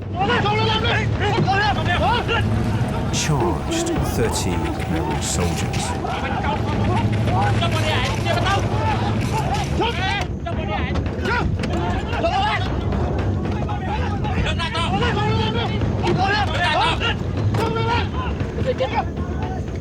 kept thinking, what am I going to do? What am I going to do? I have to do something. There's nothing I can do except choose my attitude. I feel very scared at that time. Stand still. When the Khmerus kidnap anybody, they were killed. Chris, he didn't scare, he looked normal.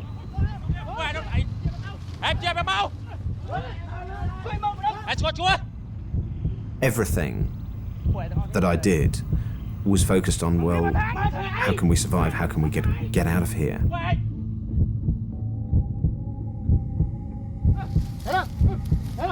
I thought about every gesture, every move, every blink of an eye.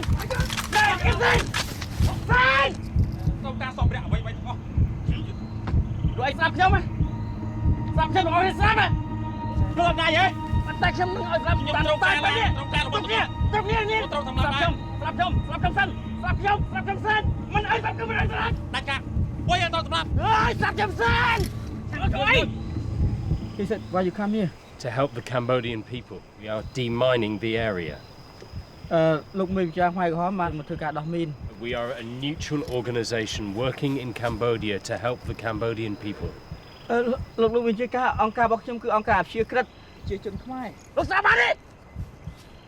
He said that he doesn't care, neutral or it's not neutral, but this is his area.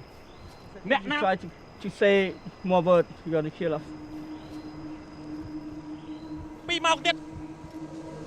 And then they tell us to take our clothes off.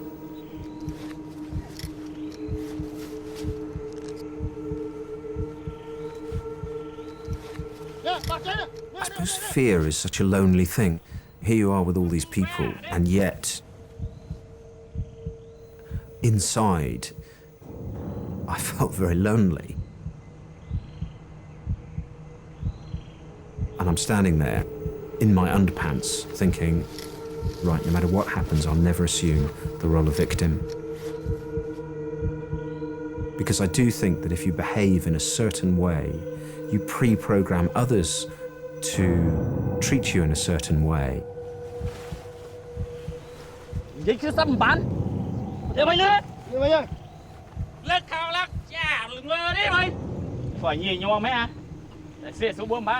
me to get in the Land Rover. I'll push things as far as I can. If I go too far, I'll take a step backwards very quickly. Mr. Hoon, please tell the commander that I will be happy to meet with his commander tomorrow, but my organization will not allow us to go today. Look, maybe chia ca con sông ai chứ lụng. Ban, thử tư chùm rung dương, thì chúc mê chia ca bao dương sinh. He said, no, you have to go to see his commander today. I'm now a Khmer Rouge prisoner of war. Which way? Let's go straight.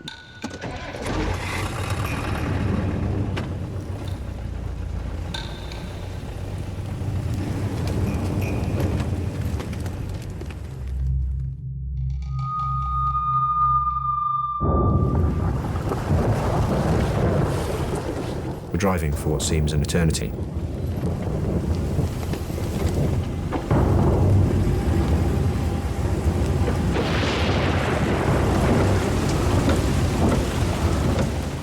And then the most heavy monsoon rain.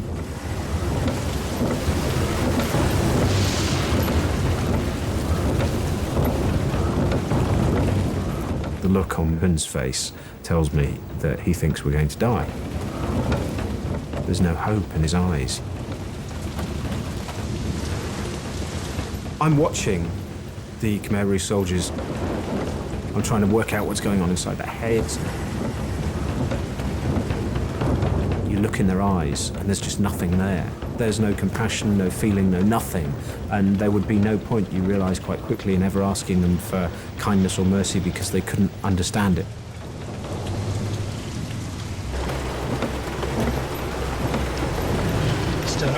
Yes. We asked the commander if he knows this area well.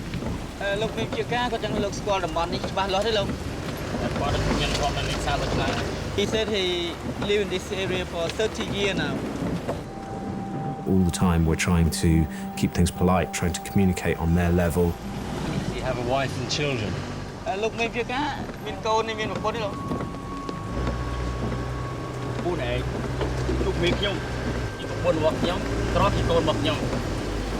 Before he's married, but now he used the weapon as his wife, and the bullet is his son.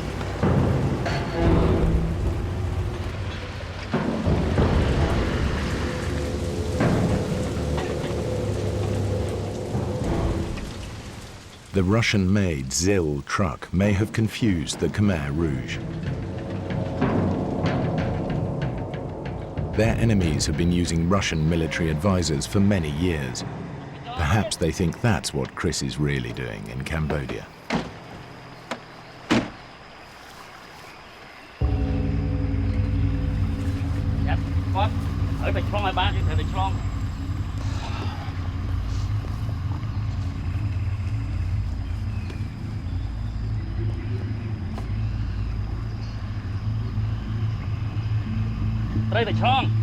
You must cross the river.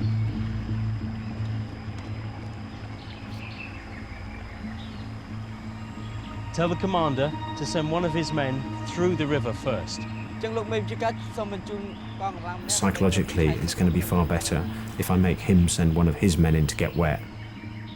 What I need to do is create some sort of a relationship with them in which they respect me.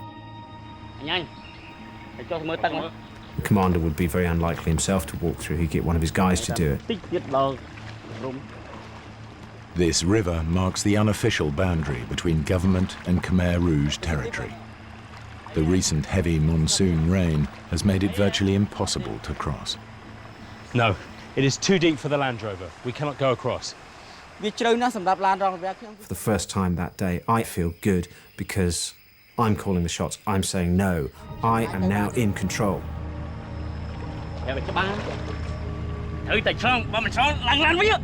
So you must cross the river. If you're not across, go back to the Land Rover. Let's go. The Khmer Rouge soldiers are nervous. Until they cross, they're worried they could be attacked by government troops. I speak to my driver and I say, look, you must listen to everything the soldiers are saying. Tell me what's going on. Be fine. If in next 20 minutes we are not across the river, they want to burn our car and they want to kill us. We'll get across the river. I have to find a way to get the vehicles through.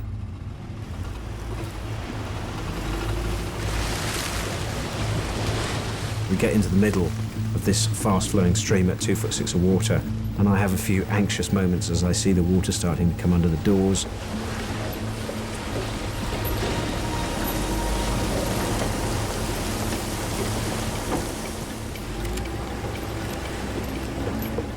We just get through.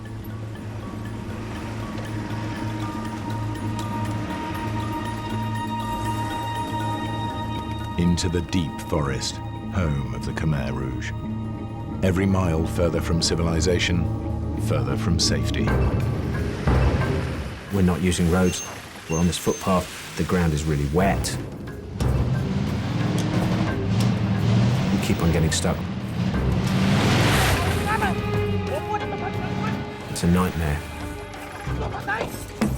I can prove I'm useful by getting the vehicles out of the mud. Explain. He's to come forward, try and get forward. I will reverse. Just in case they're really after the vehicles, Chris tries to make his skills indispensable. I seem to spend most of my time trying to get vehicles out now.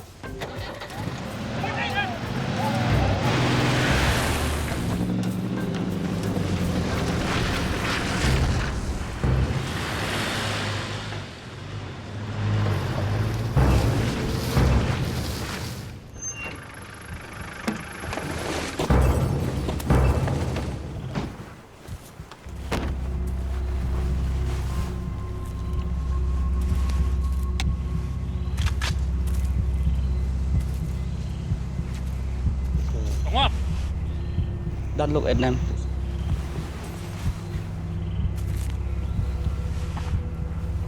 Did you ask the commander what we're doing here? Why have we stopped?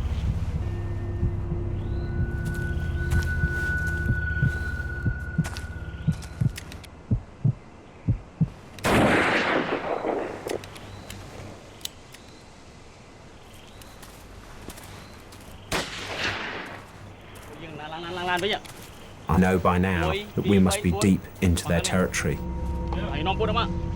This is their jungle. Okay. What's going on? You have to follow the commander. Ask him why. Why are we going?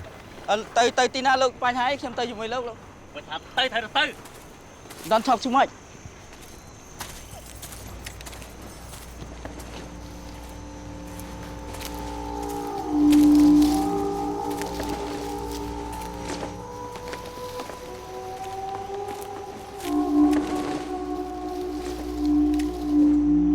A little man comes towards us. He's got a hard face.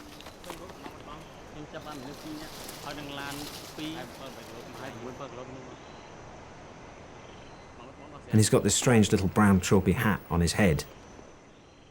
That tells me he's an important man.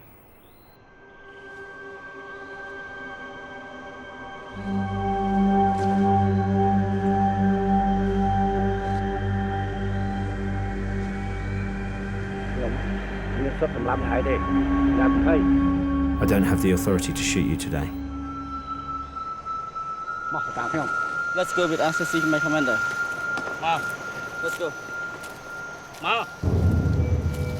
Chris is now the prisoner and property of a second Khmer Rouge commander.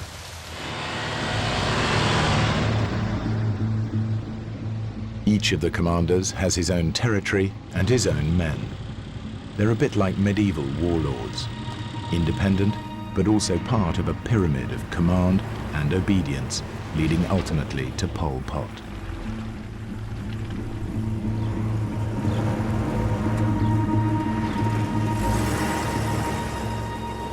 At the end of the first day, they stop by a stream. They tell us that we are now in a minefield. I'm not sure if I believe them or not. It could be a genuine warning, or simply a lie to keep them from running away. You asked the commander what his plan is. Why have we stopped? Are we staying here tonight?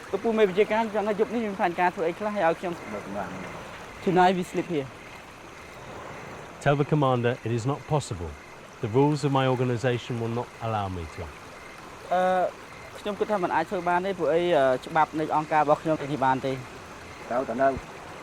You must stay here. There's no point in talking to them. We try to explain who we are, what we're doing, and they just shrug their shoulders. The frustrating bit for me is that they just can't understand what I'm doing can't compute it. To explain that I'm not their enemy is just an impossible task. What do you think of the commander? I think the Khmer, you know, we cannot trust them. They are very cruel.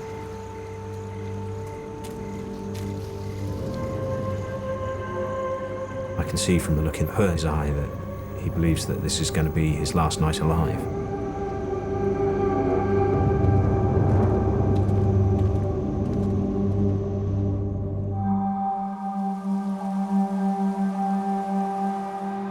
Chris Moon and his colleagues are prisoners of the Khmer Rouge, forced to play a delicate psychological game of survival. It's morning on the second day, and Chris asks his captors for permission to wash.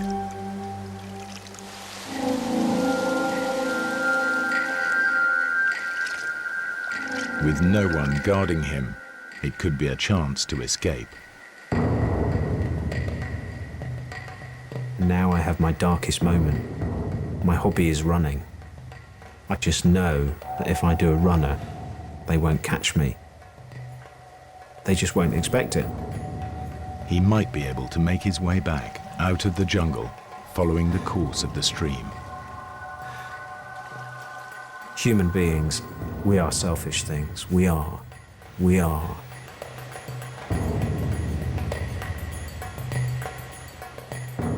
Chris, he has chance to escape. If he escaped, we would be killed. But he decides not. I can't leave my colleagues. Now I can't leave them, so I walk back slowly to the vehicle. I think that Chris Moon is a brave man in my heart.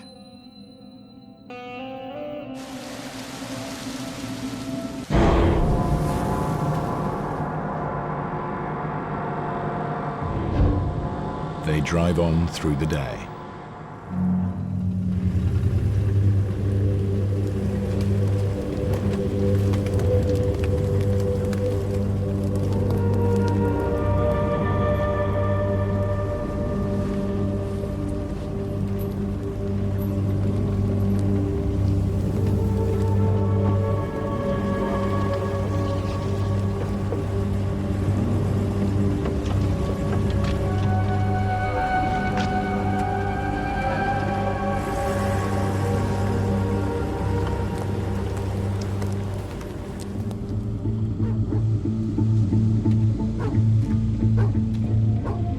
At last, they approach the heart of darkness, a Khmer Rouge base deep in the jungle.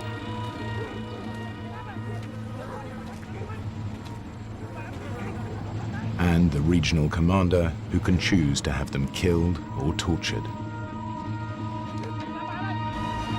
Deep down inside, I begin to think maybe there is no hope. And that's when I have to banish the demons.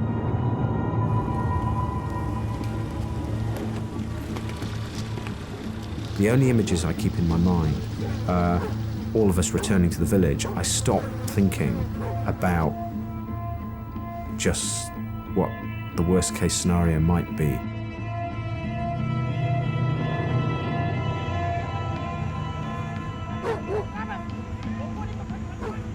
My imagination keeps leaping off. All the time I have this dread, and if I focused on it, what I'd be thinking of is all the horrible stories about them torturing people.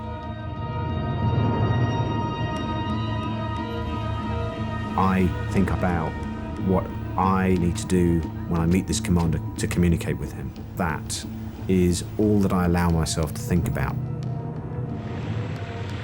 If I start to think about my fear, it's opening the floodgates. So all of the time, it is about controlling the way that you think.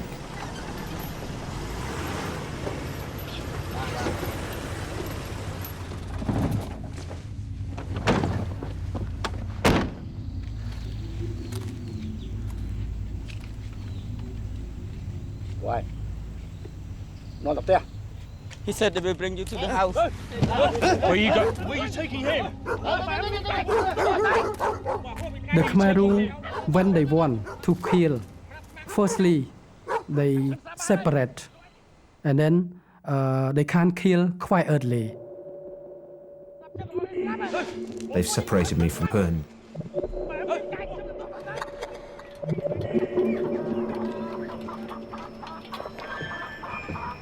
Wonder what's going to happen.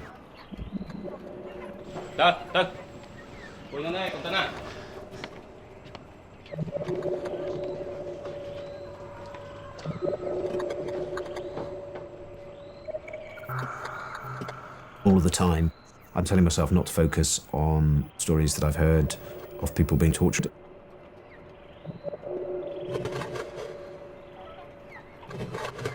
This is the end of the journey.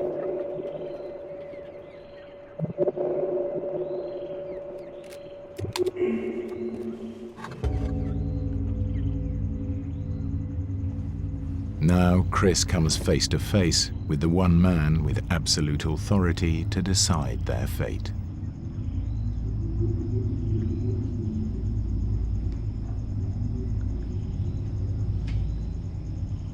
Their lives hang in the balance.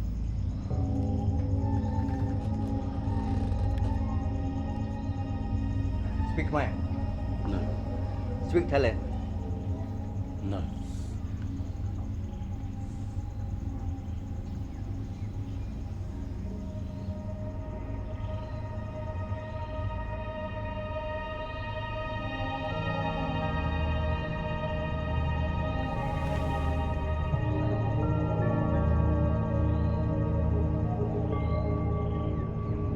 You?មកកម្ពុជាធ្វើអី? I don't understand what you're saying. I've been here for 6 weeks. Min. Ah. Yes, yes, yes, yes. Go Cambodia? In Cambodia? Yeah. 6 weeks. 6 weeks. In Cambodia. In Cambodia. Your name? Nam. Clever. Clever. Yeah. Clever. Yeah. Chris. Clever. Mr. Clever, he's got a sparkle in his eye. There's an element of some humanity there, which I find immensely cheering. United Kingdom. 1, 2, 3, 4, 5, 6. England. Clever. Clever. Yeah.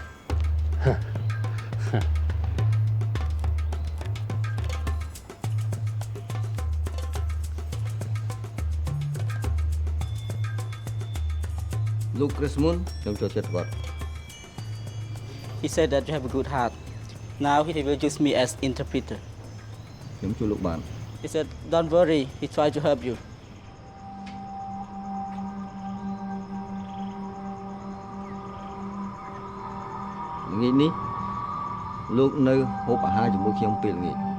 This evening, you should have dinner with him.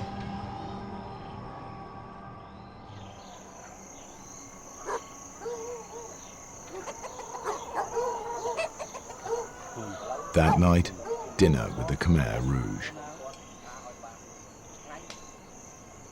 Having heard stories about how Khmer Rouge had given people a dinner and then killed them in a way that the people didn't know what was coming, it kind of made me worry.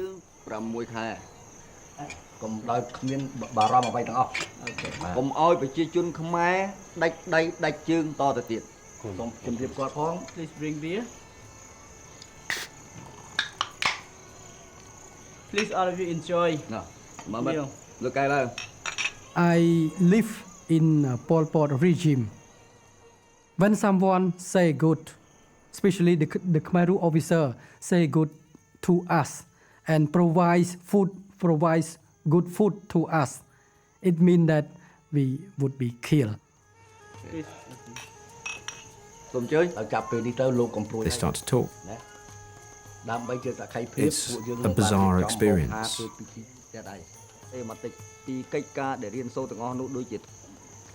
Please thank the commander for his hospitality. Although things were very polite, we didn't know what to expect. So please enjoy your supper. In my mind, I thought that we would be killed. There's going to be no concept of us being held for a long period of time. We are either going to be killed or released.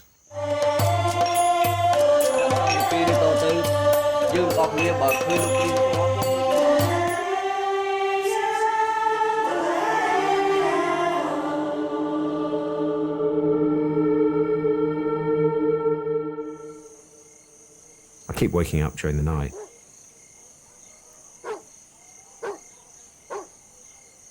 I can smell a cigarette.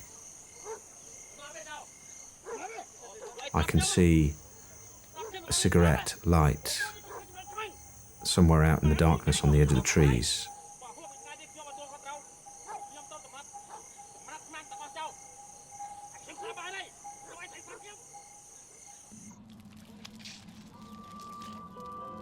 In the morning, they're still alive.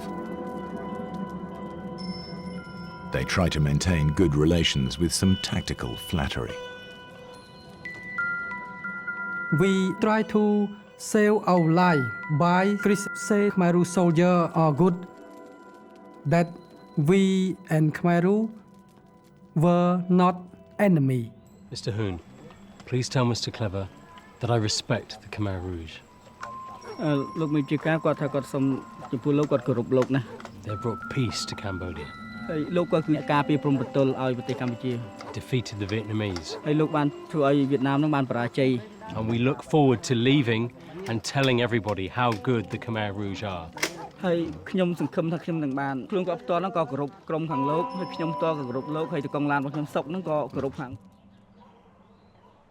As the day drags on, it seems less likely they'll be shot. Instead, they just wait and wait. Then, way in the distance, I think I can hear something.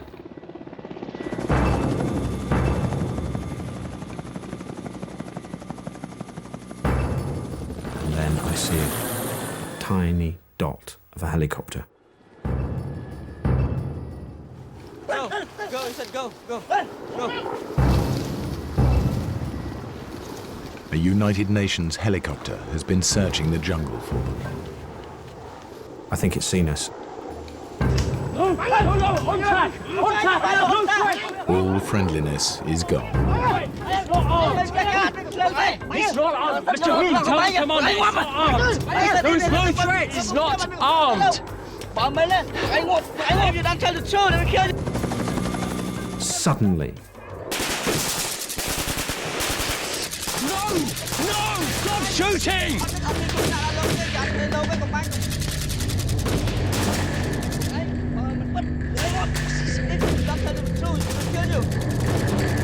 Chris and his colleagues have become a dangerous liability.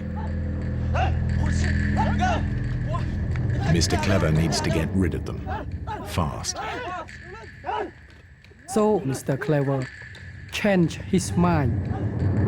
And I thought that, it finished our life. He orders the commander who brought them in to take them away again. This time, he can do what he likes with them. by sending us back, it was the other commander's problem. That's why he sent us back.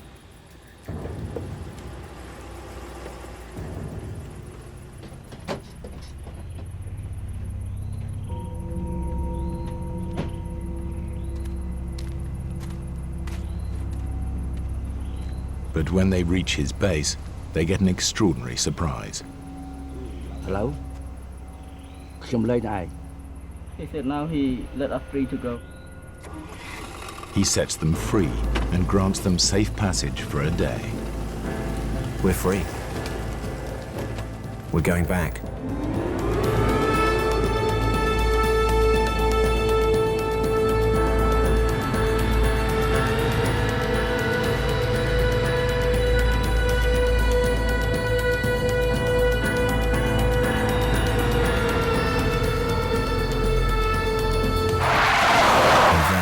To my complete horror,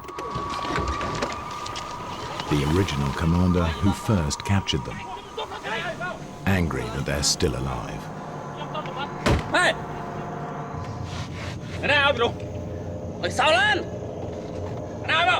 Who allowed you to come? He said, give me the car key and get down. Tell the commander. His commander has given us safe passage through this area. Look, make your guy look. Give me the car key. If I give him the car keys, how are we going to get home? He said, get in the truck.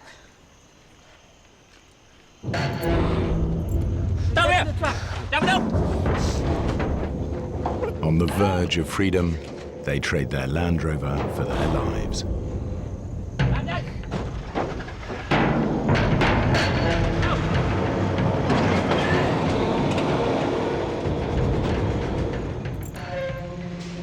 Chris and his companions are being driven out of Khmer Rouge territory on an old logging truck, with 2 boy soldiers guarding them.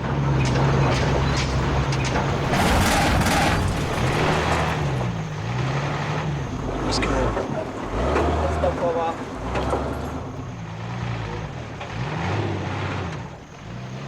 They only have safe passage for 1 day.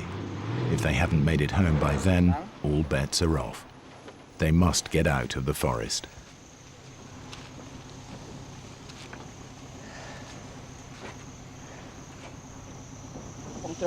We cannot get out. It's stuck too deep. And what happens if we stay here? Another Khmer will come and kill us because they only let us pass today. Chris tries a new approach to intimidate the boy soldiers and scare them into doing what he wants. What's this place? This is a ghost place. There's many people die here. Do you think the boy soldiers will be able to find their way back to the village from here? Okay, I will ask him. Bring them over. The Khmer Rouge soldier, they illiterate. So their belief of the ghost. Chris Moon, he said that, oh, this area is a lot of ghosts. If we stay here, maybe the ghosts kill us. Tell them we have to leave this place very quickly. Tell them this is a ghost village. I have seen them. They will be very angry if we stay. Now a new plan. Okay. Which way? To walk through the night and to keep going until they're free. It will mean walking in the dark, through jungle, through rivers, through minefields.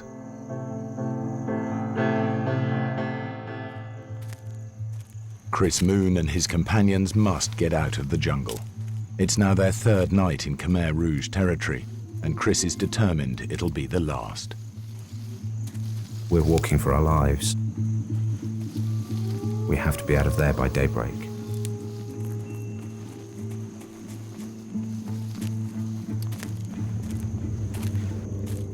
I make everyone put their hands on their shoulders.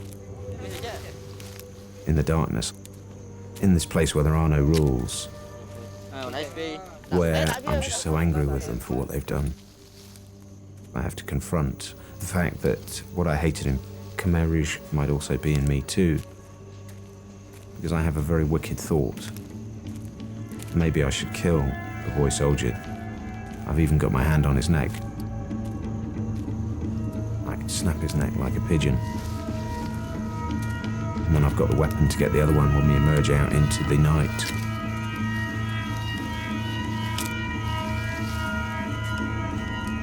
In the end, of course, reason wins through.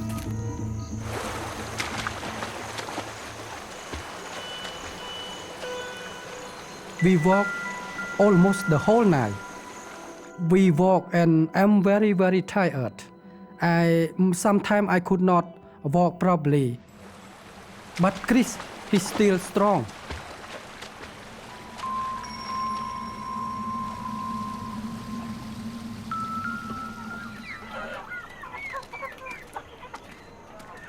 Two hours after sunrise, they reach the village where they started, and the villagers they last saw at the ambush.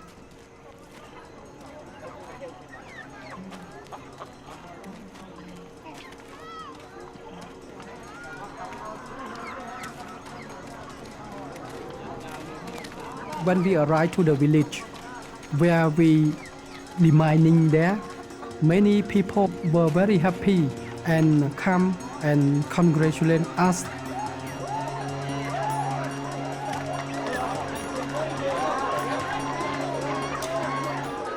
This is a place where the children are laughing and the children are playing. I think it's the most moving moment of my life, simply because of the goodwill of these people who've suffered so much. And they're just so pleased that a bad thing hasn't happened. I said that, oh, they still alive, they still alive. Oh, God help them. Just said like that. And then somebody comes up to her and says, thank you for coming to clear the mines here.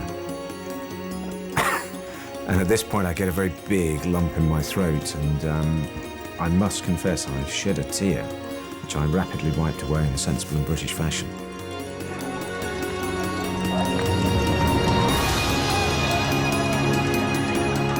We were released on Sunday. We were back working again the Monday.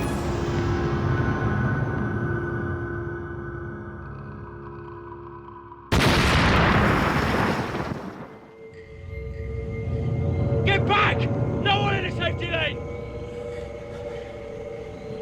Get onto US aid! Try to get the copter to come in and do a casevac!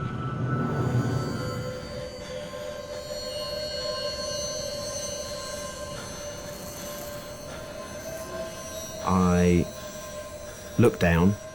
I see that my lower left leg is still there, it's a bit burned. But my lower right leg has been completely blown off.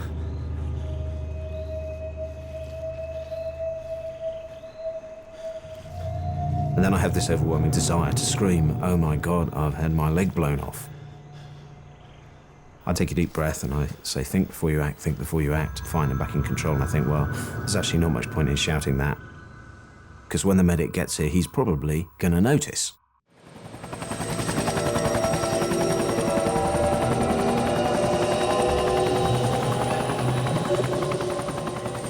People talk a lot about the survival mechanism, that your survival mechanism kicks in. Well, that wasn't the way it was. After a while, when the pain starts to hit you, I think it reaches a stage where it is so bad that you actually want to die. You would rather give up and pretend it wasn't happening. The battle in the helicopter is not to go to sleep.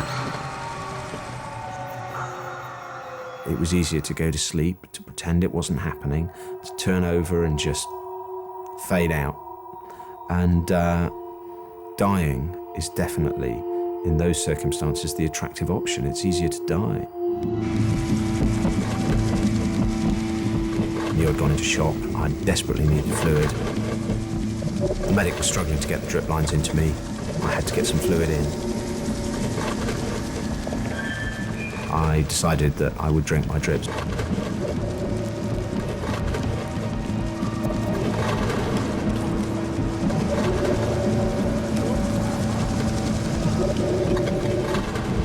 I drank 2 litres of saline, and I felt, as I bit through the plastic, that I would survive. It didn't enter my head that I wouldn't survive. Once I'd made that decision to live, I thought of all the reasons I had to live. To see my family again, to see my friends, to see my niece grow up, who was then very young, and also I still had my job to do. I had a responsibility to my programme. I didn't want to die because I knew it would be bad for funding for my programme. When Chris reached hospital, his red blood cell count was so low, he should have been dead. His right leg was lost below the knee, and his right lower arm had to be amputated. But he vowed to make a full recovery. Within a year, he was running marathons. Eventually, he ran the Marathon des Sables, 7 grueling marathons across the Sahara Desert. 7 marathons in 7 days. Nav it down a bit. Big like this. When you've given all that you have to give, that's when you maybe start to get a bit of luck. But what happens most of the time is that we stop here at this point at which it's uncomfortable, at which it all hurts a bit too much. But the reality is that we have the capacity to go beyond that point if we believe we can. And many of the challenges that I've faced have been about having the confidence to say, right, I won't give in. I don't know if I'll make it, but I will never give up. I will just take one more step. And maybe that's what the journey of life is about keeping on going. If you fall over, keep on getting up.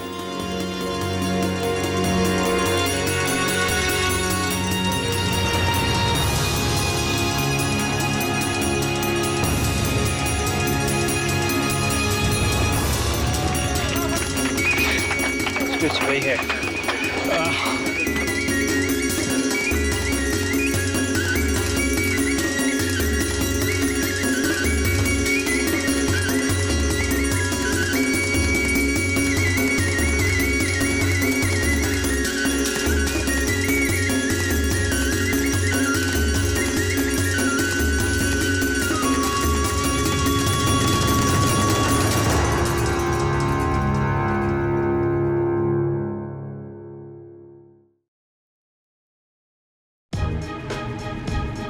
In an island wilderness, a hike through paradise turns into disaster. An horrific accident leaves a man's life resting in the hands of someone he barely knows. See you soon. Days from help in the middle of a treacherous rainforest, the next 48 hours will change both their lives forever. It'll be the ultimate test of character, compassion, and the will to survive. I'd always said that there's some kind of glamour, if you like, in dying in a place that you love. And now I'm staring down the barrel of that, and it doesn't look that pretty.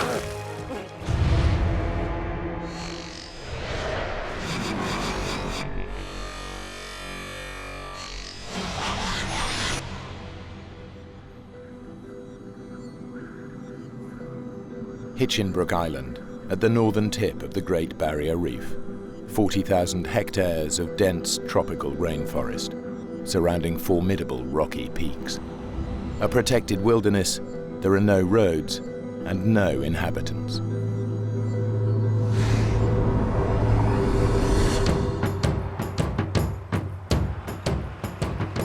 It's exactly the sort of place that Warren MacDonald lives to explore.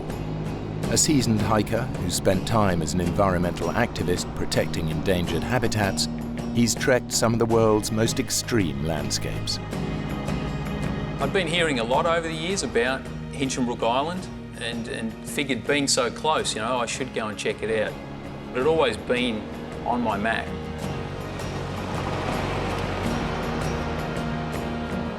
Hinchinbrook is renowned in the hiking community as one of Australia's best kept secrets. Accessible only by a single ferry that makes the crossing once a day. When I go hiking, I don't go hiking usually to be with the crowd, so I took off on my own. It was a big sense of freedom, I suppose. I think the isolation is always a huge part of it for me. I'm always out to try and get to those places where not everybody goes to.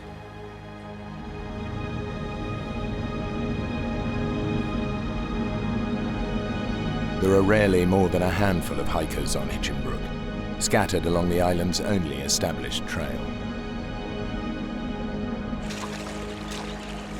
Geert van Heulen is a photographer and painter. He's travelled from his native Holland to walk the trails and paint the landscape of Hinchinbrook. I really like the physical exercise because I start not very well trained and basically walk myself fit. Hiking to me is one of the things I really basically live for, and also being able to sketch and paint and draw is very important to me. The opportunity that I got for that on Hinchinbrook was just awesome, fantastic.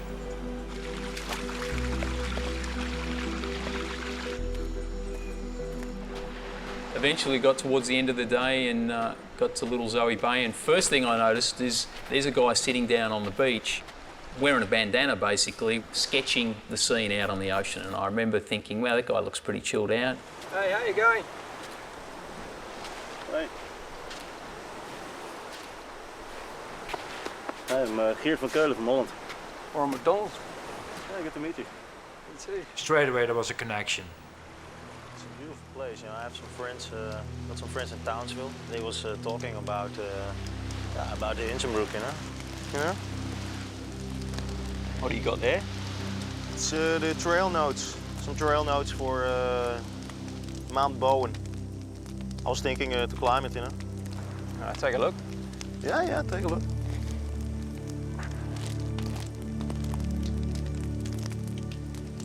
You know, that, there's that book, 1,000 Things to Do Before You Die. Oh, yeah? Apparently the view from the top of Mount Bowen is in there, twice.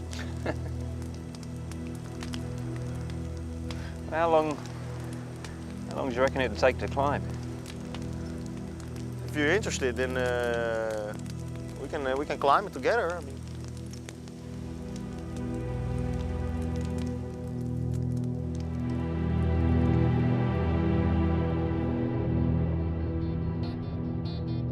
So we made a plan to get an early start in the morning. We started walking out of the campsite and, well, not much was said between the two of us. I straight away noticed that this is a guy who doesn't really dwell on about stuff. Let's get on with the job. That was the type of guy that Warren was. We figured it'd probably take 8 hours to get to a high camp, and from there the next day we'd be able to make the summit and probably come all the way back down to the beach in that day.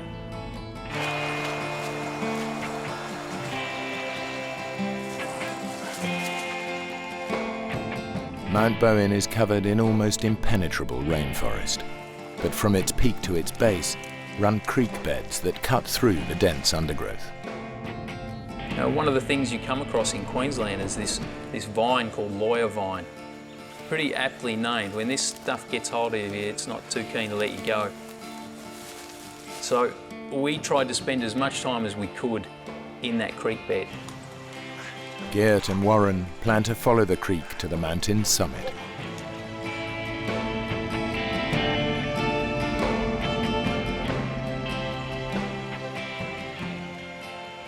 We got to the point where we were basically hopping from boulder to boulder.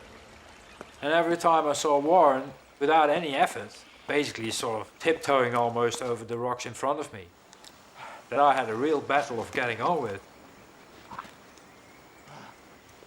I don't know where I got it from, but I've got a pack on for the first time in 6 months and I'm bouncing like a gazelle from rock to rock. I remember thinking, what have I started here, you know? I mean, this is not a joke, this is serious walking.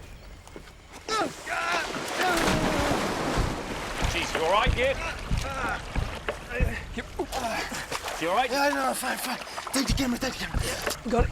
Your legs all right? Yeah. Stupid.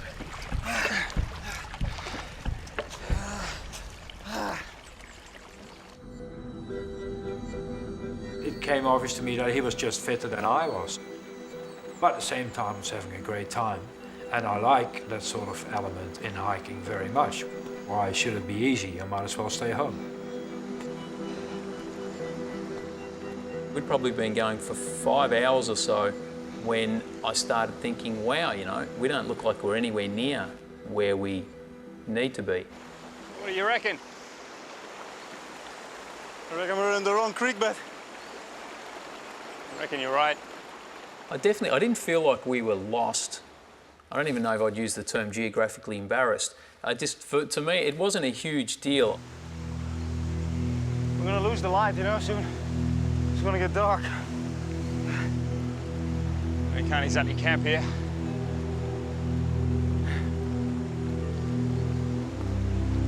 Come on, Git. Come on, Git. We kept on going up and up, going from one boulder to the other. And as it goes in the tropics, the dark sets in really quickly, and Before you know it, you need a torch just to find your bearings. We realized we couldn't go any further. I was just glad to have stopped, and I think Warren was as well. And that's why we made our camp, and we had tea. So I need to take a leak, and the last thing that I want to do is do it in the creek. You remember, we're out there hiking. This is our drinking water. So the rule is you want to get at least 50 metres away from the creek. So I decided that I'd climb up this embankment and made my way across the creek, feeling my way with my feet, and got to the wall on the other side.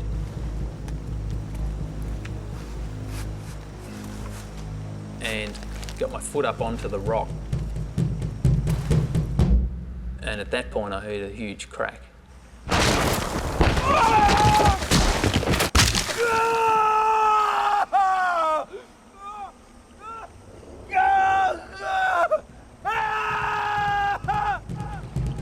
I didn't have a clue what had happened.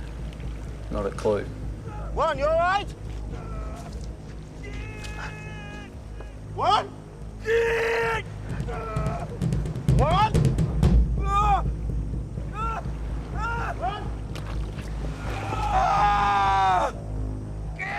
One?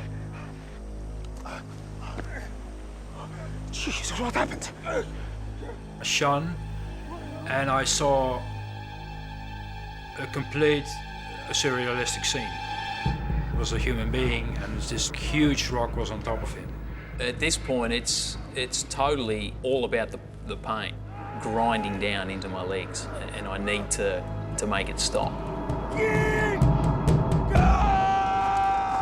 In a freak accident, Warren MacDonald is pinned under a chunk of granite weighing more than a ton. He has no idea how badly he's injured, only that he's trapped.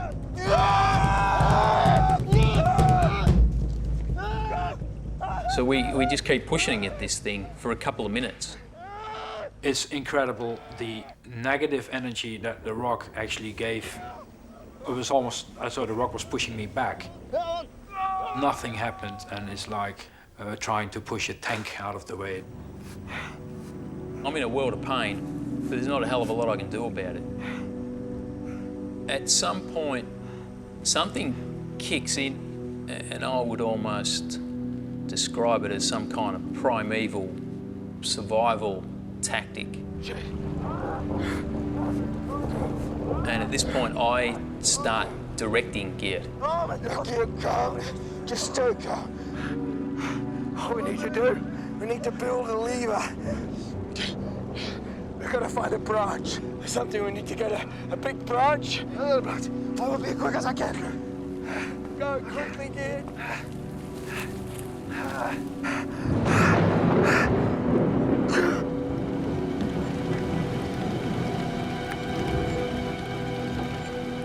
So it started raining. I'm thinking, this is an idea. We don't really need this. The last thing we need right now is rain.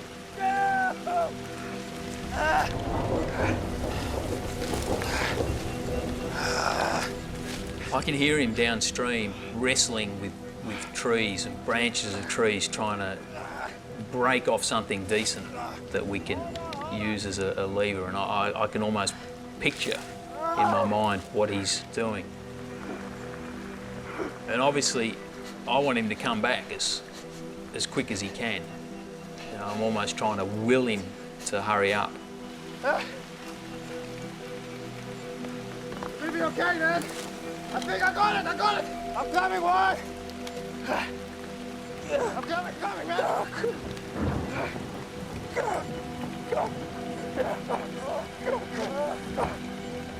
So Geert's beside me pushing.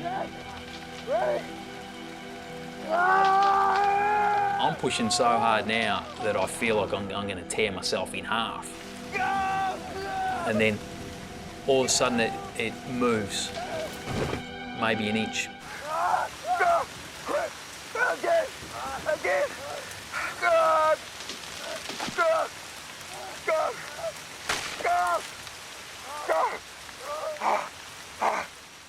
Do you know, all it really did is We helped it settle further onto me. Get it tight.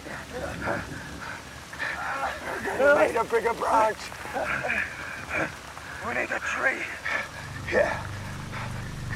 You gotta get a tree. Okay. Get a good one. You're gonna be all right, mate. You're not tough bugger. You gotta get a tree. When he leaves, I start thinking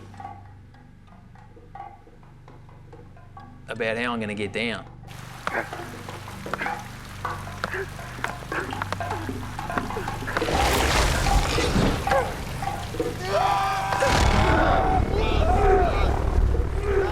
I envisage crawling back down this creek bed and how long that's going to take me. I'm pretty sure that I got 2 pretty badly broken legs.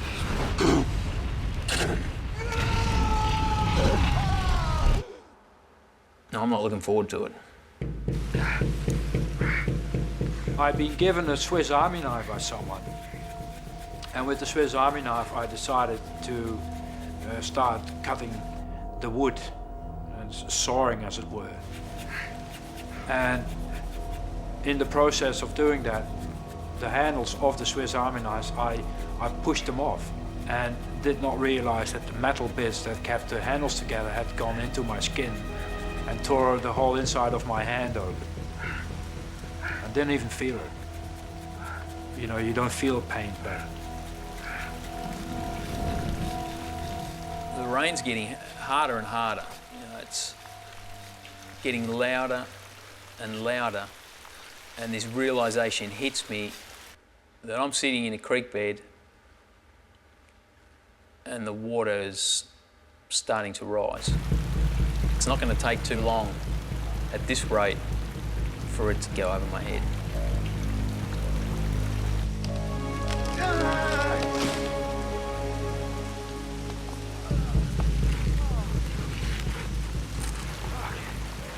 Okay, man. I got a good one. Where shall I put it?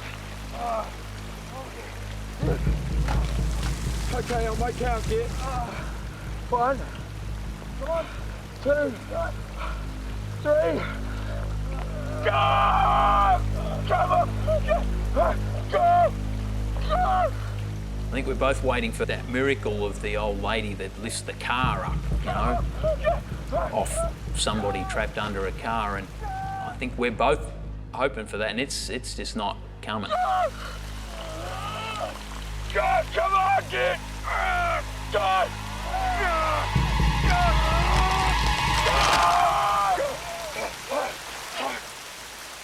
Okay. Yeah.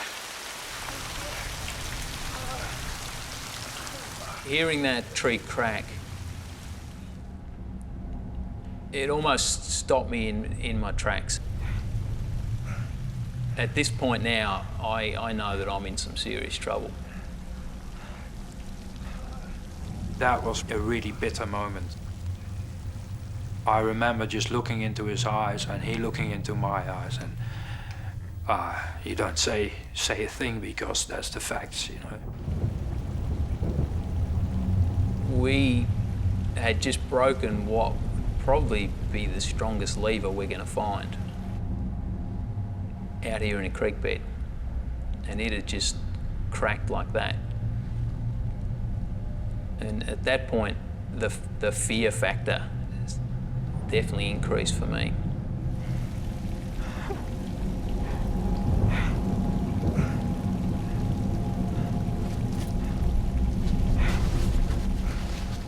I had this incredible image which will never leave me. I looked in the rain and I saw his silhouette. I saw the silhouette. And the silhouette got exaggerated by the hood of the Gore-Tex jacket that he was wearing. And I could see that his head was to one side. And I think that I heard him moan, and I think that I heard him cry, That's the only time that I think that I heard any complaint.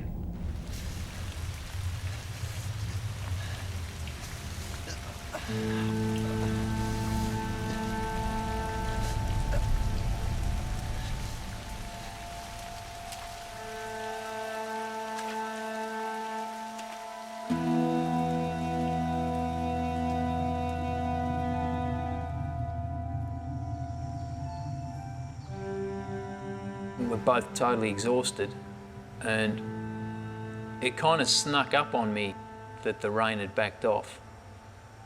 Finally, a bit of luck. We got lots of luck. It's just all bad. Maybe it's gonna be okay. What do you think? I think I'd rather be in my sleeping bag. I'm sorry. I'm sorry. Don't be sorry about anything, mate. You did good. You did really good. I sat next to him, and I put my arm around his shoulder, and just comforted him. And he didn't say much. He just sat there. All along, I think both of us held out this hope that we were going to be able to do something, that something was going to work. Up until that point, nobody wants to even contemplate the idea of him hiking out and leaving me alone. You've got a long journey in front of you, mate. You're gonna have to go fast. Sort out a rescue. Yeah.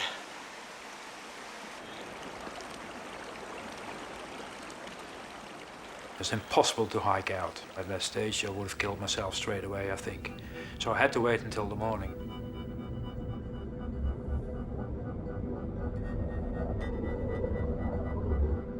It's been more than 10 hours since the boulder fell on Warren. The torrential rain has flooded every creek. Geert's only choice, if he's to get help, is to find a route through the treacherous rainforest they put so much effort into avoiding on the way up. I had spent my whole life being self-sufficient. All of a sudden, I'm in a position where I'm totally reliant on this guy that I've met the day before. As I was looking around, I got a little bit scared because it looked really mean and spooky, and it was a very macabre setting. He looked pretty bad at this stage. He looked incredibly white, pale.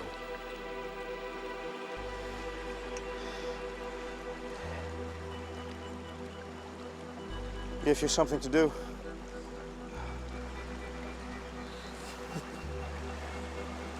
I borrowed your socks. Mine got washed away in the night. You go easy, mate. It's gonna be another night, you know, before I make it back to the ferry. I can do that. Another night I can do. I'm not consciously aware of it, but I might even have ignored eye contact for a few seconds there. He'd never looked around. It seemed like he was just looking in front of him all the time. Maybe he was already preparing himself for what was going to happen next. That he was going to be on his own.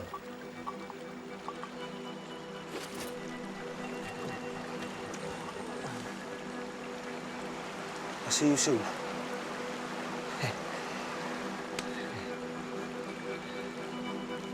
I had pretty mixed emotions watching Geert walk away. I feel more anxious than anything else. He's my only hope. Geert! I'm okay! I'm okay! I'm good! I'm okay! I realized this must freak Warren out from here to no end. And he thought, that's some guy who's going to get me out of here. Okay, if it gets slippery, just crawl. Just get down there, mate. Okay? Okay? Okay?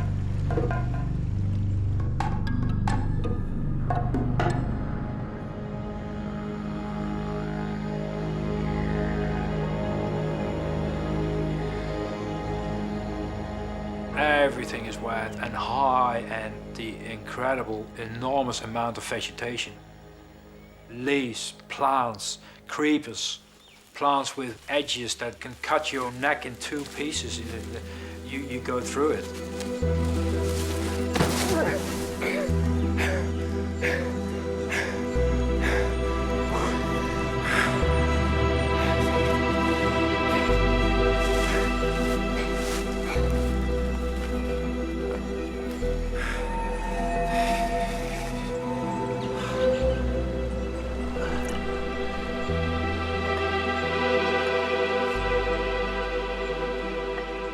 I'd always said that that there's some kind of glamour, if you like, in dying out in the bush, in a place that you love.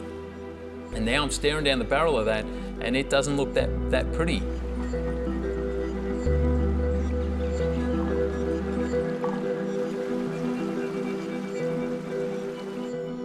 Don't relax. Keep sharp. Keep focused.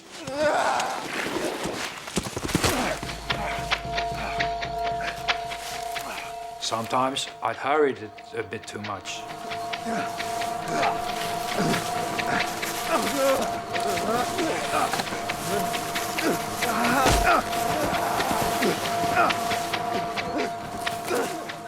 And went down way too quick.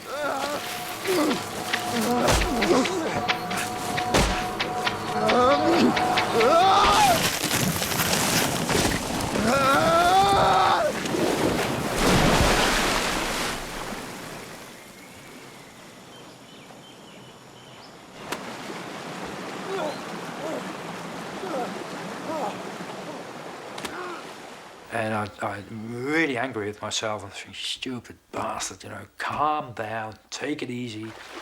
Warren is not serviced by someone who goes down like an idiot and kills himself.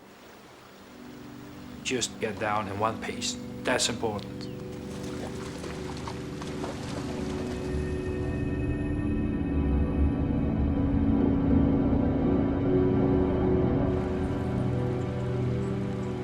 I found myself riding a roller coaster, is the best way to describe it, where at times I had to psych myself to such a point, it's just like, I'm getting through this. I can do it. I'm coming out the other side, to taking this nosedive down into the depths of despair, in that's it. This is it. They're going to find you dead out here in a couple of days. And I found that I rode that.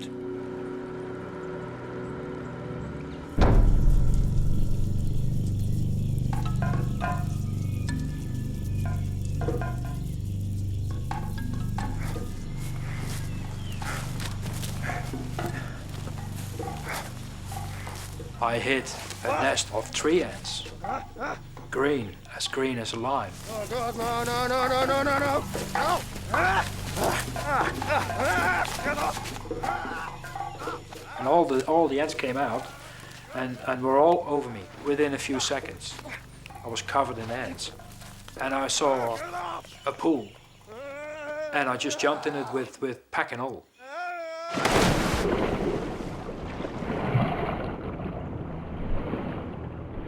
Green ants are just one of the hundreds of biting insects and stinging plants found in the Australian rainforest. It is in fact home to 6 of the world's most deadly animals, including spiders, crocodiles, scorpions, and venomous snakes. Some of the best times in my life had been spent in the wilderness, and I'd spent time as an environmentalist protecting wild places, and the irony was that that same kind of place was now going to be the end of me. I found myself wanting to pick up the notebook that Gerd had left and to start writing a few things down. And realise it at first, but then it dawned on me that, in a sense, I was writing my last words and wanting to record that for family and people that I love. And then I realised why Gerd had left it there with me.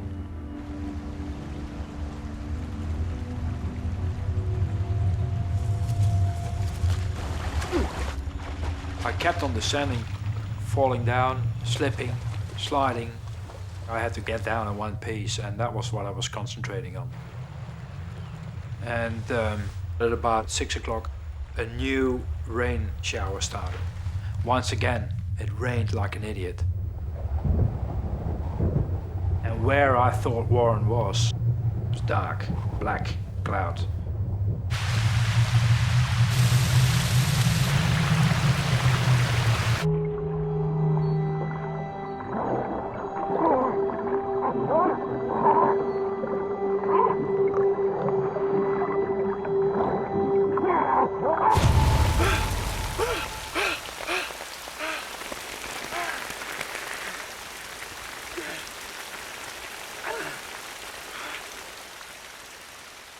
I'd been hallucinating. I felt nauseous, couldn't keep anything down, was probably hypothermic. And starting to feel sick like that was really a sign to me that I probably wouldn't last that much longer. Help! Yeah! Anybody? I didn't feel any anger towards that. I think I felt a sense of despair, if you like, that there wasn't anything else I could do, that it was all over. I didn't really know what that meant, but I didn't like it. I don't know about reincarnation and life after death and all the rest of it. Nobody has yet to convince me that, that this isn't it.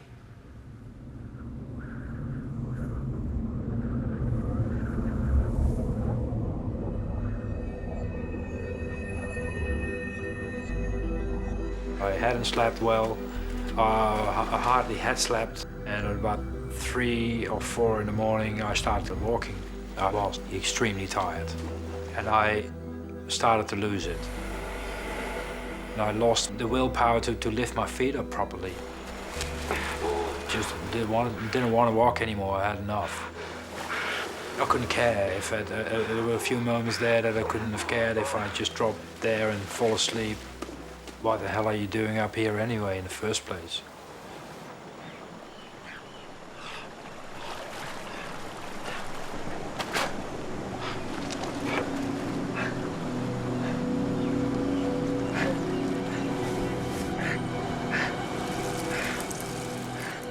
I looked down and saw Warren's socks.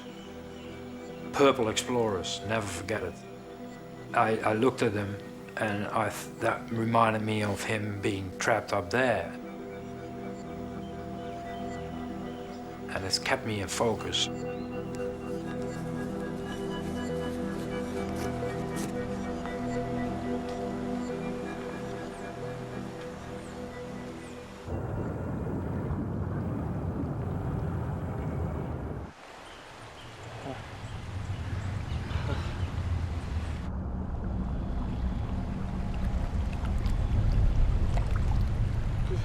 So it must be mid-morning that I notice in the pool of water around my right foot that there's this red cloud. And I'm thinking, what the hell's all that about? It's a little late to start bleeding now.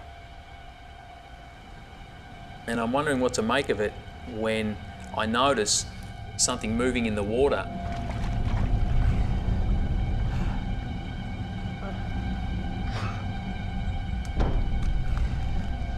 And realised with horror, it's a yabby, a freshwater crayfish. As if things hadn't been bizarre enough up to this point, this guy's nipping away at my foot. I feel like now I'm living in some kind of horror movie. Well, I grabbed a branch from behind me and just started spearing it, trying to take this guy out. Go on. Get him. What made it even worse was that I couldn't feel anything, and that he could have been there for hours. He could have been there all day. It's been 35 hours since the boulder fell on Warren. Many miles away, Geert has reached the base of Mount Bowen, but he's been forced off course. He's only a few hours left to traverse almost 10 miles of rainforest if he's to make the single daily ferry and get help. Everything was sore, I was bleeding, wounds all over the place. That was just hell. I felt more tired by the second, by the minute.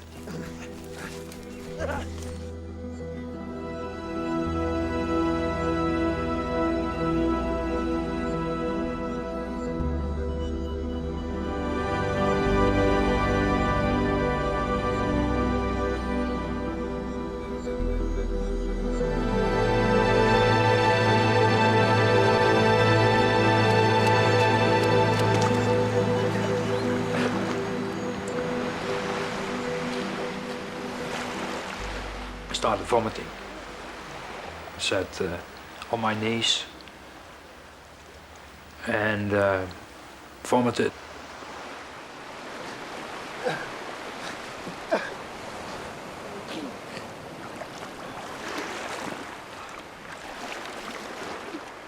Straight away dawned on me to keep going and not to sit down and start thinking. There was still no time for that. The next task was to make it to where the ferry departs from.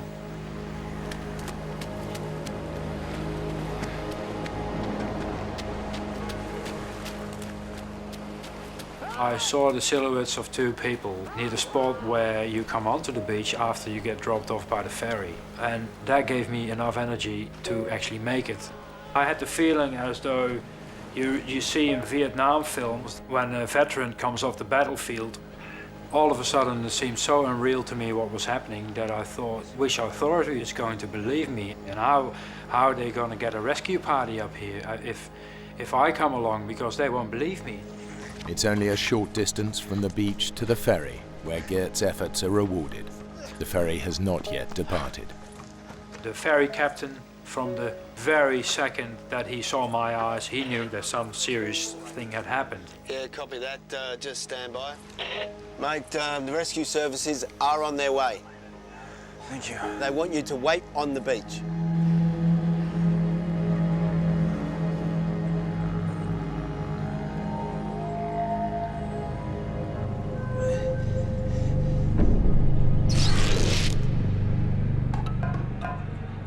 I noticed spots on my right foot and knew that wasn't a good sign.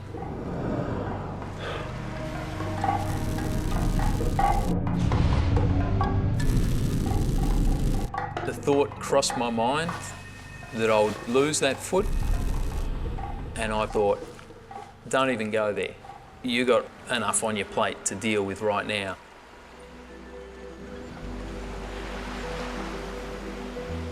An hour passed. I looked to Mount Bowen and actually changed my position and went sit sideways so I could see it all the time. I just did not want to take my eyes off it anymore.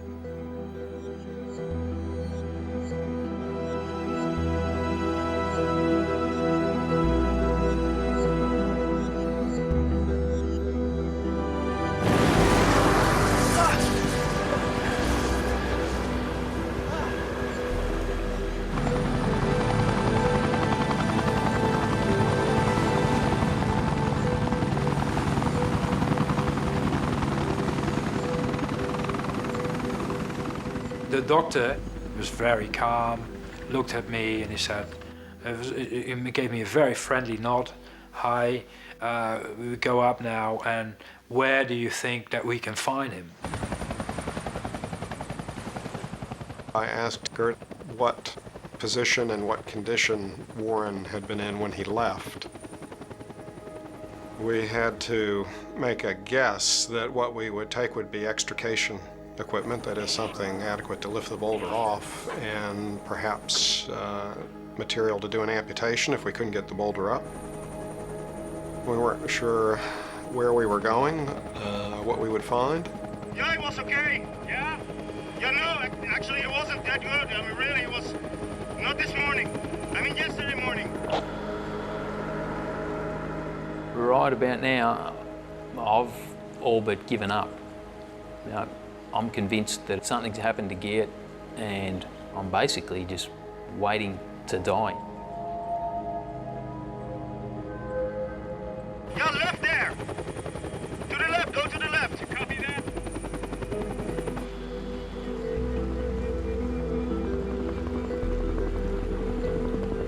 But the instant that I hear that helicopter, I snapped to attention. That's where we went back. This is close. Yeah.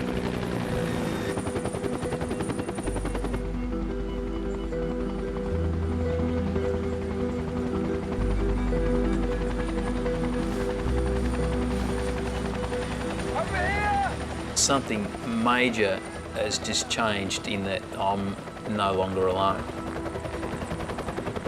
There! 10 o'clock, 300 meters!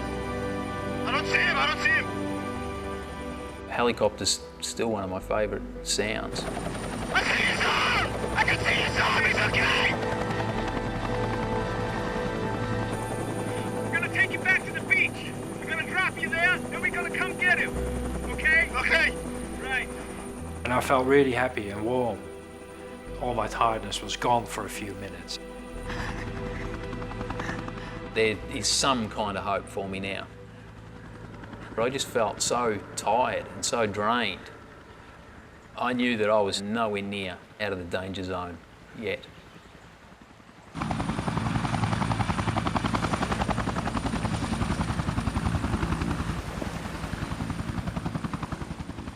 They dropped me off on the beach, and I was asked to leave. I had to go and had to wait for a second helicopter. I think we appreciated early on that because this is a very narrow ravine with trees hanging over it, there wasn't even a place to really bring the helicopter in, and we were going to have to go down on wires.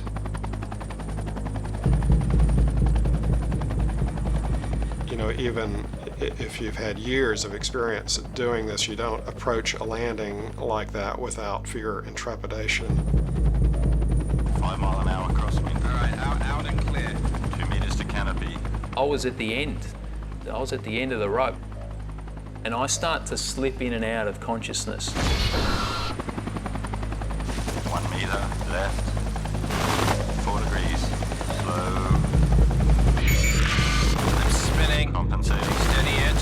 Crosswind's picked up. Copy that. Easy. Easy. Steady it.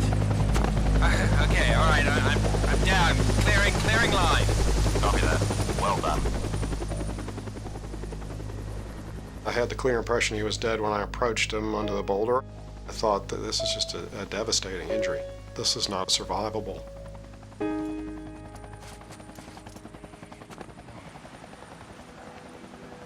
So I was surprised when he responded to me at all. Man, am I glad to see you. And, you know, then I knew we were there. I knew we were going to be able to do something. How long you been here? I don't know. I don't know. Now, are you allergic to any drugs? Like anything you can give me. Now, we got some equipment to take the boulder off, but it's going to be a slow process. You just hang in there, okay? Now, you hold this. Keep it under your arm, okay? Right, that's it. Keep the pressure on, otherwise you'll be losing fluid. I would say for the normal mortal man, I would have expected him to die, honestly. If not fairly immediately, perhaps when we were to remove the boulder, there's a chance that toxins from the necrotic tissue, his legs, would enter his circulation and just push him over the edge as far as acidosis and electrolyte imbalance is concerned. Quite the operation. It took about 2.5 hours for him to lift the rock off me. He could have died at any moment, I believe. 1, 2, 3. Get the hell off me! Get the hell off me! Stay with me, now breathe. Physically, he survived the rescue attempt, but, you know, from a physiologic point of view, the guy's still in profound shock. So his condition, quite obviously, was critical. The helicopter rose and flew over Mount Bowen, and it was of a stunning beauty. And I could really absorb the beauty, and I had that sense back.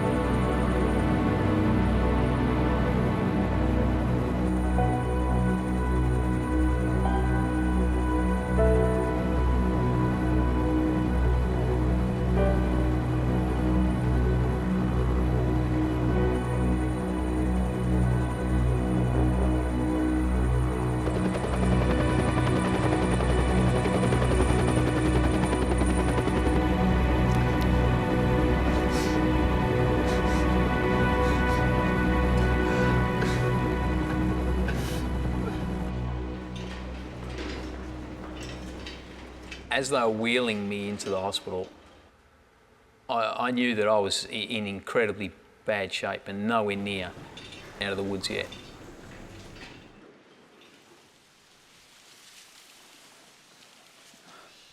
I call the hospital in Cairns and I get a nurse. "Ah, you're good. Well, I'm glad he's fine, he's here. Would you like to speak to him?" I said, yeah. I'd like to speak to him, pass on the phone. So I said, "Warren, hi, how you going?" And he said, "Yeah, I'm fine, you know. I was a bit worried that you didn't make it out there, but you finally did it. Hey, thanks, mate, thanks." And then he said, "But I lost my legs, mate. And I didn't even have the guts anymore, I think, to ask what, you know, what?" I said, "You lost your legs?" "Yeah, I lost my legs." And I honestly cannot remember anymore what I said after that, but what I do remember is whacking the camera back through the window and getting really, really, really angry. And I couldn't believe it. I could not believe it. Sorry.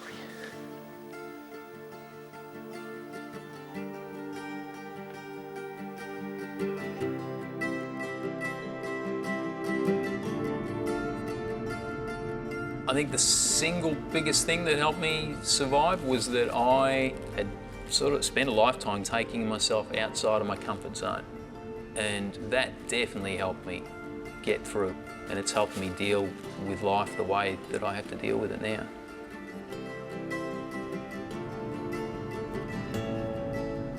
For the rest of my life, I will be tied to the Hinchinbrook story and certainly to him. And I'm pretty proud and happy that I have got to know this very inspirational man.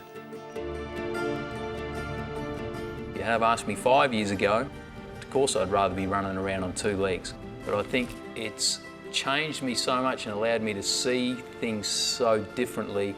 If I had a chance to change it again, I don't necessarily know that I would. Warren now works as a motivational speaker and is the first above-the-knee amputee to climb Mount Kilimanjaro. Geert returned permanently to Australia and now lives in Adelaide. He and Warren remain close friends.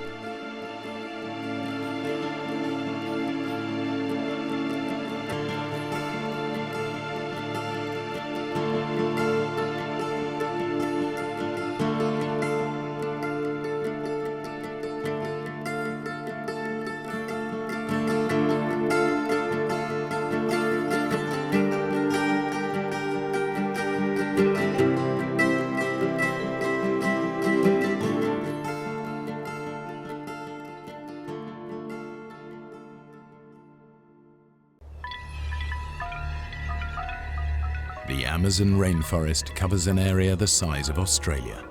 It is host to half of all species of life on Earth, many of them lethal. It is no place to be lost alone. In the jungle, there are countless ways to die.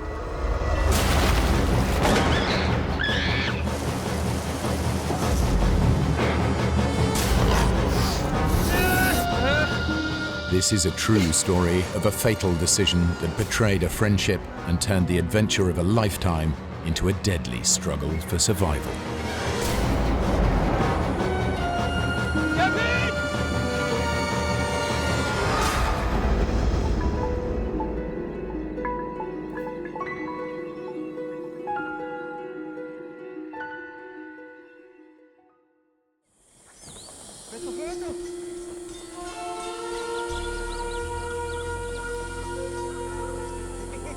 Bolivia, South America. In November 1981, 3 backpackers traveled to the remote outpost of Azriamis in the Amazonian jungle. Yossi Ginsberg is a 22-year-old from Israel, fresh out of national service with the Israeli Navy. The reason why I came to South America was one reason. It was very clear to me. I wanted an adventure. I was very, very naive, bright-eyed, open to the world. Everything is possible. With Yossi is Kevin Gale, an experienced traveler. He's a 29-year-old photographer from Oregon. I was traveling, I had an agent in New York, and I was sending my shots to him. So I had motivation to try to have some shots published. And of course I was thinking maybe I'll publish some in National Geographic, but it was primarily for myself that I was doing this. With Kevin and Yossi is Markus Stamm, a 29-year-old school teacher from Switzerland. Marcos and I had been great friends. We'd been traveling off and on together for 8 months. He was going through a crisis. A relationship had just broken up and he was falling apart. And he just wanted to escape. The 3 friends have spent months backpacking around South America. But now, a charismatic Austrian, Karl Ruprechter, has drawn them to Azriamis with the promise of a real adventure. He will take them into the uncharted rainforest to meet a lost tribe of Indians, never before seen by Western eyes. Oh, lousy map. No detail, the whole of Bolivia on one map. Look, I marked the field. See there? That's where we are now. We cross the Tuichi River. We cut the trail for 4 days and we end up at the village. And then you see the real Indians. There was an X with a pen. Carl said, the Indians are there. We had no reason not to believe him. He told us that he was a geologist, that he had been in South America for 15 years, that he'd been in the jungle numerous times. He was an expert in the jungle. So I had no reason to doubt his word. Listen, it's gonna be tough, but we'll go in together and we'll come out together. Agreed? Yeah. Okay. Good. Let's do it.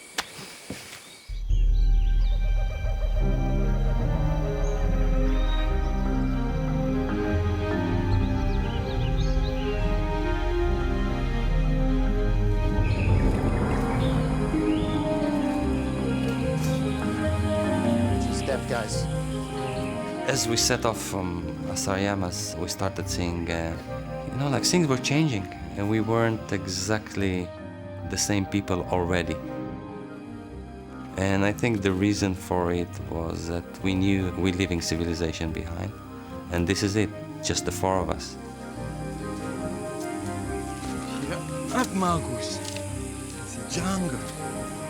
The friends follow their guide into the rainforest. Ahead of them lies a week-long hike to the Indian village. From there, Carl has told them they will return to civilization by rafting down the Tuichi River. It was a different world, and we could hear animal life all over the place. Monkeys were howling, screaming, and I could see birds, numerous varieties, all over the place. It was like a picture.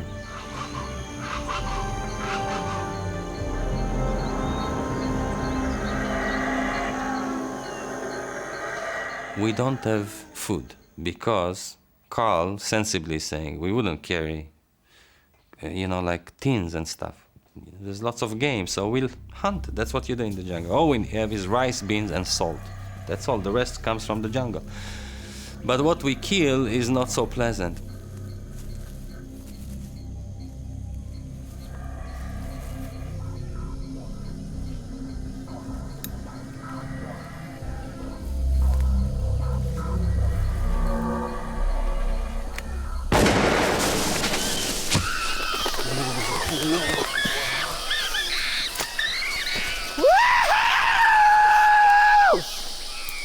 To the pot!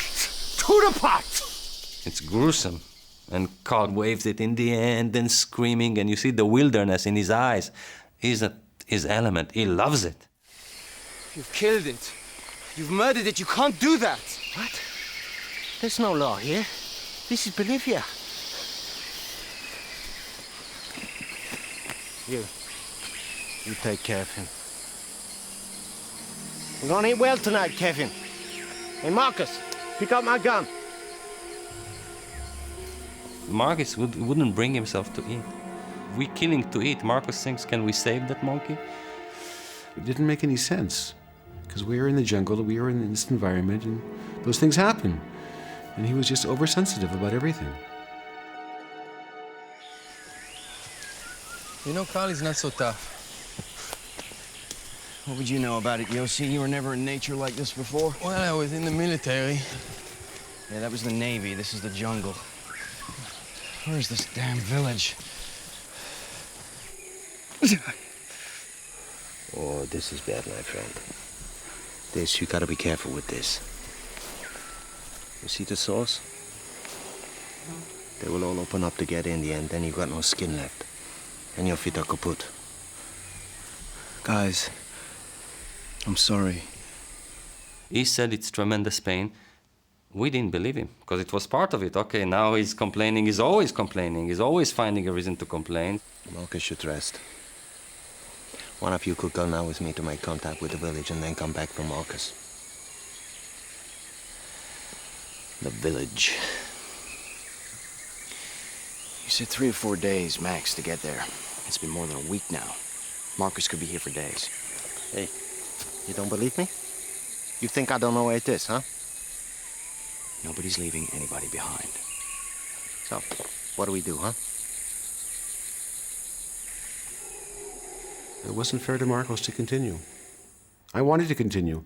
If Marcos hadn't been there, I would have continued. There's no question about that. We should go back down to the river. We should build the raft now. Marcus can take it easy on the raft. What do you know about the river? I know the river is back that way. Screw it. It's your choice.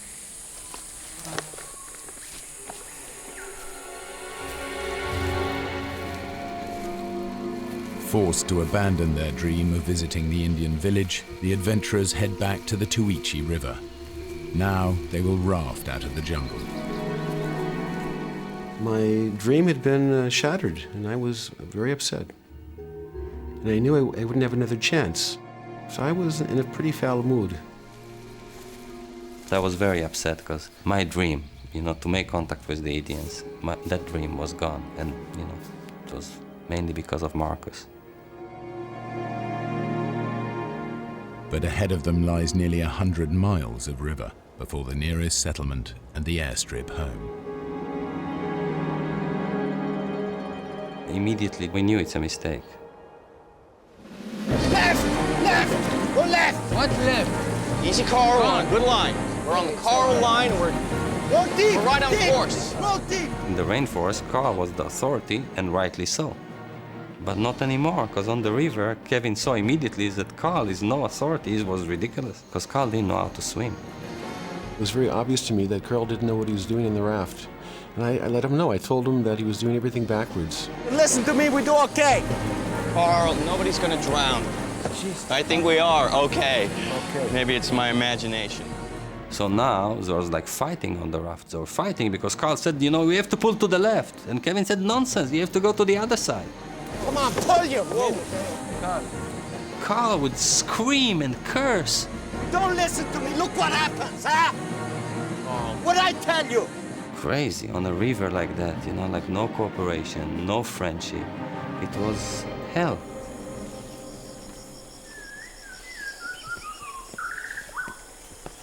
We're pretty close to the canyon. Huh? I told you. You gotta forget the raft now. Look, we are here.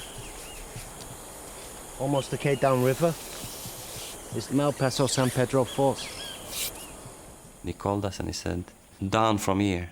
It's a canyon, and there's no way, if you're going in, you're dying. There's no way out of it. So 2 days on the river and you had enough, huh? You don't believe me. We gotta walk now. You understand me, Kevin? Look, we walk around the canyon. We stay close to the river. A few K further on, there's a small mining village, Playa. Playa is halfway to San Jose. We get to San Jose, you're as good as home. Carl said, if you want to live, let's walk. We wanted out. You know, this was a misadventure. It wasn't fun for me either.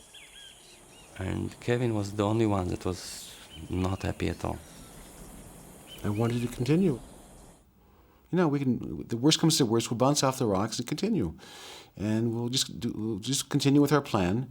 We'll stop before the San Pedro Falls, hike around the falls with our equipment, build a new raft, and then we continue.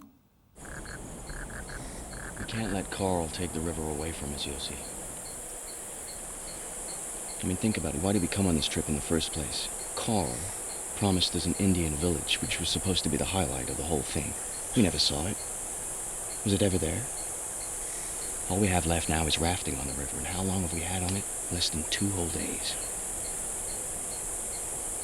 And no way is Marcus coming. He'll drag us down. We could do it. We could go it alone.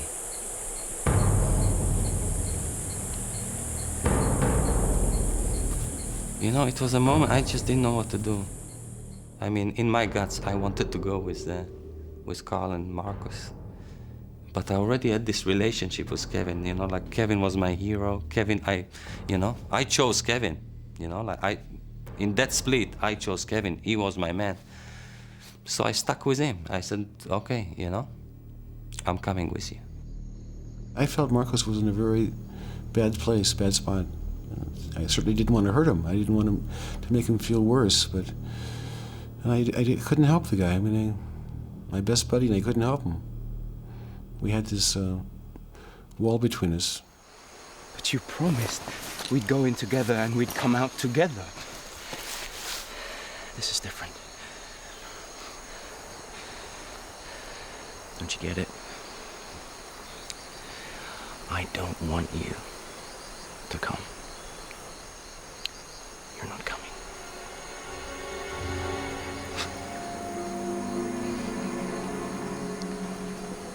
So this is it? Yeah, I guess it is.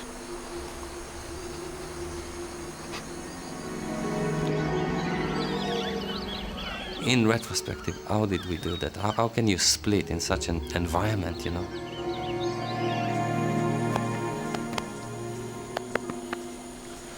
I know you'll be all right.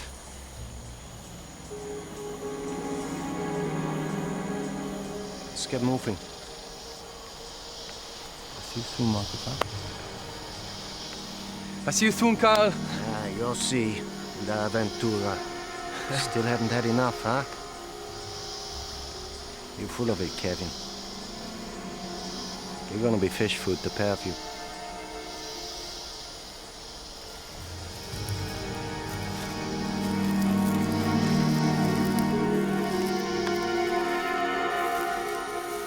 It was heart-wrenching. It was like a betrayal, and it was a terrible feeling. I really felt ashamed. It should take little more than a week for Carl and Marcus to hike out to the nearest village. But now Yossi and Kevin face the dangers of the river alone. Kevin and I went into full excitement into let's the adventure begin. A new chapter, no more 4 people. Kevin became the authority, and I accepted his authority. I guess part of it was an issue of age, but the other part was that I didn't know rivers. All right, get it dead straight. Go. Keep in time with my rhythm. Almost immediately, we entered a series of roller coaster waves. Hard your side. It was a different river. Paddle hard. It's becoming much more intense. You know, like the river is getting narrow, the water swifter. And certainly it was a bad decision to continue. That was a major mistake.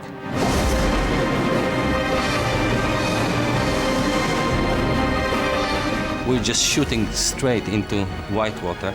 Both of us were lying on the raft. That was the only thing we could do. Suddenly, it was clear to me that nothing that can prevent us from colliding with this huge rock that was approaching.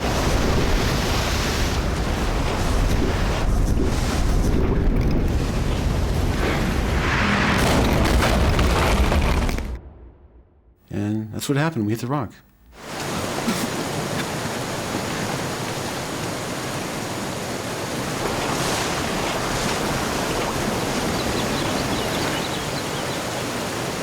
All right, Yossi. I want you to listen to me now, okay? We can't stay here. All right? So I'm gonna jump, okay? I'm gonna swim to the shore, and I'm gonna throw you a line. I don't want him to jump. He tells me why he's jumping, and his plan is completely suicidal. But in that stage, I think not only that it's suicidal, he kills me. Kevin, no! Kevin!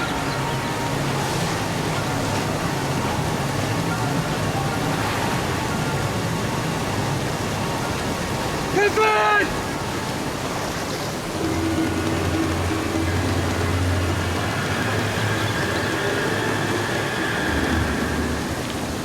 Kevin, don't leave me! All right, Yossi, throw me the shoes and the machete! I saw the raft teetering back and forth on the rock. And then at the same time, the raft moves, and I hear that terrible screech.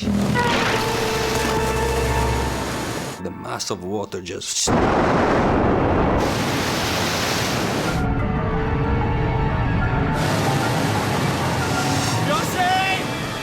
Yossi, hold on! He entered the rapids, and I saw him go through 2 or 3 rapids, a couple drops, and around the bend he went, and I didn't see him again.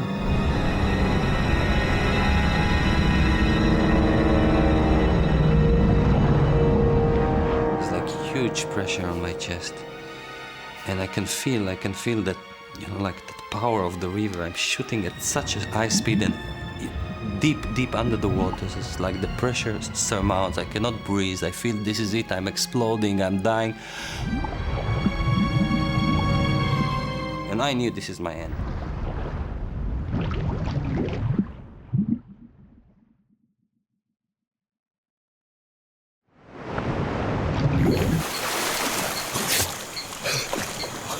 After a long time in the river, I was spat again into the surface. And that terrible canyons behind me. How did I pass it? I just don't know. I just have no understanding of it, but I was on the other side. By a miracle, Yossi has survived. But now, as night falls, he is separated from Kevin by more than 2 miles of river and impassable canyon.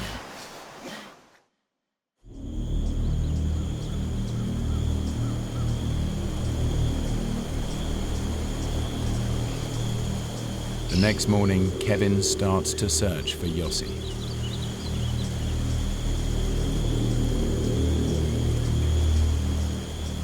I decided to go downriver and look for Yossi.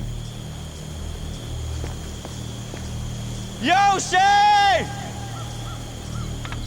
I was responsible for him being there, and I didn't know if he was alive, if he drowned, or if he was hurt.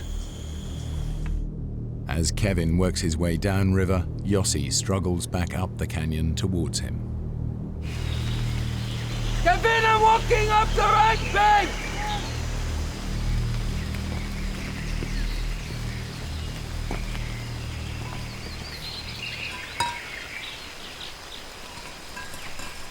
early morning of the day after this tragedy, this disaster, I hear this scratch, this metallic scratch. Behind the rock, there's a small pool. In the middle there, the backpack is waiting. Yes! When Kevin made this bag, he said, give me everything important to you, because this is the life bag. He tied 2 empty things to have it float. The life bag contains vital supplies, a flashlight, a waterproof poncho, a few ounces of rice, and, crucially, the map that promises Yossi's best chance of survival. I put the backpack on my back, and now with a new spirit, I climbed up thinking that it's gonna be easy now. Kevin and I get together, and it's gonna be over. We've got the equipment. It's gonna be a good story.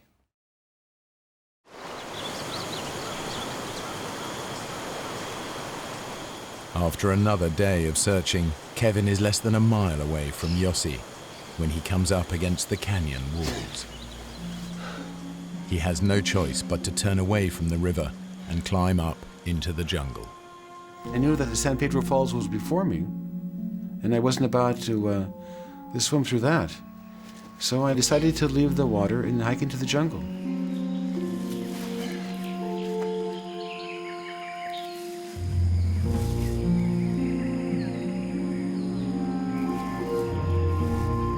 Now it's clear that when I was walking behind the ridge or the bluff in the jungle, Yossi was walking upriver, not very far away.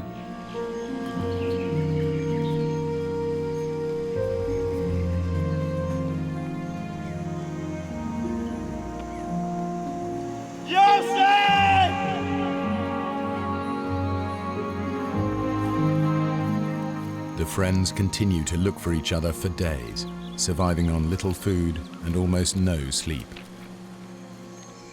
They're unaware that every step is taking them further apart. Yossi! The only thing that kind of kept me going was the notion that Kevin is running after me and he will follow me and things will be fine when Kevin comes.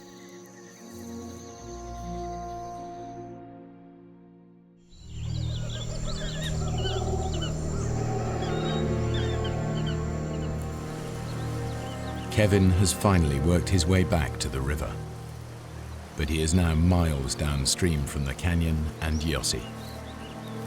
After 5 days alone with no food or equipment to help him survive, he is exhausted and starving. By this point, I realized my chances were very minimal. I mean, I thought I was going to die. So I had one shot, that was to make it to San Jose. Kevin's only hope is that the current will carry him down to San Jose. I was no longer thinking about Yossi, I was thinking about my life. I didn't have anything left. So now I was trying to save my life. And that's what I did.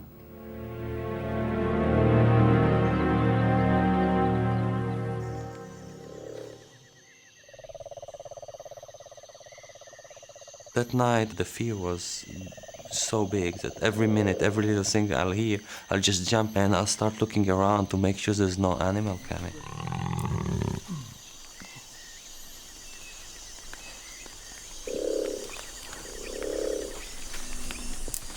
I just clearly heard some branch breaking, something is moving. I knew I'm not imagining that something is moving near me. I look with the flashlight around. But the moment I put the beam on, I see the face of a jaguar.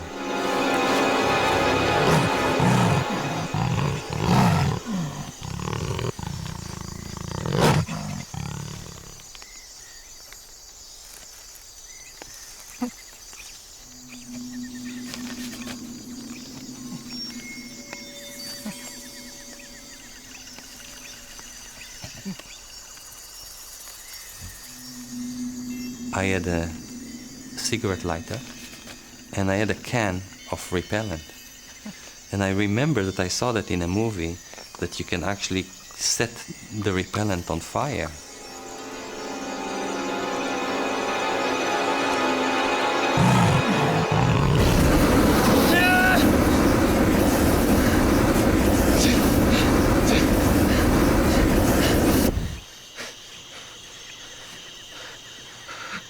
The flame died, and there was no jaguar. You know, like I managed to scare him. I sat there for the rest of the night, and you know, I started crying and screaming and trembling. It was consuming, that fear.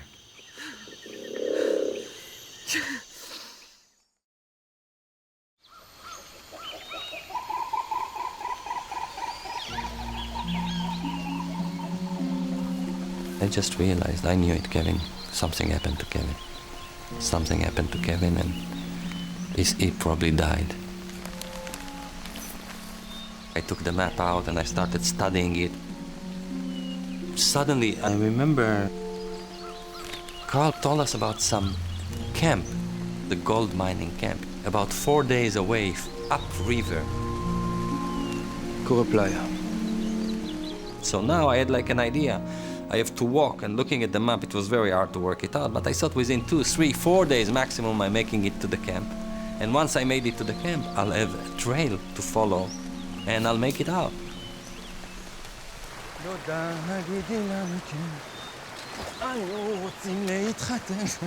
Yossi heads for the mining camp at Curry Playa.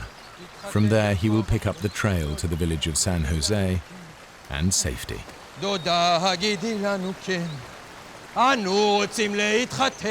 And here I am singing out loud, my chest open, enjoying the scenery and fully trusting I'm gonna make it.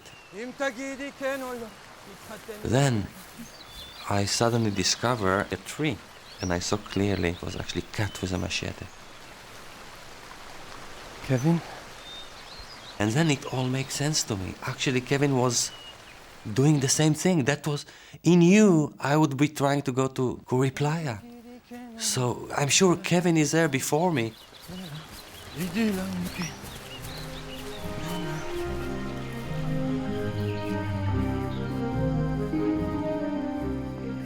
I kept on walking along that trail, and it started being a bit strange because the marks weren't as clear as before.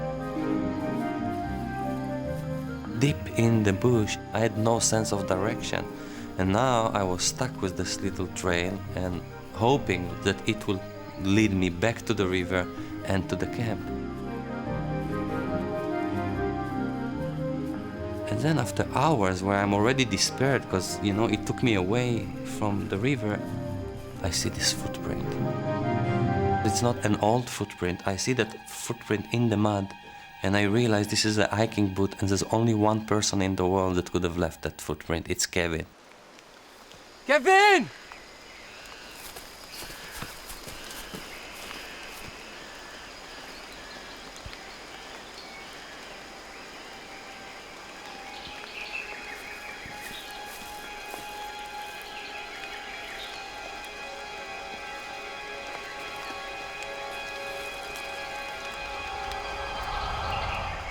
This footprints wasn't Kevin's, it was mine. In all these hours, half a day that I walked, I actually walked in a circle. This trail didn't lead me anywhere.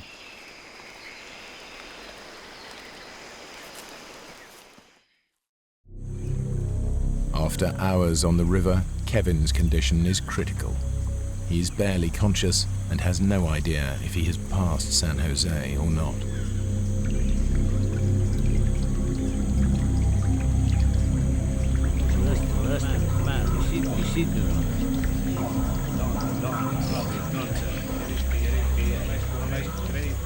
All of a sudden, I see a canoe.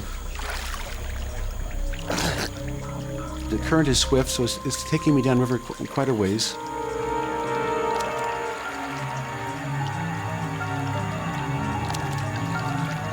And then finally, they turned their heads and they began waving their arms. Like this, like downriver, downriver. So I let go of the branch I'd been holding on to, and I began swimming towards the shore. When they approached me, they asked, two questions. They asked me if I was lost, then they asked me if I was hungry. It was kind of funny. They told me that they went hunting in this area twice a year. I mean, it's literally 1 in a million. It was just pure luck. I had been saved, but I didn't know if Yossi was alive. But I just had this feeling that Yossi wouldn't give up.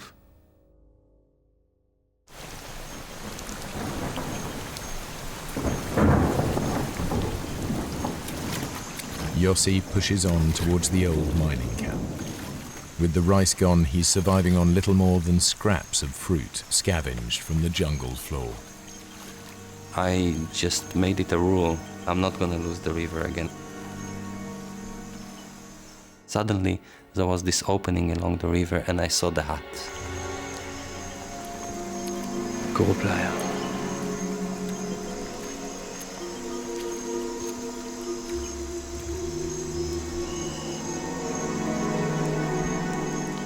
Kevin!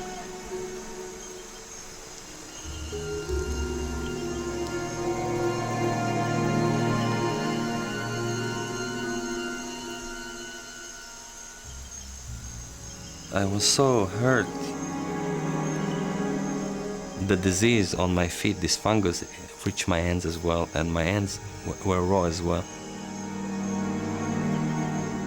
And I felt that not only the pain that was so excruciating, but I actually remembered how Marcus had that.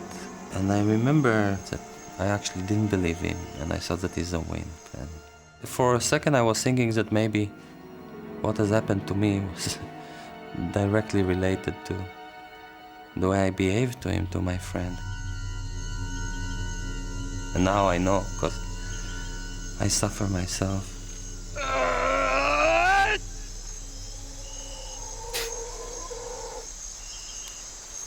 Yossi has no choice but to press on and hope he can make it to San Jose.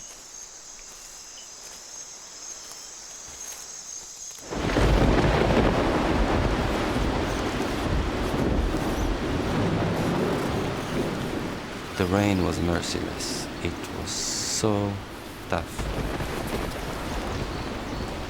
The night came and it was very hard to escape. What happened is quite unbelievable. I didn't know of that phenomena, but literally the jungle started collapsing.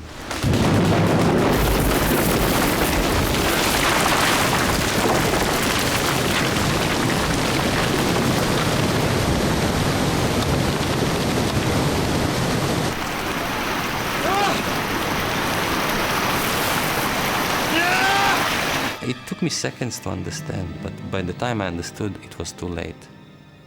It was a flood, and the river rose. No, no, no! No!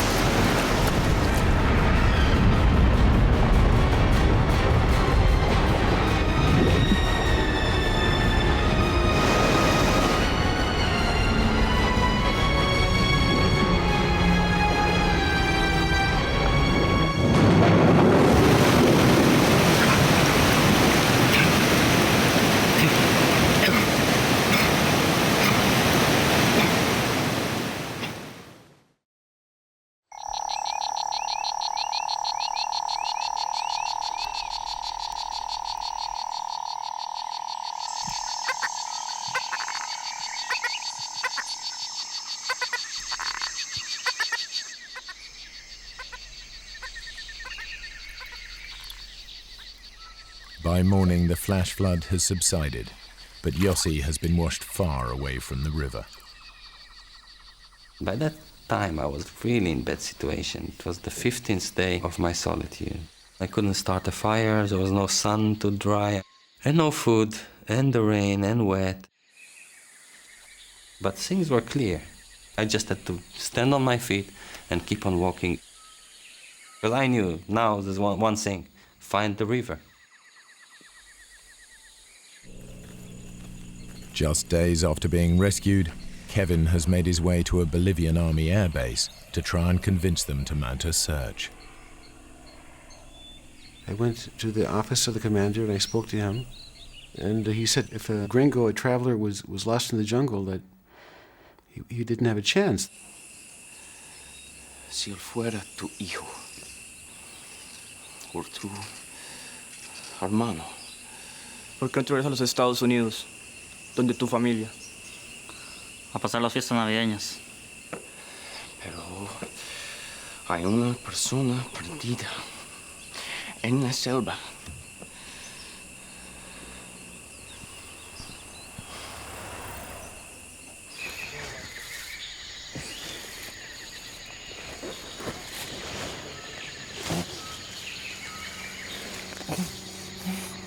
I hear that noise, and I listen to that noise because it's so foreign, and I start realizing it's an airplane. I'm saved, and I know everything now. I know also that Kevin is in the plane. I know it's a plane after me. I know it's Kevin there, and I'm just jumping on my feet, and I'm running, and I'm screaming, Kevin! Kevin! Kevin! What do you say?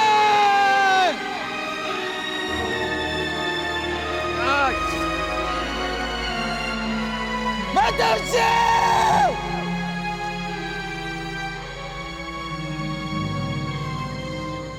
You know, as soon as I realized this airplane was just oblivious to me, I just collapsed.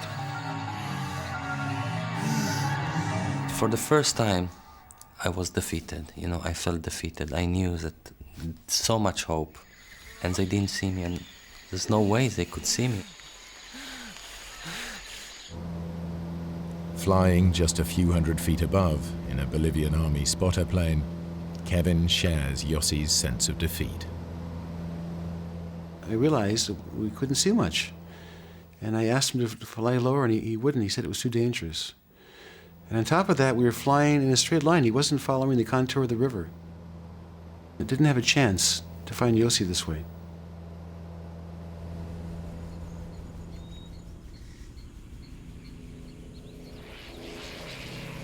I was going crazy. It was very, very frustrating. Like, every day was very important. Time was the key element. And every day that passed, I knew it was another day that Yossi's chances were diminished. They were getting smaller and smaller.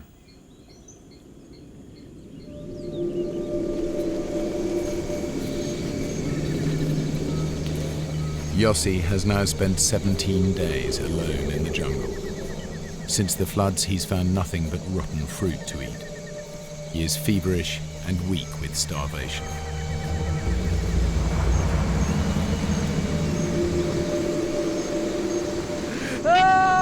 I was famined, I was diseased, I was injured and weak. I started realizing that I don't know what's going on anymore. Maybe I'm becoming insane.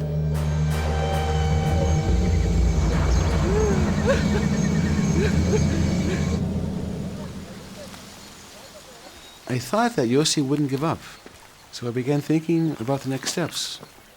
And I found a fellow named Tico, and I asked him if he could take me up to Tuichi. And he told me that he can, but he has to be back within 3 days. So it's better than nothing, so I said, fine.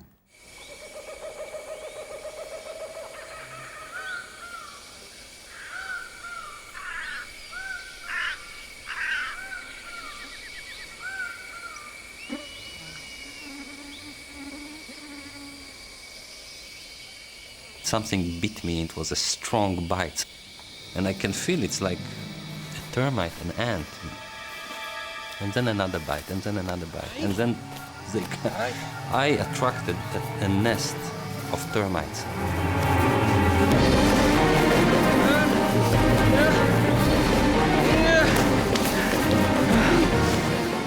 And there were like hundreds of them, and then thousands of them, and I couldn't escape. There was no way I could escape.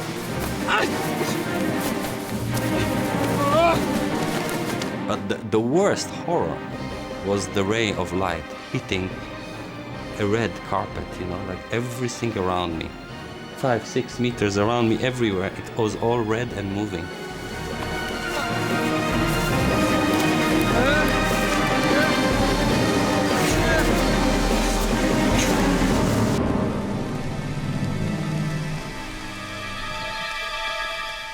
My body was like a colander. There was no place in my body that wasn't bleeding. And I just had to escape now. And I stood on my feet and I kept on walking.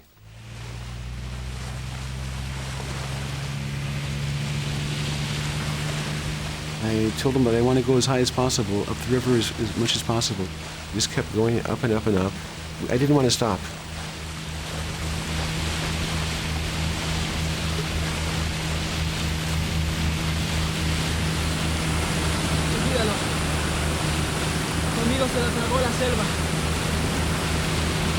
The jungle is just the jungle.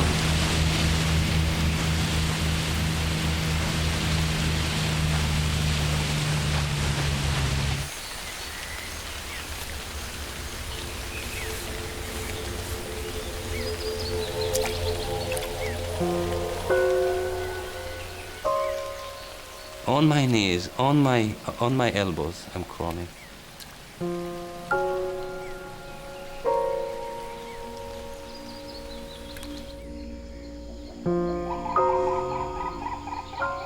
Suddenly I started seeing a few things that I recognized, and it was actually Kuri Playa. I went all the way back to that deserted mining camp, but the mining camp wasn't there anymore. The flood took everything.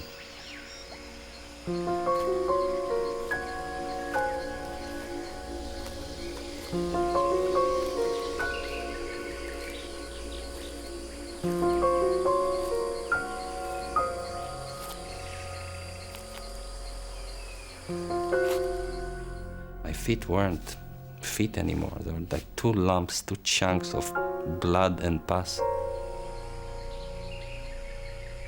I gave up. I prayed to God, just allow me to die. All I want is to rest. Let me die.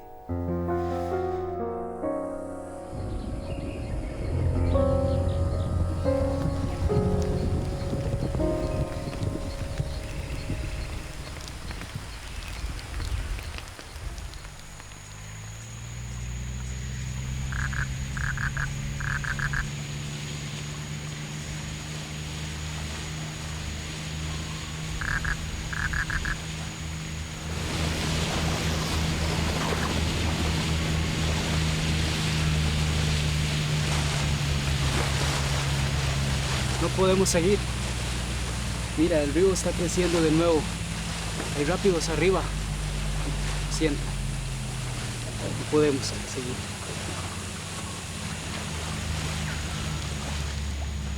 I knew that was it for Yossi. It would take weeks, if not a month, to get back to the jungle. And there's no way that he could survive another month in the jungle.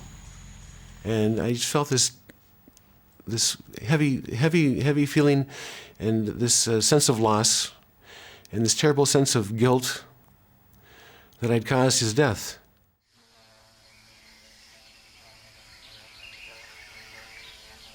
I clearly heard a buzz, like a bee or a wasp, and it's like coming closer, and I can start hearing it circulating my head. So, you know, I'm already in like the zone of like delirium. I'm just trying to get rid of that wasp, and it's so strong, that noise. In a certain point, I think maybe it's trapped inside the mosquito nets. And I raise my head and I just try to get rid of that wasp, and the buzz is in my ears. And as I raise my head, and I don't see the wasp, but when I turn my head, right there on the beach, I see shades and people.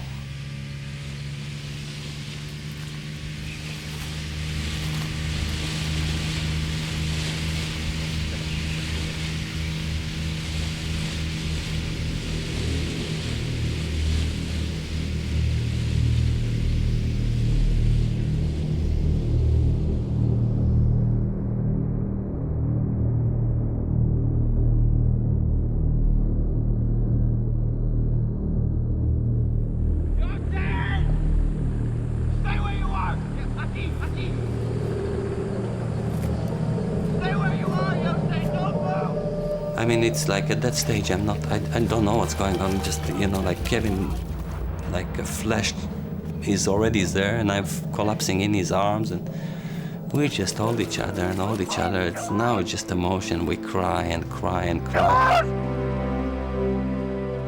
I couldn't believe it that we'd found him. If he would have been upstream, just 100 yards away, he wouldn't have heard us. We wouldn't have seen him. I mean, it's literally 1 in a million.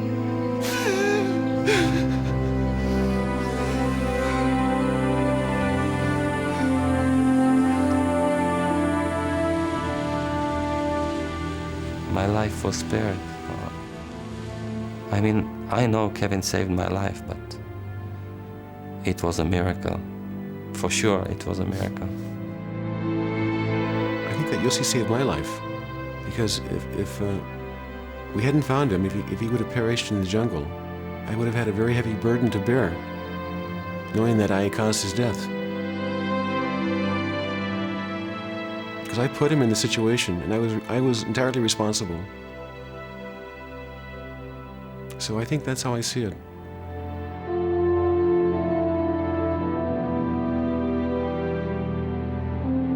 Yossi and Kevin were safe, but they had yet to find out what had happened to Marcus and Carl, who they'd left to walk out of the jungle 20 days before.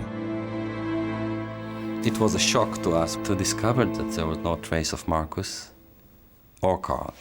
Of course, when I realized that Marcus was lost in the jungle, it was a very heavy feeling. Kevin went back into the rainforest immediately to search for them, and he couldn't find anything, any sign, any track. It just evaporated. The Bolivian army also mounted a search and discovered that the Indian village that Carl had marked on the map did not exist. They told me that Carl had a history of taking people into the jungle and leaving them. It happened more than once. They were very, very familiar with Carl, and they said he's a troublemaker, and he found refuge here in Bolivia. And I was shocked. Over the following years, both Kevin and Yossi mounted searches for Marcus, but no sign of him was ever found. I don't feel guilt about not taking Marcus with us. Then and even now, I feel that it was the right decision not to allow him to come. But I always thought then, and I probably do occasionally now, that if I would have gone back with Carl and Marcos, if we would have gone back together, that it would have ended differently. It was a life and death issue, and we decided for him that he should go out. Yeah, we did think, both Kevin and I, we were thinking that what we are doing is more dangerous, if this is an excuse. We were thinking that. Still, we made that decision for him, and he never came back. Kevin Gale is now a fitness instructor and photographer living in Israel. He is married to Orna, an Israeli he met while searching for Marcus and Carl. Yossi Ginsberg is now a writer and a motivational speaker, and has done much to preserve the Amazonian jungle. He lives in New South Wales, Australia.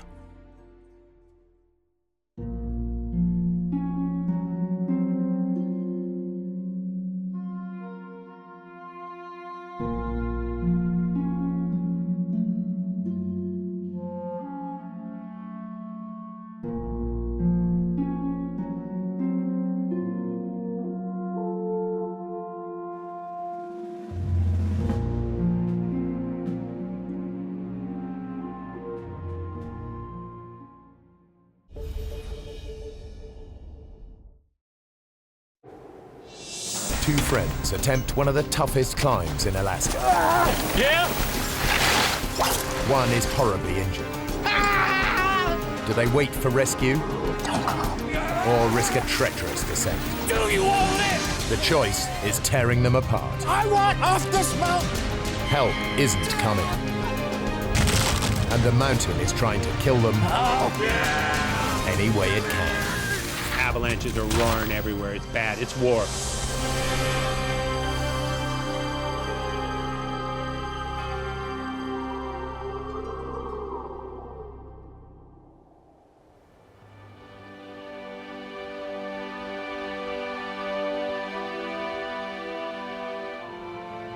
Denali National Park, Alaska.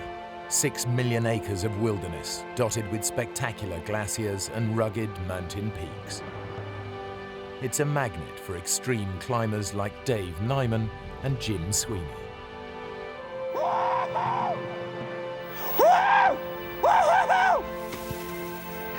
Man, you should see the view from here. This is an area as big as England. We were the only climbers in the whole Alaska range that we knew of. Jim Sweeney's idea of heaven is taking on a treacherous rock face with his good friend Dave Nyman, the man who taught him to climb. We've had great times in the mountains, thousands of hours, and we've taught each other a lot.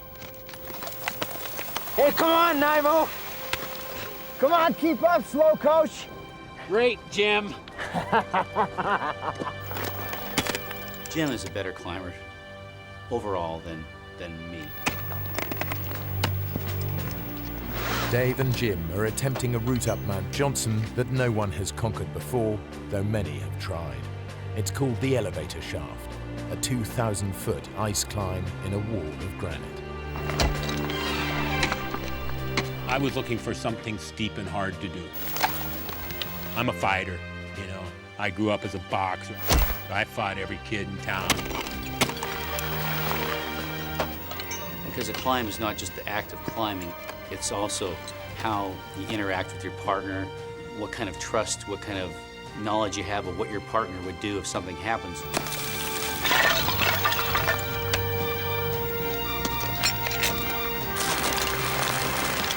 Jim's taking out the rope and he's moving fast. He gets up to the end of each length of rope and he keeps pulling me up behind him. You just forget what's going on when you're going up. I'm climbing. I'm not thinking about anything else. I want to go up.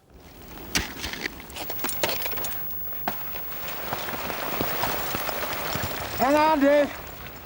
Gotta get past the snowballs. After 2 hours of fast climbing, Jim reaches a bulge of snow above him. I'm looking for ice. I'm looking for something hard to get some purchase in. Hello?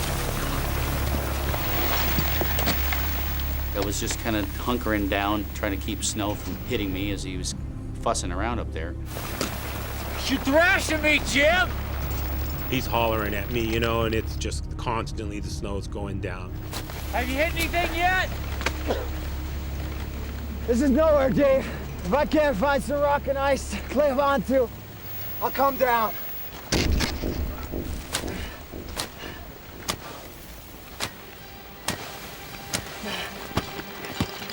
Ah!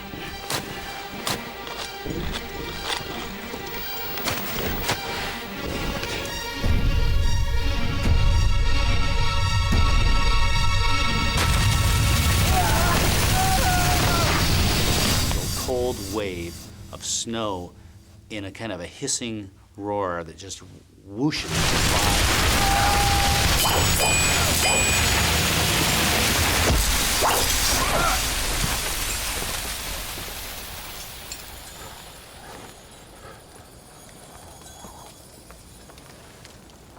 He's not moving.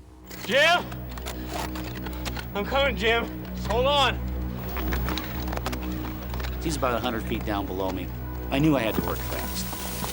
At this point, I don't know what kind of shape he's in. I don't know if he's choking, if he can't breathe. At that point, I know I have to move really quickly to get to him. Jim? I can see blood trickling out of his nose and his mouth and his ear. Jim? I touch him, and immediately he comes to life. Out of the house! We gotta go! Jim, stay with me. I'm gonna get you down. Jim! I'm gonna get you down. Jim? Stay with me! I had to transition from being more or less the follower to being the leader. I knew everything was up to me from now on.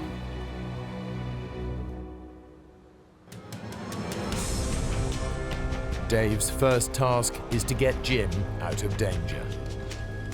He has to lower Jim's dead weight 1,000 feet down the near vertical rock face of the elevator shaft. Over several hours, I would lower him below me, and I'd drop Jim down another full length of rope, maybe 165 feet.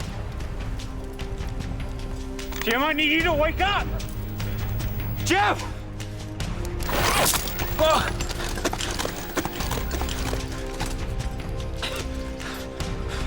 Okay, here we go. We're going again.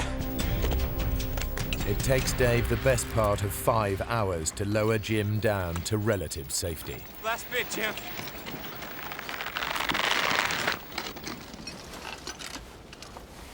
Jim. Damn it, Jim. Stay with me. Stay with me, Jim. I have no memories of the fall whatsoever. None. The first thing real I remember was Dave screaming at me. Wake up! Come on. Stay with me. Dave and Jim are still 5,500 feet up Mount Johnson, in an area rife with avalanches.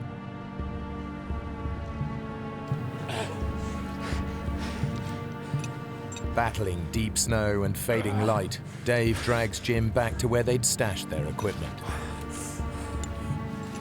Jim has dislocated his hip.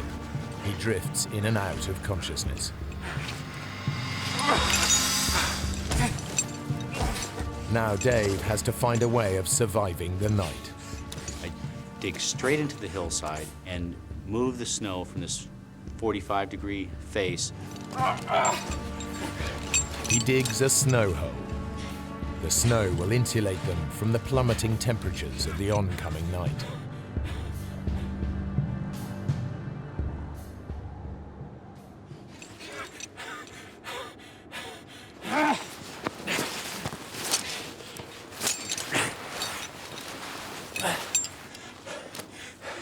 Okay, Jim, let's get you safe.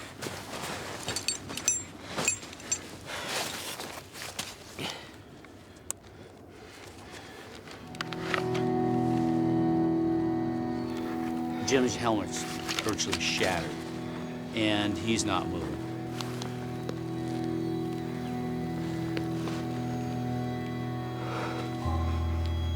Oh, no.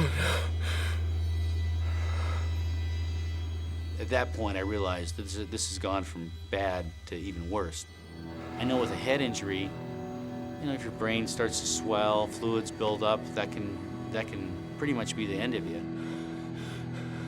There's all these different things going through your mind.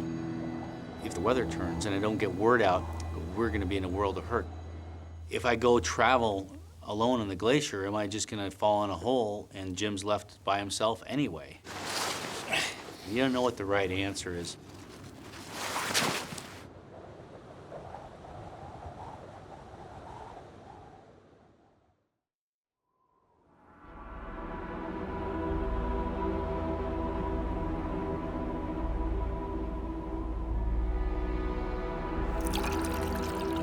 By morning, Jim is semi-conscious, and Dave has made a decision. He's going for help. Do you think you can light the stove? Don't go. Next thing I remember was in the morning, Dave's talking to me. He's telling me he's gonna leave. I told him, I don't want you to leave me. Don't leave me. I gotta go, Jim. I'm going for help. There's a ski hut up the gorge. Maybe there's people there.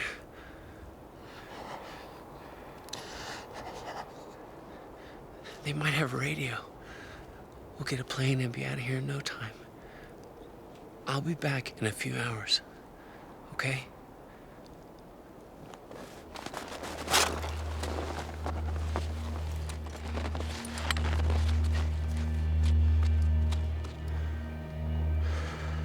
Leaving a partner in that kind of situation is, you might come back and he'll be buried or he'll be dead.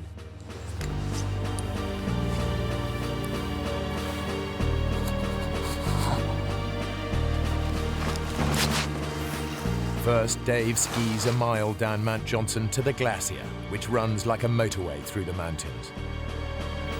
The ski hut is then a 7-mile struggle uphill, a dangerous route across crevasse-cracked terrain. Generally, if you fall in a crevasse on that glacier, there's really no hope for you. You're gone. You're gone from the world. You might end up 1,000, 2,000 feet down, straight down. It's pretty frightening.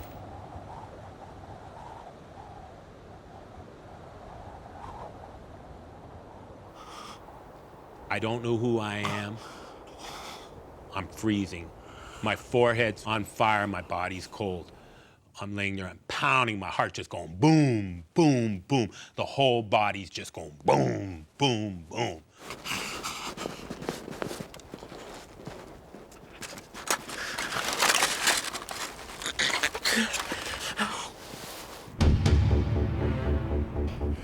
After 6 hours hard skiing, Dave reaches the ski hut. Help!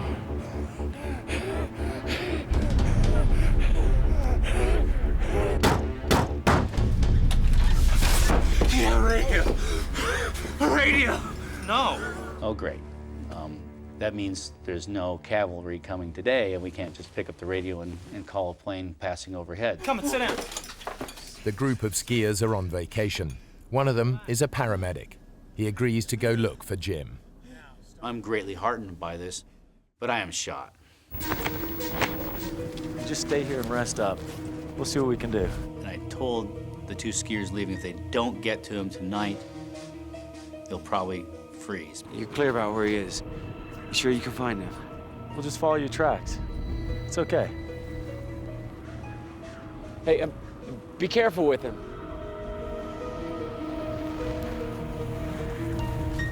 Unable to radio for help, Dave and one of the skiers tramp out a giant SOS in the snow.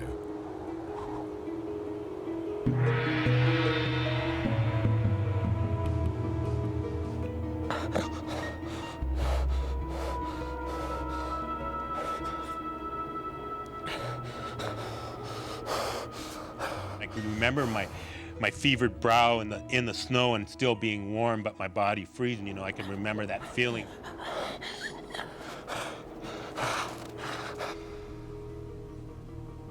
We spent a lot of time together. We've been through a lot of different things. Hang in there, buddy. Jim would never give up.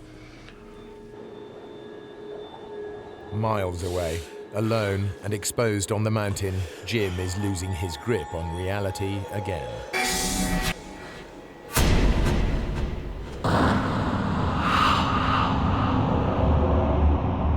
Black dreams, just as black as can be, you know. I didn't know who I was with, where I was at. I didn't even know I was a climber.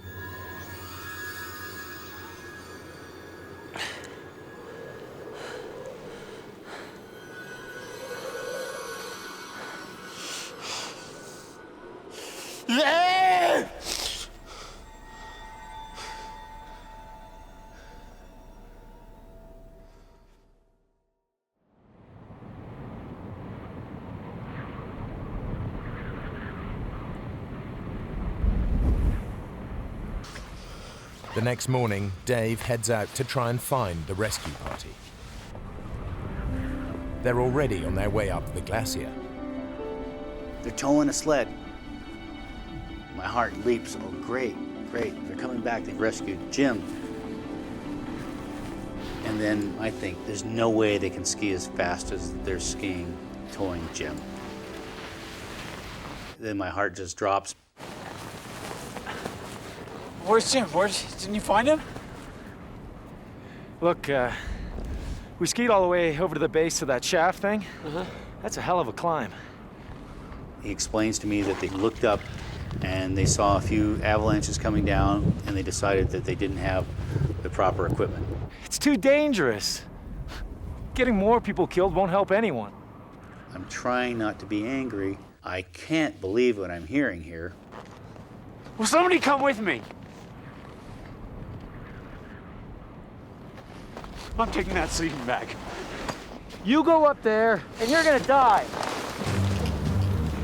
I could feel them looking at me when I was skiing because I was putting any anger I had right into my plan to save Jim. At that time, the clock was ticking. Every second I felt counted.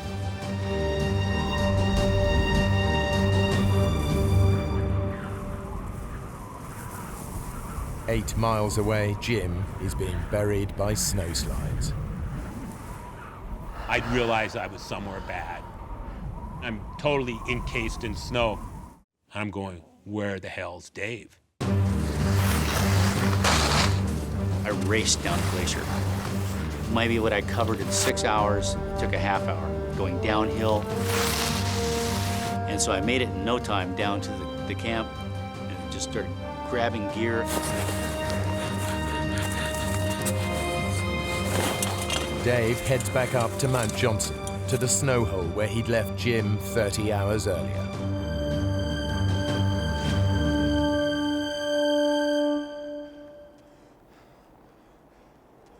Jim!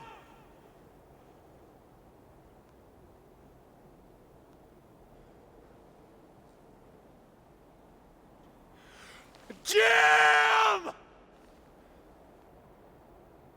I heard probably the most beautiful sound I've ever heard.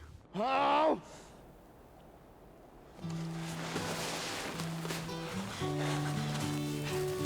Oh! And I'm screaming, and I hear Dave. Jim? Jim? He's buried in a snowslide.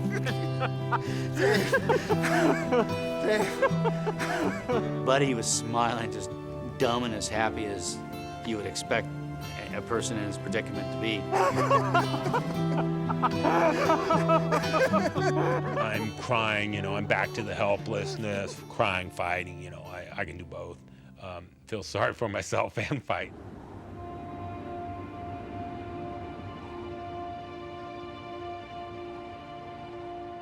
Dave pitches the tent near the snow hole, and at last Jim gets the opportunity to warm up. This is a nice, big, warm sleeping bag. Jim, I need to take a look at your hip. I think it might be broken. I know my hip's busted, you moron. I can take care of my hip. I'll stay in the bag, and you can pull me out of here. I don't believe that I have the ability to move Jim out of this area. Skiing off by myself, that's one thing, but I can't drag you out of here.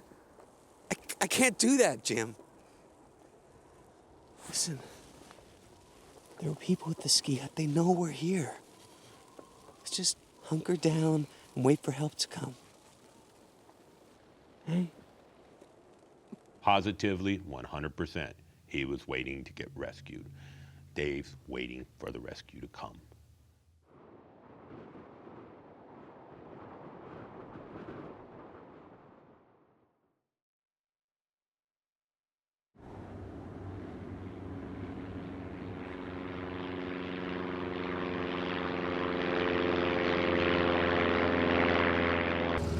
Mark Niver and his wife Roberta are flying over the Ruth Glacier looking for a place to land for a romantic picnic. It was the place that Mark had proposed to me. It was our anniversary, so we decided to go up there. That was our plan. We stay up there for an hour or two and have some lunch and kind of walk around and we wanted to enjoy the sights because it's just such a gorgeous area up there. As we turned, I could see that the weather doesn't look all that great. I don't think we should land. I think we better go home. Okay, hon.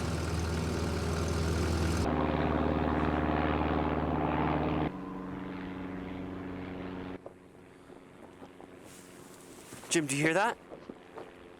Jim, come on, man, there's a plane. And I figured it'll see the SOS. We'll be out of here in no time.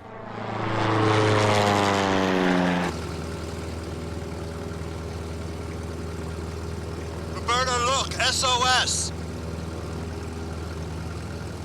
We gotta go in. No, we don't, Mark. Roberta doesn't want to risk landing. She's 7.5 months pregnant.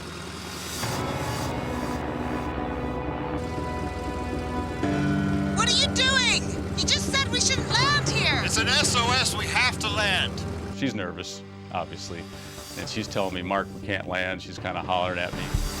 It's somewhat distractive as I'm lining up to land.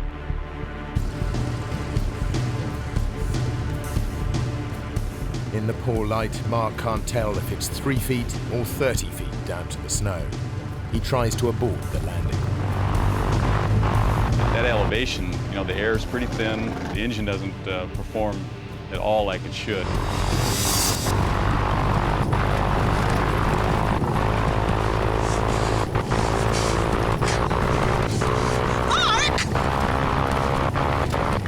I grabbed my stomach and held on.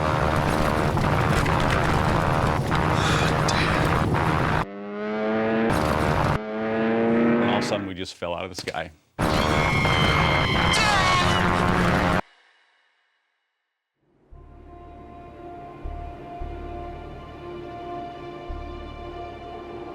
Dave and Jim remain stranded halfway up Mount Johnson. Unbeknownst to them, Mark and Roberta Niver's plane has crashed 8 miles away. Their attempt to help has only made things worse.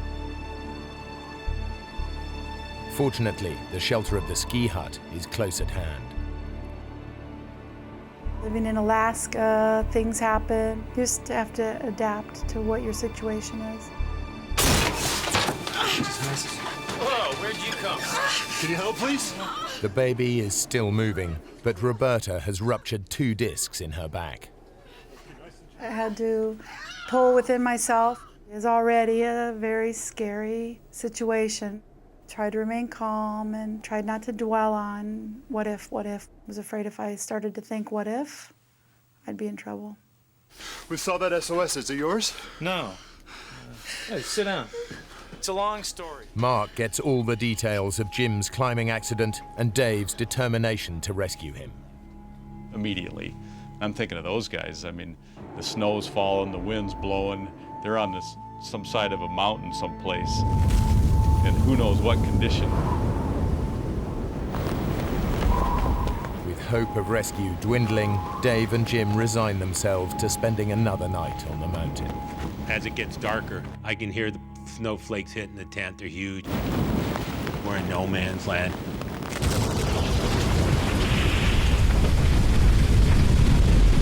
Maybe before midnight, we started hearing activity of avalanches in the area.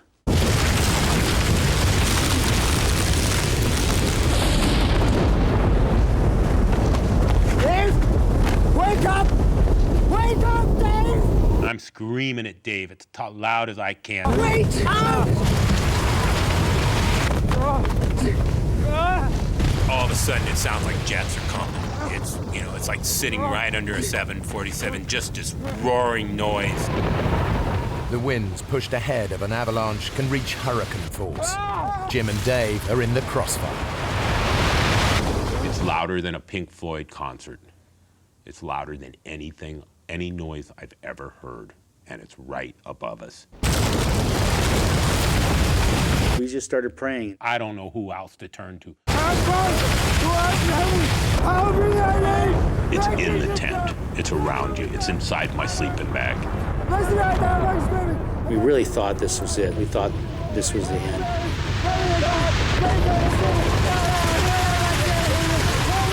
But we're saying these prayers just constantly, 3 every minute for hours. Numerous times we were hit by 100-mile-an-hour wind blasts and just pelted with snow, but the big one didn't come.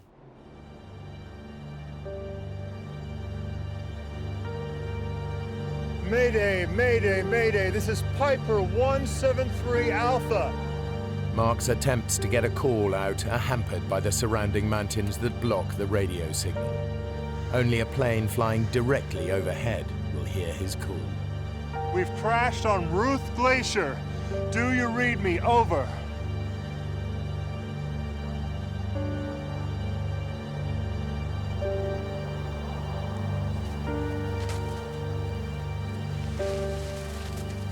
I'm still amazed to this date that we're still around after that night.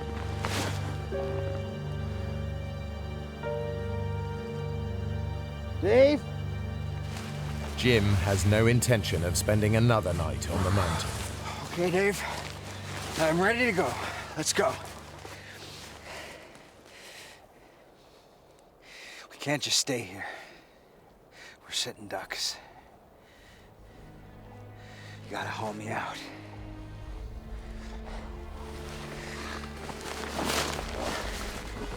We can make it down to the glacier, man. Someone will see us there, man. No one will see us here. Jim, would you look? It's too steep. I didn't think I could do it. Even if we cut across, we could start an avalanche. I'm pissed because we're going nowhere. What are you doing, Dave? I'm looking for a safe spot. Come off it. There is no safe spot in this whole valley. We just gotta get out of here. We're moving over there. That won't make any difference. He puts me in the bivy sack to haul me over there. I don't like anything to do with this. I set up the tent in this new location, and I feel pretty good about it. I said, Jim, I said, your worries are over, buddy. We're good here until rescue comes. You're dreaming. You know, just cut the bull. Quit acting all mellow. There's nothing mellow about this. You are always trying to swim upstream. What are you talking about? He's not fighting it. He's just kind of, letting it take him for a ride. No, I wish I could stand up and walk off this thing. We would be down in an hour if I could stand up, We gotta fight. What the heck are you talking about? Man against nature, what a bunch of crock of BS. I want to go down, Dave. Do you want to live? Do you want to live? Then do what I tell you to for once.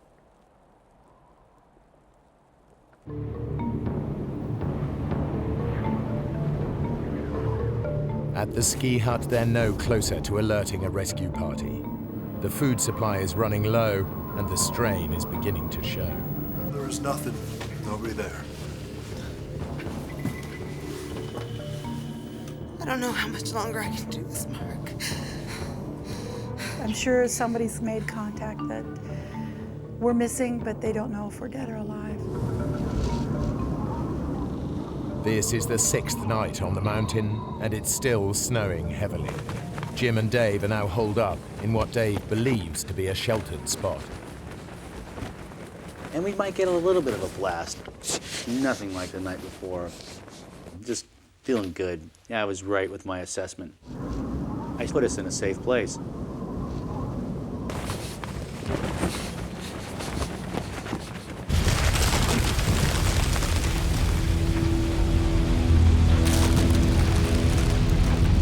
Well, early in the morning, maybe 2 a.m., we heard a roar. Oh, what the hell is that, Dave? Wake up! There's a sickening, cracking rumble, explosions, boom.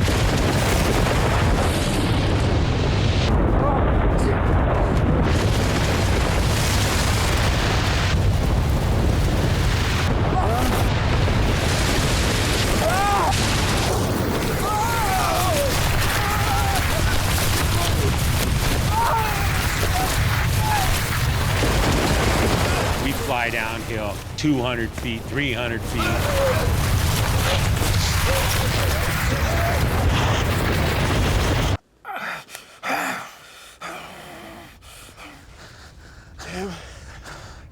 Jim, are you okay? We're completely buried, 100% encased in snow. And my hips just screaming.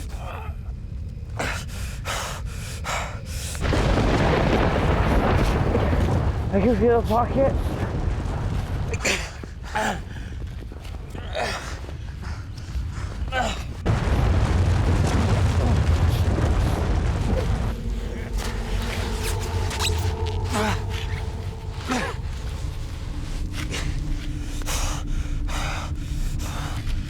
And he pulled me out of the snow.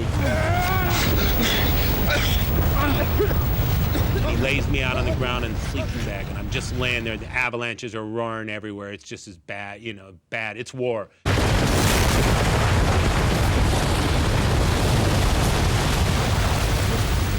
We're just laying out there with nothing. We can't find anything. There's nothing left, Dave! I was just scrambling like a madman. The shovel, it's the key survival tool you have in the mountains. Come on, man! Before another one comes! That's it! Come on, keep digging! Keep digging! Keep digging! I'm just thinking the next avalanche is coming and the next one's taking us down the hill.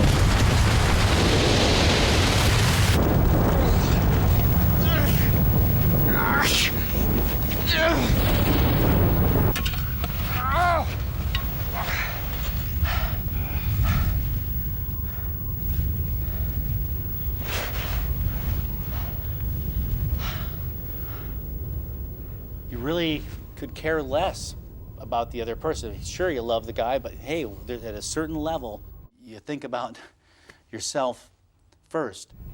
I will clamp myself, I'll chain myself to a leg, I'll bite it off, I'll crawl down here and kick his ass if he leaves me. There's dark thoughts, darkness that creeps in a survival situation. I don't have to be here. I'm mobile. Why the hell don't I just get out of here?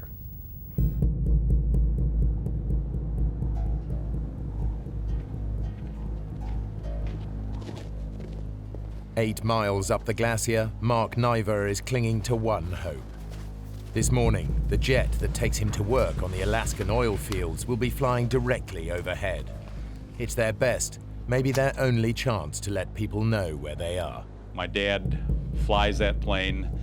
I know the whole crew. I know that they'll be tuned in. Mayday, mayday, mayday. This is Piper 173 Alpha. Over.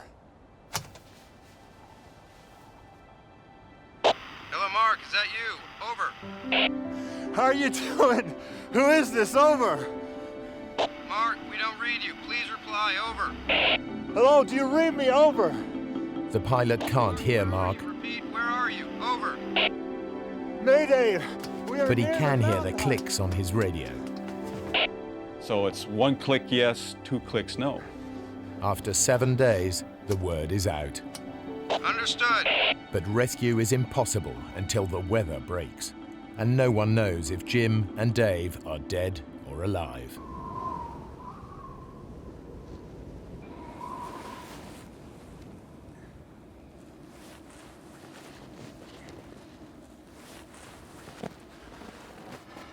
I was so whooped by the avalanches from the night before.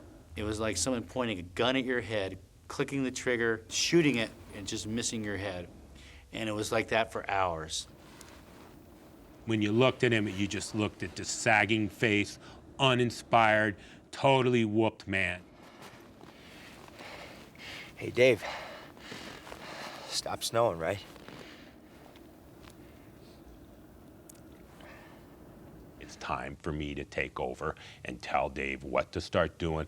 This is a tricky situation for me. I'm pissed, but I can't give him a bad time. I want to go down. I have to work with Dave. What do you want to do? You want to go back to the base camp? Get some more food? More equipment? I wanted to go, but I knew if I left, I would not come back. I had a chance to look myself in the eye and say, what's really important to you?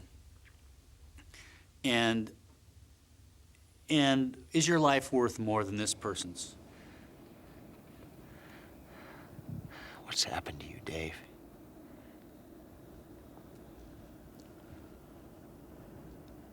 I'll tell you what. You get me off this mountain, I will buy you the biggest, juiciest steak you've ever seen in your life at the Double Muskie. What do you say?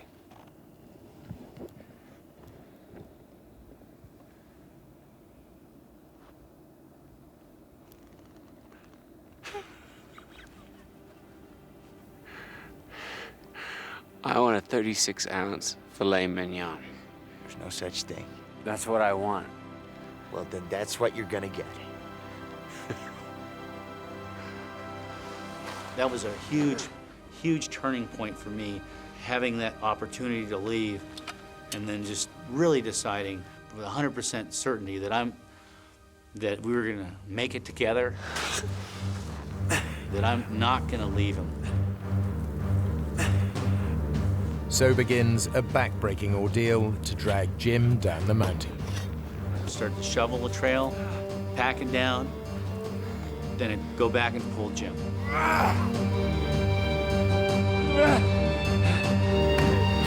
You're doing it. See, I told you could do it. I love you, Dave. This is the most focused I've ever seen Dave in his life. He's really getting it together.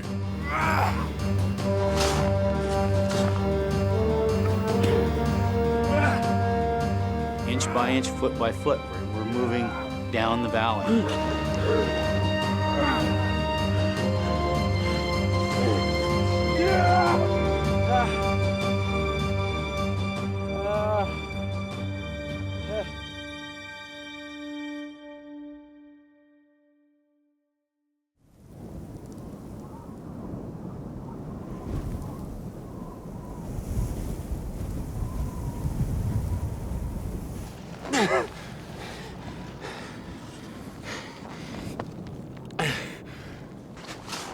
After 17 hours, they've gone less than half a mile closer to the glacier. Dave? Dave? You're doing it, man. You're doing it.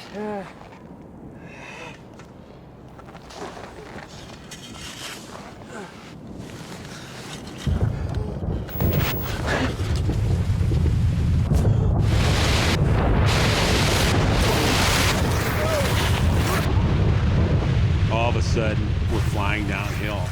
I'm screaming bloody murder. And I pick up speed, and this is it. I'm falling. Free fall. Backwards. This is it.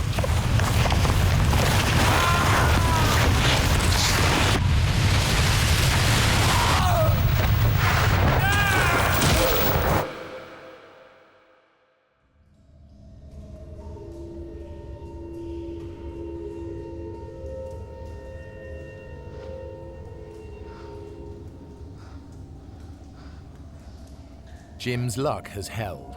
He's been caught on a ledge 30 feet below the surface.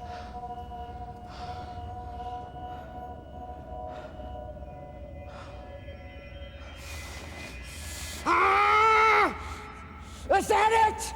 Is that all you got? I start screaming at God, you know. I'm telling him, I can take more. I can take more. Come on! I can take more!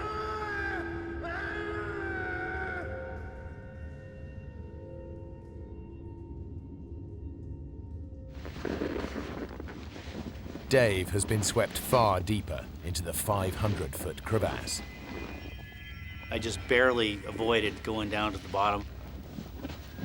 You can kind of see 300-400 feet down it.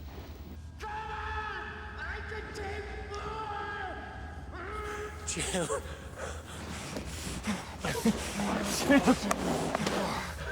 Jim.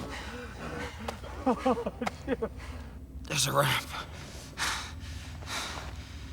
And he says, Jim. He goes, there's a way out. We can make that, Jim. You can make that. Ramp must have been about 70 degrees. It was just ridiculous. Okay, Jim. On the count of 3. 1, 2. Ah! And again. 1, 2. Ah! That's the stuff. That's the stuff. Good, Jim. You're helping me. I'm looking right up at Dave. He's looking right down at me. This is going to be a lot of work. Hold yourself there. I'm holding it. I'm holding it. Come on, man. 1, 2, 3. It's total team effort. Total us working together. I had to try to get him up this ramp. Watch it, you gotta help me. I didn't have an ice axe, didn't have a shovel. Now my precious shovel is gone.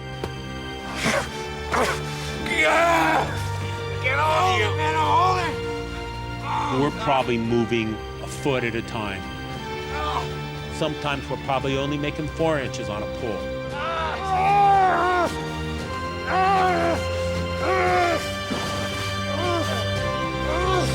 on! Come on, Jimmy, nearly there!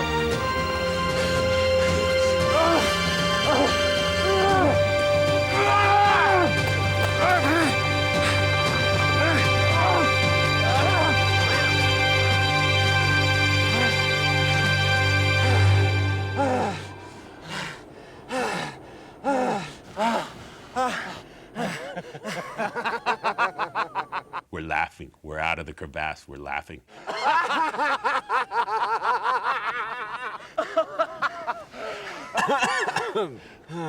Dave, there's the glacier. Let's just go for it. Let's toboggan down right now. No. No way. It's too steep. It's full of crevasses. I'm feeling invincible. I can slide over crevasses. Nothing's gonna kill me.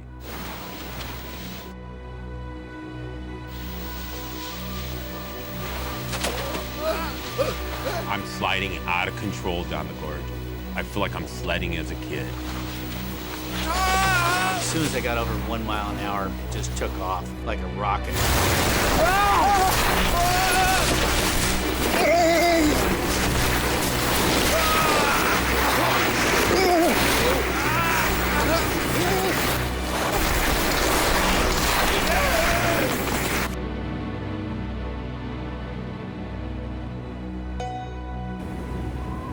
It doesn't look like we're going to be able to get in today at all. Visibility is too bad. Over. So I go back up to the mountain hut, and everybody's got this hopeful look on their face. Looks like they're not going to be able to come in today. That's great. When I think back, it's amazing I remain as calm as possible until I started crying. I just started losing it.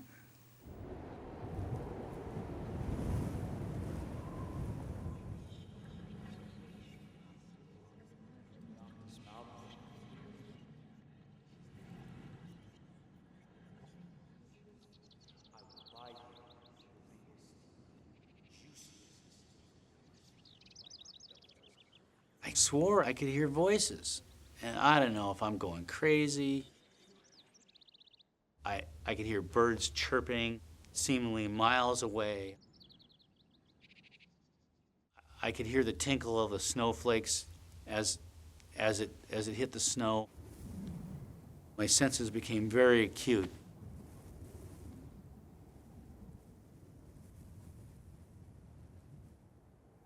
Jim and Dave have finally made it to the glacier where they can be seen. It may be too late. I am starving. I haven't eaten but a few tablespoons in the week and maybe had a couple sips of water.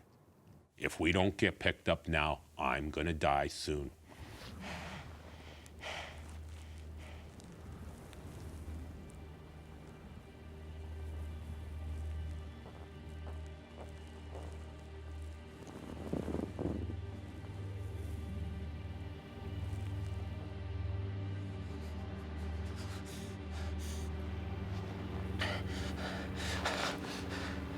Now you're an airplane.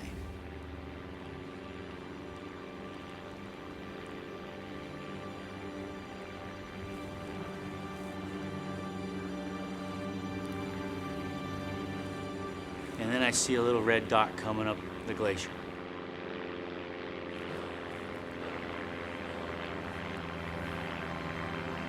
A brief and almost miraculous break in the clouds has made rescue possible. That was a great moment. It was really hard. Hard for me to, of course, I broke down and cried at that point. And You did it, Dave. You did it. It's the best sound I've ever heard in my life.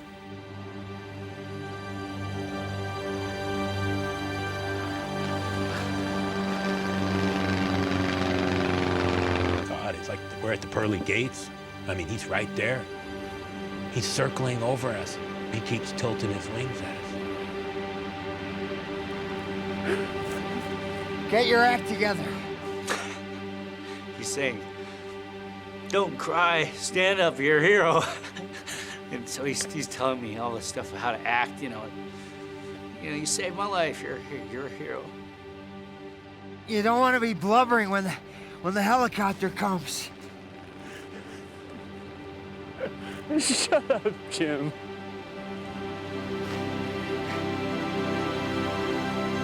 Alerted by Mark's radio, planes have been flying above the clouds searching until the weather suddenly cleared. Those few minutes of sunlight have saved them all.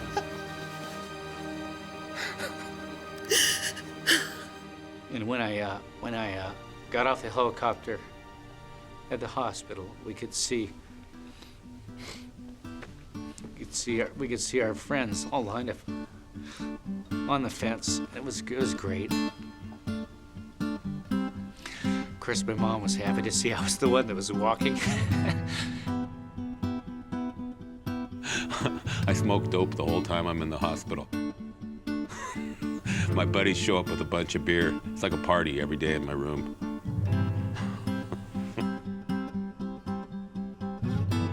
8 weeks later, Roberta gave birth to a healthy baby boy.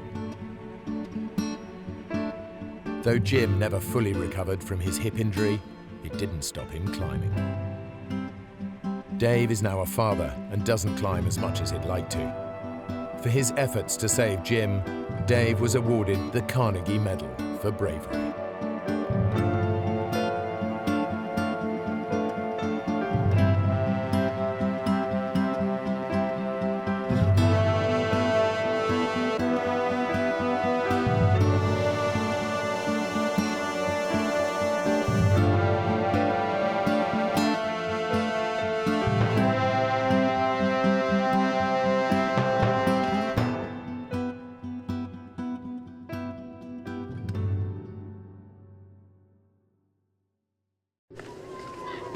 A day on the ski slopes turns into every parent's nightmare. Come on, Matt. Let's go. Stranded in an icy wilderness, hopes of rescue fade. A father faces a heartbreaking choice. I'm gonna die. To wait for rescue or go for help, leaving his young son alone in a frozen cave on the mountain. Hardest decision I've ever made, to leave a child of mine behind.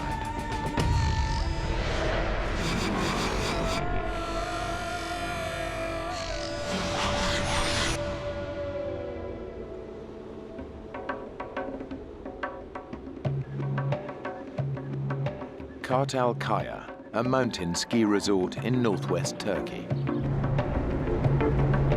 We had boots that you laced up. U.S. Air Force Lieutenant Colonel Mike Couillard is taking a few hours off to go skiing with his 2 sons. I hope we have a lot of snowball fights. Mark is 12 years old. Don't hit me in the head. Matthew is 10. The family is based in Turkey, where Mike is part of Operation Provide Comfort. After the first Gulf War, the American Air Force flew thousands of missions to protect the Kurds of northern Iraq.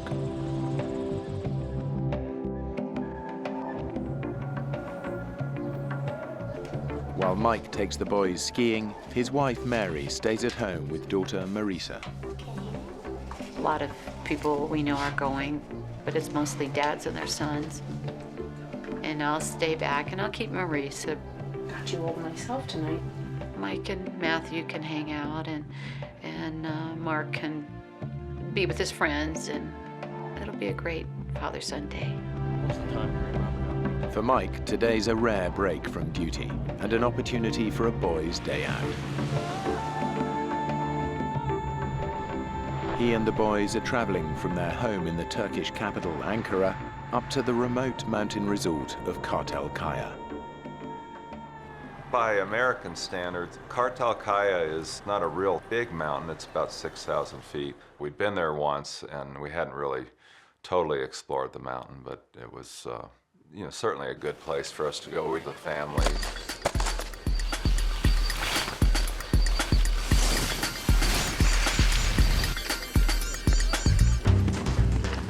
I thought, well, what a great time for my sons and I to get some bonding time.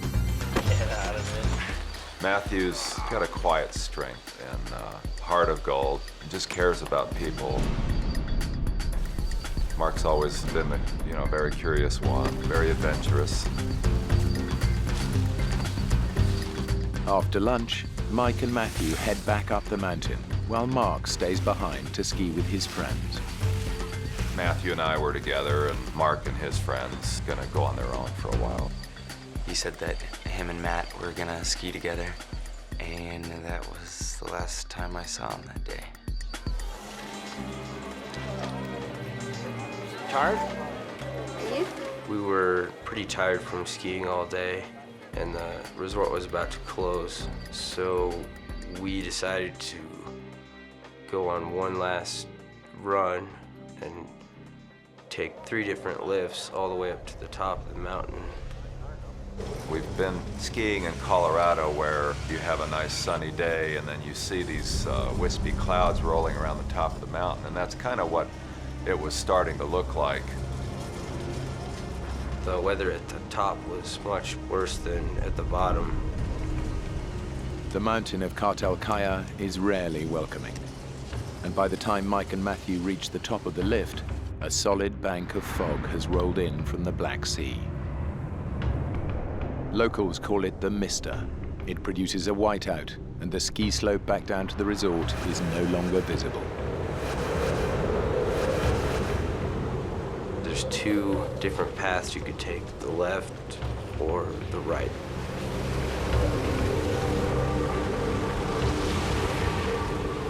It just was getting harder and harder to keep sight of the trail.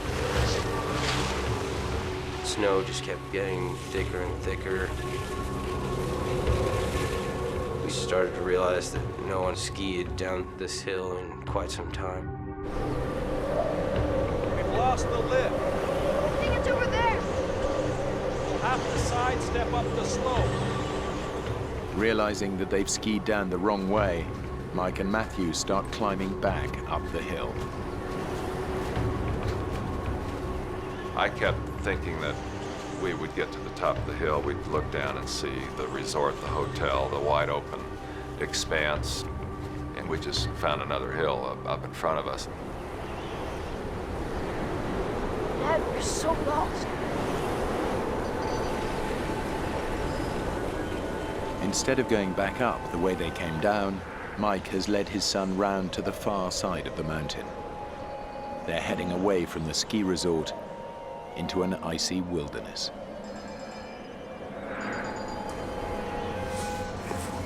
Probably by now it's between 3:30 and 4, and it's already starting to look like the sun's going down, and it's getting on towards twilight. Dad, you okay? It's okay. I'm good. Down at the ski resort, the bus home is about to leave. Mark hasn't seen his dad and brother since lunchtime. When I got to the bus, my brother and dad weren't there. So I figure, you know, the bus will have to wait a minute, but they'll show up, and they didn't. We've gone miles by now. I just knew we couldn't go on. Matthew was just totally exhausted, cold and soaking wet. We were in a complete whiteout and the temperature was dropping by the minute. I just couldn't believe the situation I'd gotten myself into. I mean, it was like one moment we were having a nice time skiing in the sun, and then the next we were facing this terrible situation. We're already looking at darkness, and we're still not anywhere close to being able to connect with this bus. Close to exhaustion, Mike and Matthew struggle on through heavy snow for 7 hours. As the temperature on the mountain drops, hypothermia and frostbite become a real danger.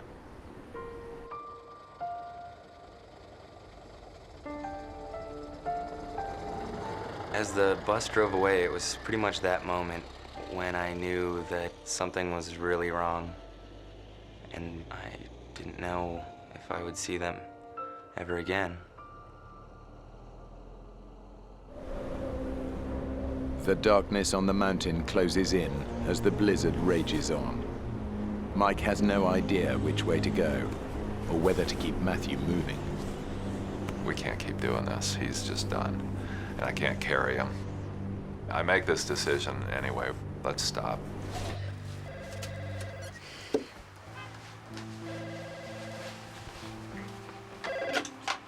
Hello? Hello, Mary. It's Wanda. At the ski resort, Mike's colleague, Major Wanda Villiers, is looking after Mark. Look, Mary, there's a bit of a problem. My friend Wanda was on the phone, and she said that Mike and Matthew had not come down off the mountain. Well, where are they? Well, we just don't know. I'd had a lot of survival training. You know, I knew how to make a shelter. So I decided to go up the slope a bit and see if I can find a good tree to spend the night underneath. Just took my ski and wove it in between the branches, put our ski poles in there and branches off the surrounding trees and just wove those in, and it made kind of like a little roof. The lion's share of your body temperature can be soaked up by just laying on cold ground, so it's very important to get a layer of pine boughs underneath us. What comes from the back of my mind, like a ton of bricks, is the full weight of the situation. Hey, we're gonna be out here. Despite the conditions, a search and rescue team is sent onto the mountain. As I was looking out the window, kind of hoping I would see them coming down the mountain, I could hear the loudspeakers playing Turkish pop music on all the ski runs, hoping that my dad and brother would hear it and find the hotel. By now it's late into the night, and I'm just thinking, how is Mary gonna take this news that we haven't come back? As we're settling in, I'm formulating a plan. What am I gonna do tomorrow? Because tomorrow's got to go on, and we've got to get ourselves out of this mess. Mike and Matthew have passed a night on the mountain in a howling blizzard and freezing temperatures. Mike had decided they should stay put. As dawn breaks, their survival depends on being found soon.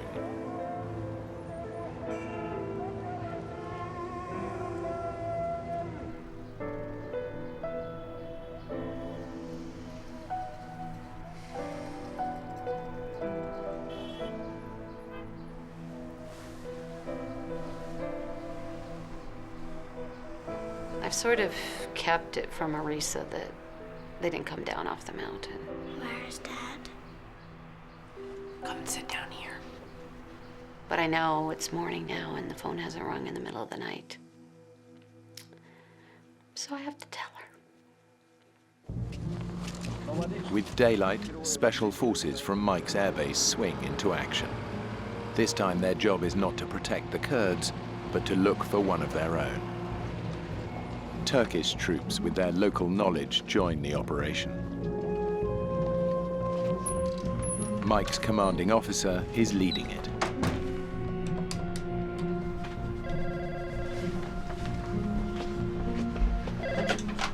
Hello? Mary, it's Ed Fitzgerald here. I just wanted to update you on the situation. Mike's colonel lets me know that the search has already started, that people are actually looking for them. He's going to coordinate the search from the lodge there at the ski resort.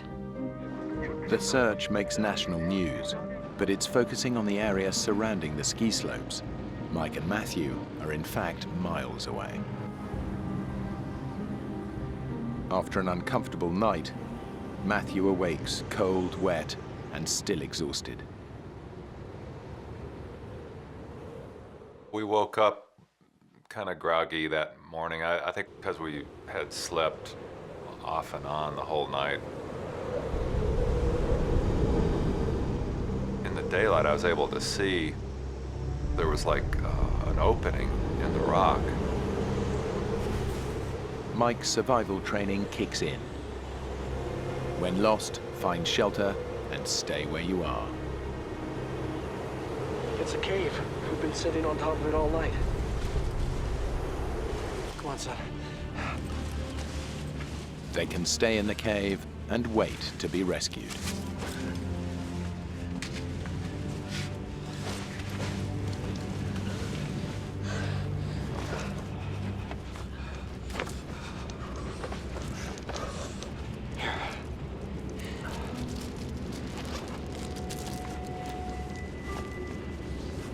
Dad, can I have another one? I should save it for later.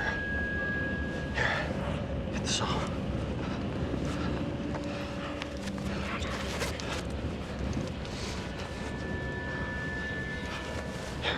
Wow, that's wet, huh?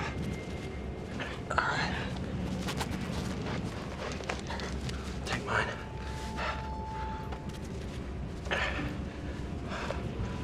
Put that on.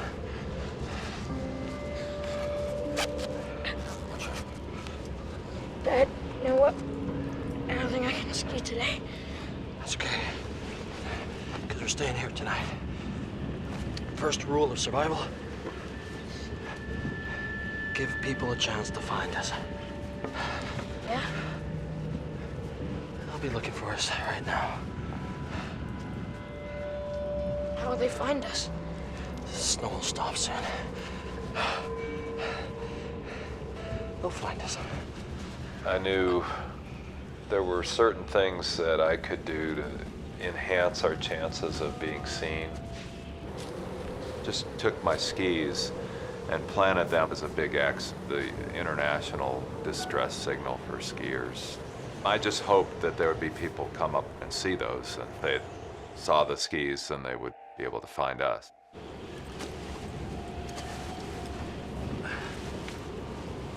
Mike and Matthew have been in freezing temperatures for 24 hours. The cave offers protection from the blizzard outside, but little else.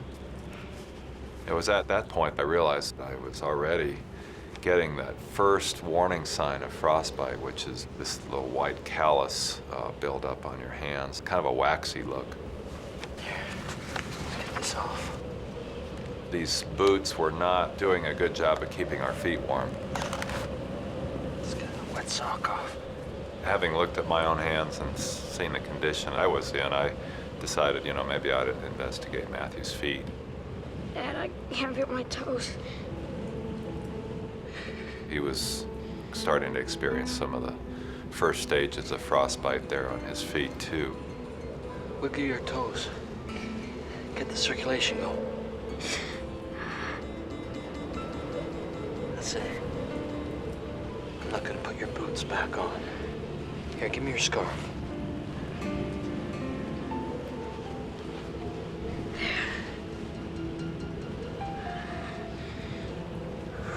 Inside the cave, it was cold enough for water to freeze. The temperature dropped below freezing. Let's get this one off.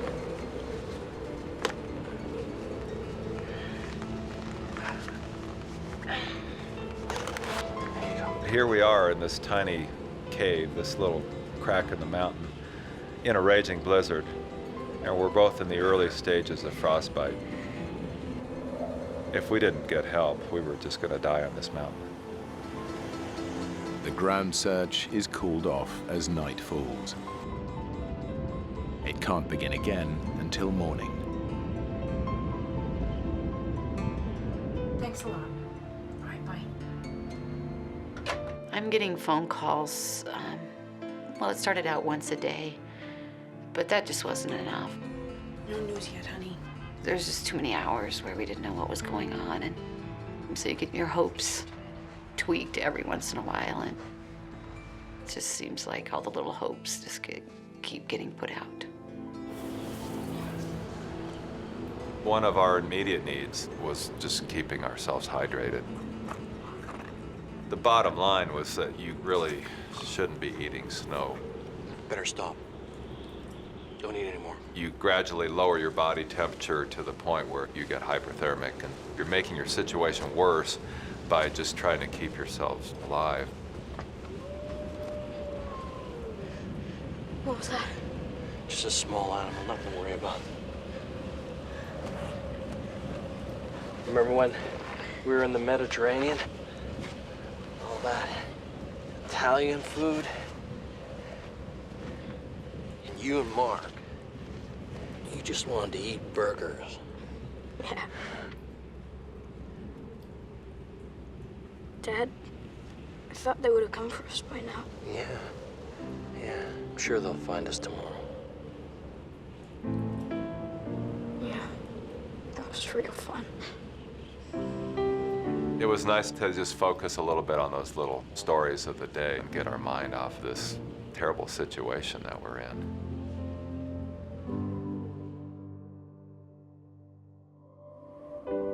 As dawn breaks on the mountain, the storm clears. Thanks. I will. See you, Mark. Snowplows have opened the way to the resort, and Mark is able to get home.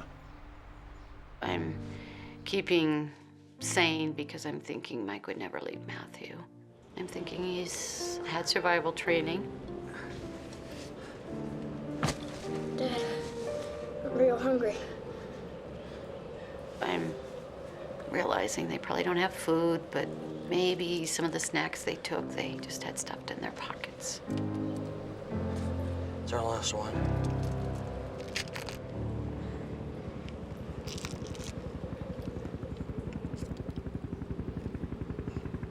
Do you hear that? What? Helicopter. Come on, Dad. Please go. And see us. All of a sudden, a shot of adrenaline took over, and all action again. Scrambled outside, and to my amazement, this helicopter just literally seemed like it was flying out of the mist. But as suddenly as this helicopter appeared out of the mist, it was gone. And it was almost a hopeless case. I just was too far down into this little valley to be seen. The good news was I knew they were looking, and I knew they would be back. The helicopters called in for the search were actually part of Operation Provide Comfort. Pretty sophisticated helicopters, and I was just so excited that they were able to get something besides people on the ground looking for them. Quick, Matt, they might come back. Dad, I can't get my boot on. It won't fit. I'll help you.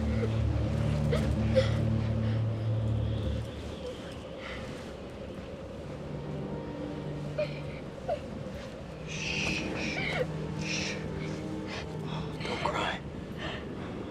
I'm sorry, Dad. It was one of ours. It was a Black Hawk. No doubt. And next time, I'll make sure they see us. To see this Black Hawk was a solid sign that they were putting everything into the search. I knew that would be a challenge if they ever came back, that I'd have to figure out a better way to be spotted.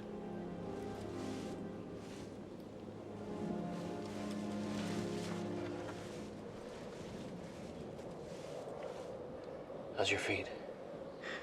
I can't feel them. About every 30 minutes to an hour, I would take his feet and put him on my belly and let the core body temperature warm him up. It was also an opportunity to periodically check and see how his feet were doing, and I could see that they were still getting worse. How about that? You want to try standing up, get the circulation going?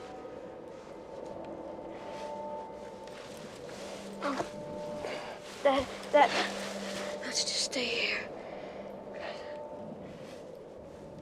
Mike can't carry Matthew to safety. I'm gonna take your boot, okay?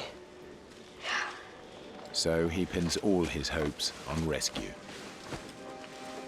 I figured, use these boots that he's probably not going to use. It's bright and sunny outside, and it just seemed like now might be a good time to go and do a little more exploring. Mike knows that the improved weather will make the search easier, but they're hard to spot down amongst the trees. I had to do everything in my power to get them to see me. And if I was to be seen, I needed to get up above where we were. And I thought, you know, if I could go across the stream and climb up on top of that ridge, I figured it'd be a lot easier to be spotted. But climbing to the top of the ridge would mean leaving Matthew alone, and Mike's not prepared to consider doing that yet. The search is still concentrated around the resort. Mike and Matthew are miles away, on the other side of the mountain. It's the fourth day, and all of a sudden we heard this helicopter sound. Helicopter. I didn't have much time to get outside. I didn't even have time to put my boots on.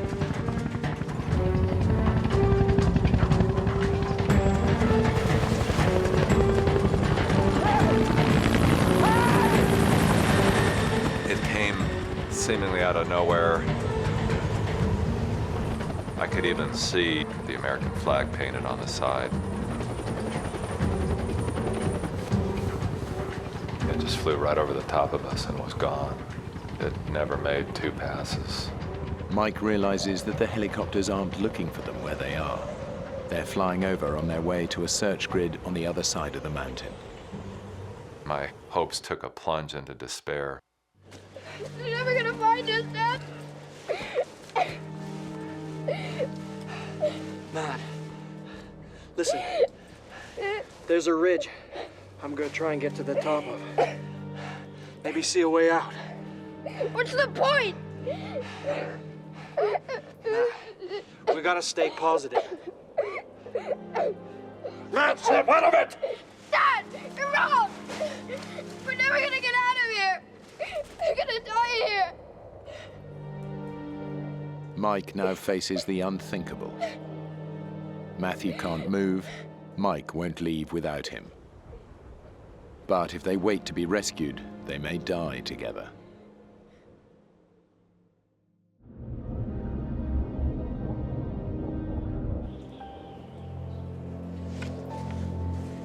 Mike's survival strategy is to wait to be found. He thinks the ski resort, and therefore rescue, is close by and visible from the top of the ridge. But as the days pass, his and Matthew's conditions are deteriorating. I kind of did this morbid calculation that, you know, it'd be better to come back without my feet than not at all. I kept putting myself in that situation where I've left a family behind without a father. I just couldn't face the reality of that. I found myself looking at Matthew as he lay there sleeping, and he just looked so peaceful, almost like a little angel as he lay there sleeping, and I became aware of just how fragile he was. One of the new developments is the Office of Special Investigations is coming over. Well, they just wanted pictures, you know, and as current as I could get them. They're talking about putting things in the paper, and I'm wondering, are they trying to figure out if they've found the bodies, what they would look like or something?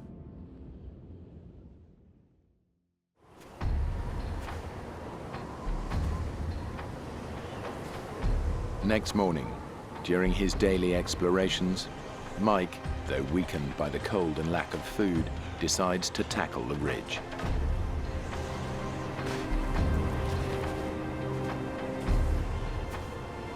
We're hearing helicopter sounds for a long time. They've come by and they've flown directly overhead, but primarily they're over in this one area. This is probably where the ski resort is.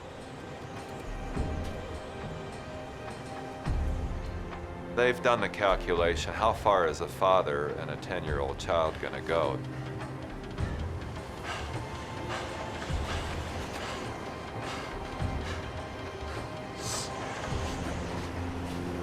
I tried it several times, and it seemed every time I did that, there were big boulders and trees falling, and I just could not get up on top of this ridge. Yeah, I understand.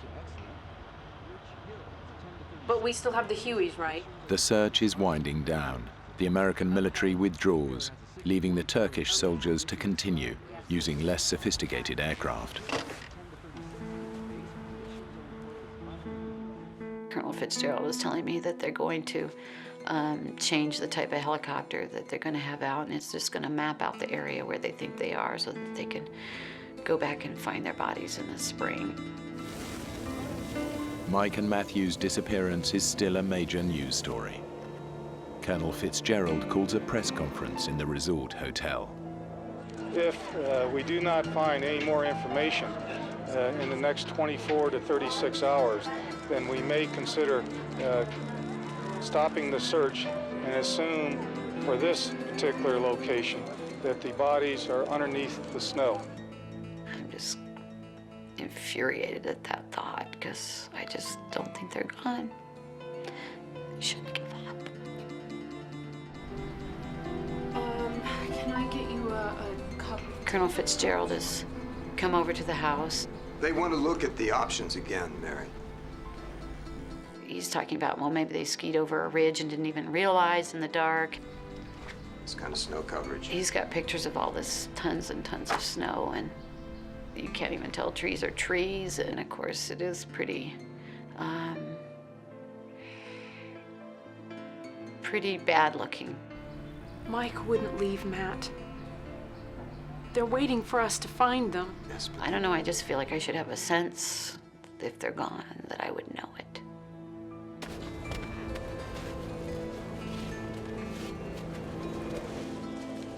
Mike's first attempt to reach the top of the ridge has failed.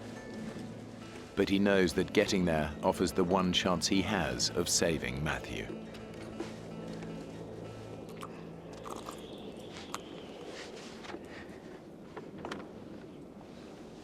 They didn't come.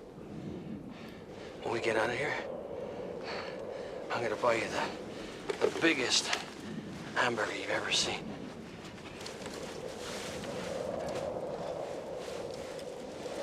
And a basket of fries. And a bucket of Coke. You know what, Dad? Really? What I want is a pizza.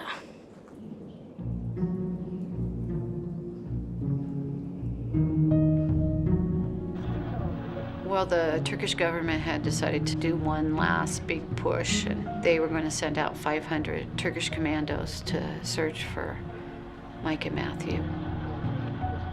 I just can't believe the amount of people involved in searching for them, and on the other hand, I'm worried if they think they're just looking for bodies, and it's hard to keep being hopeful. Silence on the mountain. There's been no sign of rescue helicopters for days. Mike realizes that staying put is not going to get them rescued. But Matthew can't move, and his condition is getting even worse. I was not pleased with what I saw. Even more of this waxy gray flesh that was not good. As careful as I was being, it was still not enough. How about that? Can you feel that? No, I can't feel anything.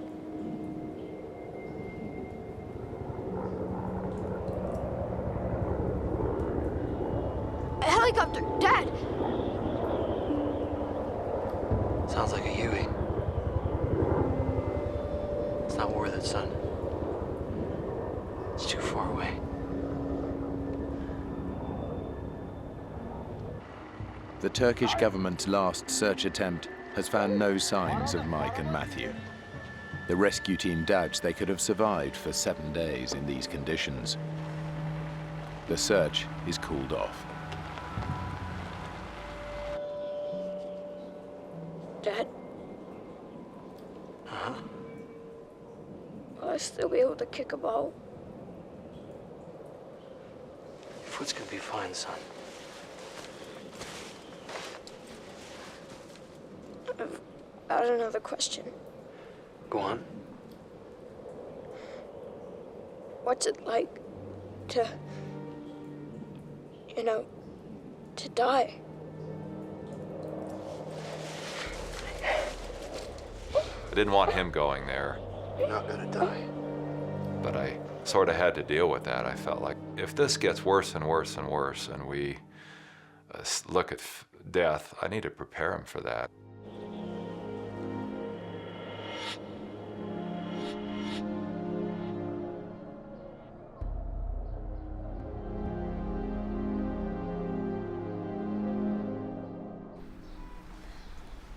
Friday afternoon, my friend Wanda comes in, and she says that they're thinking of sending Mark and Marisa and I back to the States.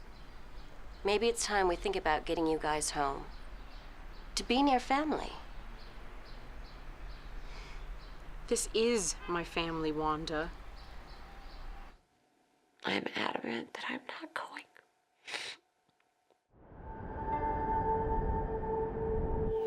After 7 days, I began to wonder, well, how long will I even have the use of these hands? I decided to start writing a note to my family. It'd sure be nice to tell the people I love, like my wife and family, you know, how I feel about them. Do you want me to write? Anything from you? Okay. Matthew has just got that tender heart. Tell Marissa. I wish I hadn't fought with her so much. He's a real quiet kid, but he's deep too, and that love is coming out in his words. Tell Mom she's a good cook. Yeah, back to his family. He wanted me to put that in there. You know what? Just tell them I love them.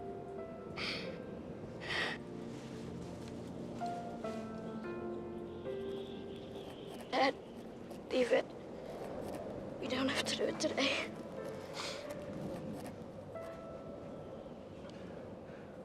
What are you doing?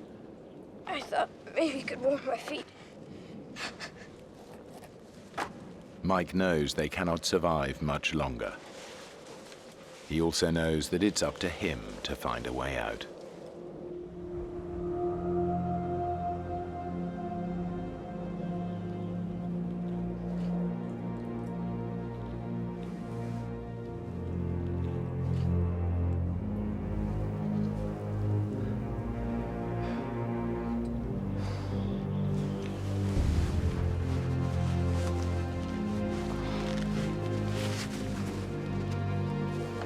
I knew every time I put those boots back on, I was taking some already frostbitten tissue and aggravating it and doing damage.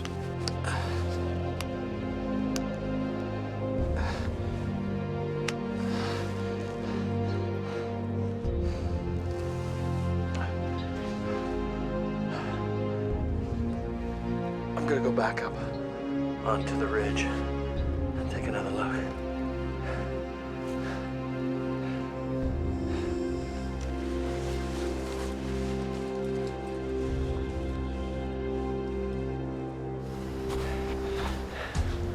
Mike attempts once again to climb the ridge. I knew that at some point this search is going to be called off. You know, I'd already tried several times, but maybe I can try one more time and get up on this ridge.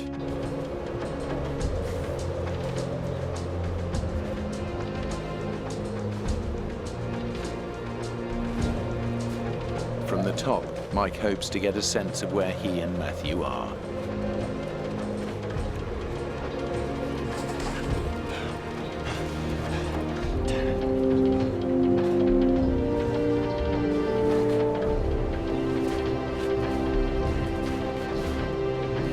I don't know why I was successful, but this time I was able to get up. I was able to see a panorama. To Mike's surprise, the view doesn't reveal the ski resort. Instead, he sees a distant clump of cabins. But to go down to them might mean there was no way back up to Matthew. I had this debate. What if you go to these cabins and you get there and there's nobody there, and now you're in a worse position? And the other voice was saying, well, what if you don't go? What if you just stay here and die? I'm losing energy by the day. I'm getting weaker by the moment. I sort of calculated at some point I'm gonna maybe go for help. It was kind of a now or nothing thing. The only way to decide this is to put this to Matthew and see how he's with this.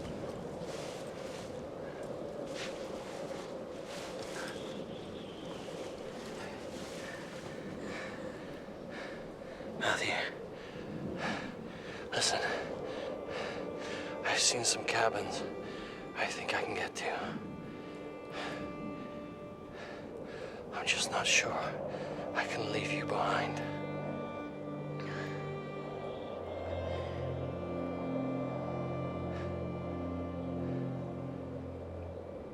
You know what, Dad? Maybe you should go. Because if we stay here, they'll just be finding our bodies. It was like he was giving me permission.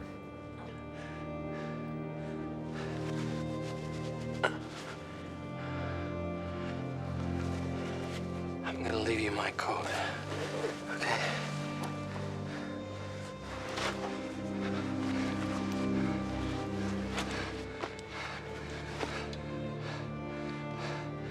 Don't try and leave the cave.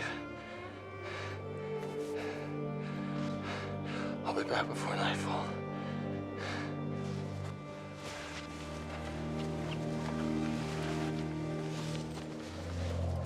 Hardest decision I've ever made, to leave this child of mine behind.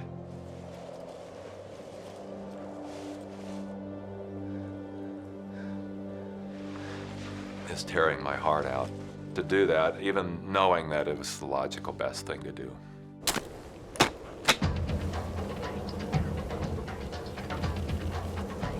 Mike skis down to a trail he spotted from the top of the ridge. Now I was finally getting up and doing something about this. That was an awesome adrenaline rush, if you will. Just the physical act of moving myself down this trail was carrying me along, mentally as well.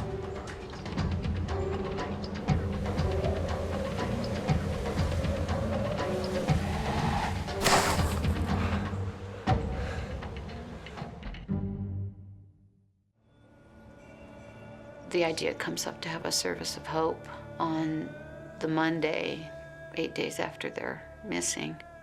Absolutely, it wasn't going to be anything like a funeral for us. It was going to be the last big push in the spiritual battle.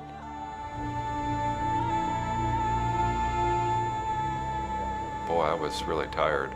I'd have to stop every 5 minutes just to catch my breath. Much more weakened state than I thought. If I could just get there, there would be people there waiting for me to send help back to my son.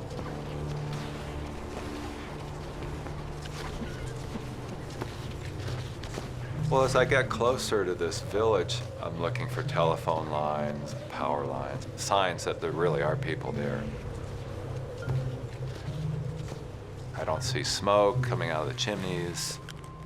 I don't see any snowmobiles. All I see is animal tracks. It's pretty obvious that there's nobody there.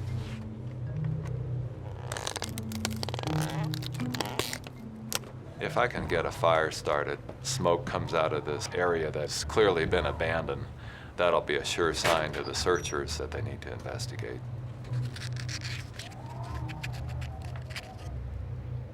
I found a box and it had one match in it. And it was like, this is my one chance. I only get one.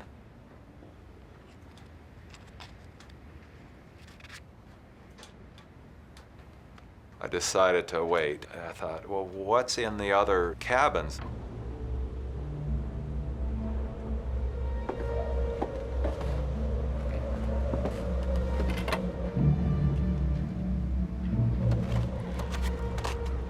I found a bottle of kerosene, but I found no matches there either. I went back, got ready to strike my one match. Every strike I took, it was fizzling and it was not igniting. And when I finally wore out all the sulfur on that match, it was like my hopes just fizzled with that last attempt. And I knew I wasn't going to get that fire started. I'm tortured by the thought of my son alone in this cave, you know, and it's dark, and I'm picturing what he's going through. And my worst fears is he's, you know, maybe he's just lost it. The wildlife was pretty noisy. I just tried not to think about it as much as possible. I tried sleeping as long as I could.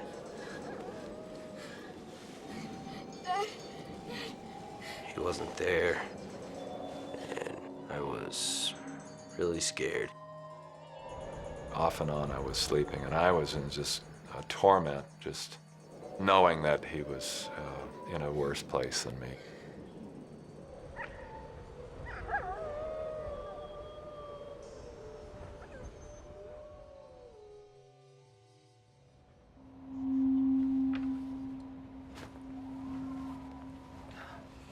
I woke up in such excruciating pain, and I imagine what it must be like to be burned, because frostbite is very much like a freezer burn.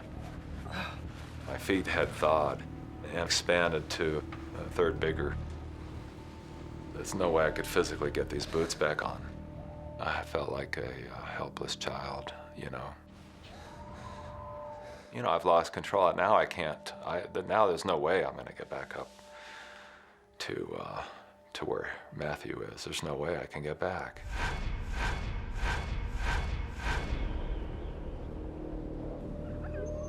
Matthew is alone in the cave.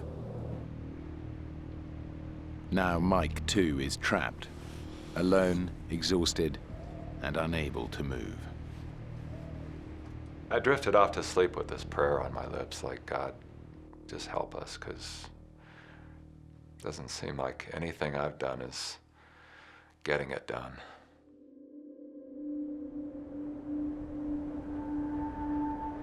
Two days had gone by, and I didn't know what kind of mental state he would be in, let alone his physical state. I had to let him go. I can't take care of him anymore. I just came to the thought that I don't know what I'd do if I had to go back and face Mary without Matthew with me. I'd run out of water. I grabbed a couple pots and pans and crawled my way to the front door to just scoop some snow off the steps.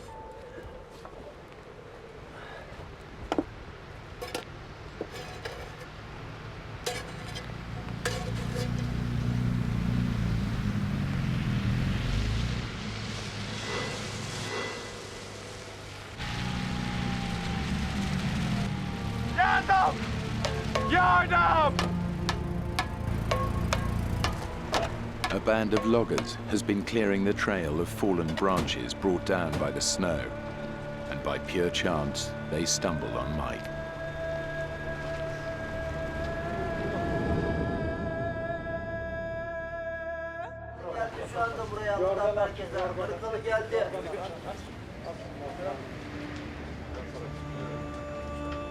There was a man at a shortwave radio, and they were telling me, well, we're in contact with these people that are out looking for your son.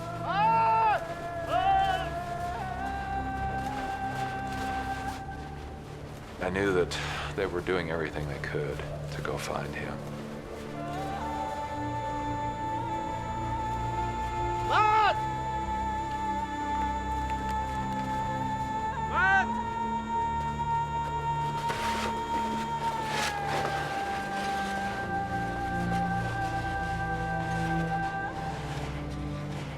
By now, I mean, it's a sea of humanity. People are just flooding around this little cabin. And I can see the sea of people parting. And they're carrying this little package that was my son. Hi, Dad.